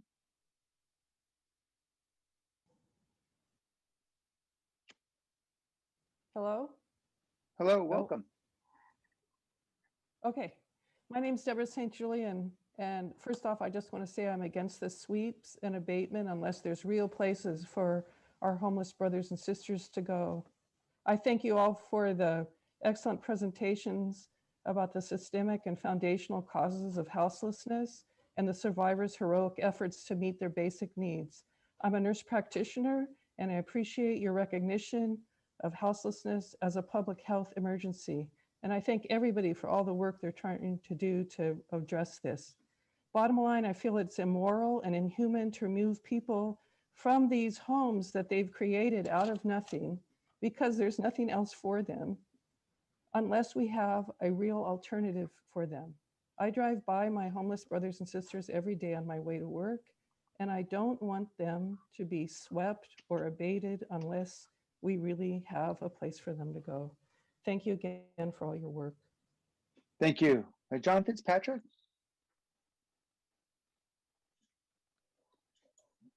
Good evening, Mr. Mayor, council members, and city staff. I'm a local attorney and advocate for the unhoused in Santa Clara County. And I just wanted to note that it costs $31,000 a year per person for housing in the model that the city is following currently. And I want to encourage the city to implement sanctioned camps that prioritize self-governance and independence rather than perpetuating the cycle of dependency that can be associated with shelter environments and that sort of thing. And there's sanctioned camps, for instance, in Oregon that operate completely independently of any government assistance in the Portland area. So I would encourage the city to consider implementing something like that would save the taxpayers money and resolve this problem. And I think, again, I would recognize the fact that this is a racial problem. And arguably, the number of African Americans is vastly overrepresented in terms of those who are unhoused, and that's a real shame for the world's richest country, and one of the richest areas of the country to continue to be marred by this is a real embarrassment for us. So I want to thank all of you for your time and your effort in this regard, and really encourage you to think strongly about sanctioned encampments that rely on self-governance and independence so that people don't continue to cycle in and out of homelessness as so many do. Thank you. I'm going to modify, and with apologies to members of the public who've been waiting to speak, I'm going to modify the approach. Pierce, we've got a time certain of 7 p.m. on another item that we absolutely have to go forward with. So to enable more folks to be able to speak, I'm going to ask everyone to please limit their comments to 1 minute. That is 1 minute for public comment. And then we'll have to interrupt this item, unfortunately, because the other item is especially set. Chloe Ship.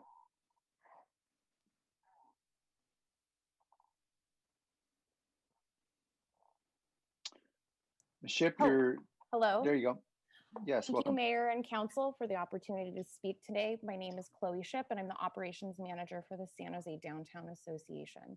First off, I want to thank housing staff and all other city staff involved in the work during the pandemic for all San Jose residents and your ongoing efforts moving forward to support our unsheltered residents.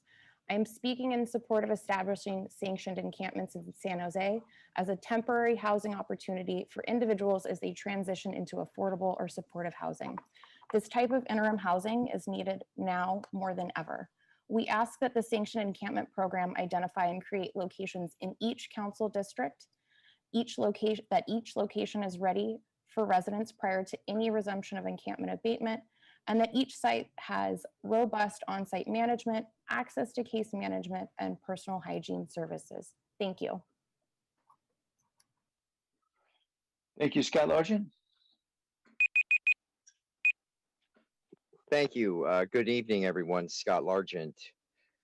Clean and sober father. I am a San Jose resident and I live out on Spring Street right now. I live in a 30-foot motorhome and it has been very hard to survive through the pandemic. I am trying to do everything I can to stay above water. Speaking of water, when we cut off all services to the homeless, this just sent people in just every direction. I mean, I remember when the light rail was shut down, water was shut down, bathrooms were shut down, rec centers, library. Those were resources that I relied on in my sobriety. And a lot of people that I know on the streets need these services right now. It's very difficult. I think it's very hard that we mix everybody together. And we need these sanctioned encampments, and we need to start figuring out some options now. I'm not sure if I'm getting close to my minutes up. We have to do more. And the woman that got on here and talked about this being third world country conditions, it really is. And Thank you. Steph Avila.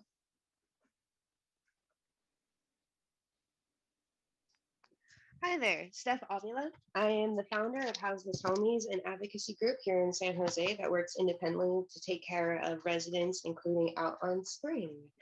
I am deeply concerned with the fact that abatements have already started happening and they've already displaced people. We have lost track of people that we are trying to care for, bring them the literal things they need to survive.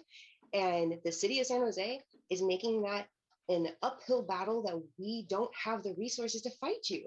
So you need to stop. And the police tactics of scaring these individuals, you guys have come to heading, telling them that a sweep is going to happen, and then don't come back again. So you have all these people stressing out, trying to figure out what to do, sometimes just trying to get out of there before you take their belongings. And then we lose track again of the people we're trying to care for. Pandemic is not over. Please stop acting like it is. We have not vaccinated enough people. We are barely starting, as this own program that made their presentation said. Knock it off. Thank you. Bruce Friesen. Thank you. I live right in the middle of this, and I'm not asking for anybody to be moved other than the people that have commandeered the sidewalk next to where I live.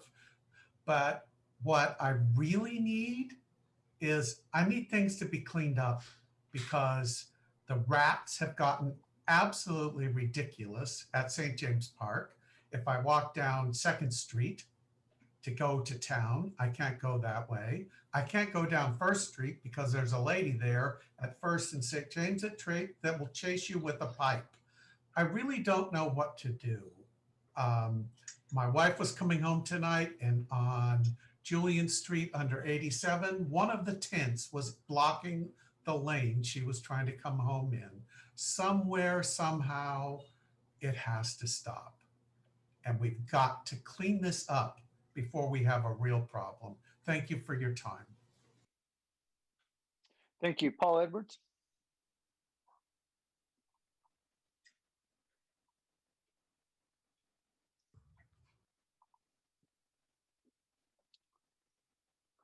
Mr. Edwards? Yes, sorry Mr. about that. Welcome. Oh, I think we lost you, Mr. Edwards. You still there?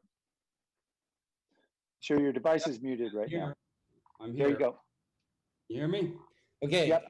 I'd like to support sanctioned encampments. I don't know that we need to do it right at this moment with COVID-19, but very soon. I feel for these people, but there's some real problems going on here. I would like to echo some of the previous person's comments and Anne Marie and Ms. Ship. Also, I'd like to say that, in fact, we have some dangerous people out there that could really use the help of some of the AOT services and Laura's Law that are not getting help. Sanctioned encampments won't help them, but it will free up resources for abatement of those people. And I think we should move forward on sanctioned encampments. I also believe that self-governance may be an interesting idea. Perhaps you can run a test with different types of encampments. Of course, there's all the environmental positives and things like that. Thank you. Thank you. The person with the phone number 4963. Hi, Martha O'Connell, GSMOL, representing mobile home park residents. I speak in support of the David Cohen, Pam Foley letter, particularly number 1, direct the city staff to clarify guidelines for abatements in areas that pose a hazard to the residents living near the encampment. In July of 2019, Ryan Juzinski, representing the park owners, and myself, representing the park residents, submitted a report to the City Rules Committee, and we pointed out that one of the hazards is the fires. There have been many fires near several mobile home parks in San Jose. You've got to protect the people living in them. The older mobile homes can go up in 4 to 5 minutes. This is a very emotional subject. However, I think the ask to protect the mobile home parks is reasonable and moderate, and if we lose them, we lose affordable housing. Thank you very much. Thank you. Hank Ekmar?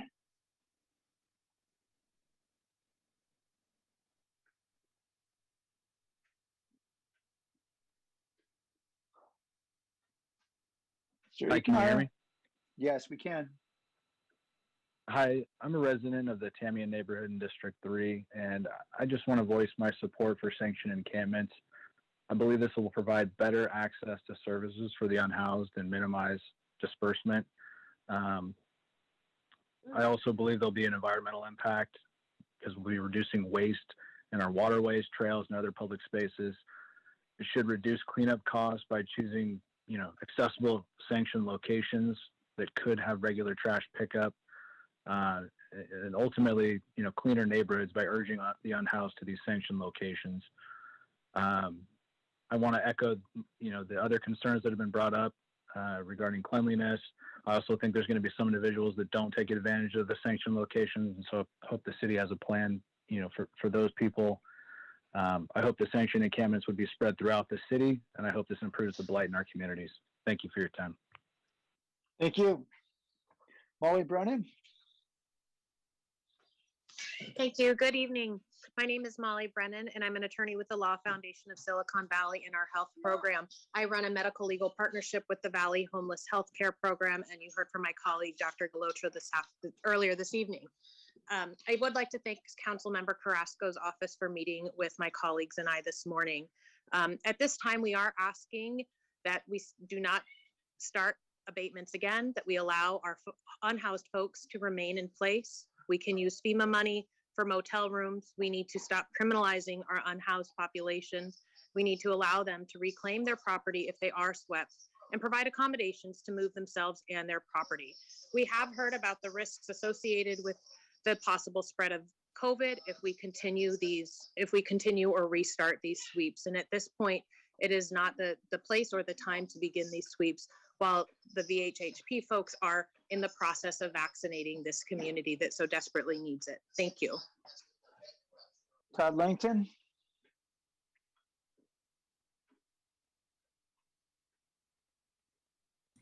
My name is Todd Langton. I'm with a group called Agape Silicon Valley. I strongly encourage the city to stop the sweeps, stop the abatements, unless there are sanctioned encampments already in place. There should be a sanctioned encampment in everybody's district. I was very encouraged with Dr. Modit Galatra's comments, and especially his compassion and his passion for what he does. He used two key words, the word homes and the word stable. These people are not homeless. They are unhoused. They have these homes that they have built, and when we go with these sweeps, they create lots of instability, lots of instability. We need to have sanctioned encampments in place before we do the sweeps. The city and the county have got to do a much better job with reaching out for these unhoused. There's a cat and mouse game going on. If you push them out, they're going to come back. They're going to move 10 yards. Let's take care of them. Let's not be the poster child for a city that's not doing the unhoused correctly. Thank you. It's now 6 o'clock. I'm going to recess the meeting until 7 o'clock, and then we're going to immediately begin the public hearing on item 3.3 regarding San Jose Water Company's proposed rate increases. So I want to apologize to the members of the community who have been patiently waiting. We're going to have to resume this item after that public hearing that's been specially set at 7 p.m. So we'll conclude that immediately. Mayor? And then, yes. Point of order. So have you noted the hands raised for this item? Because that'll have to come down for the hearing, right? As we come back. I have not Oh, written down. No. Okay, thank you, I'm Henry. sorry? Henry from the mayor's office has. Okay, thank you. Great. Okay, bye. Thank you, Henry. All right, thank you. Means in recess.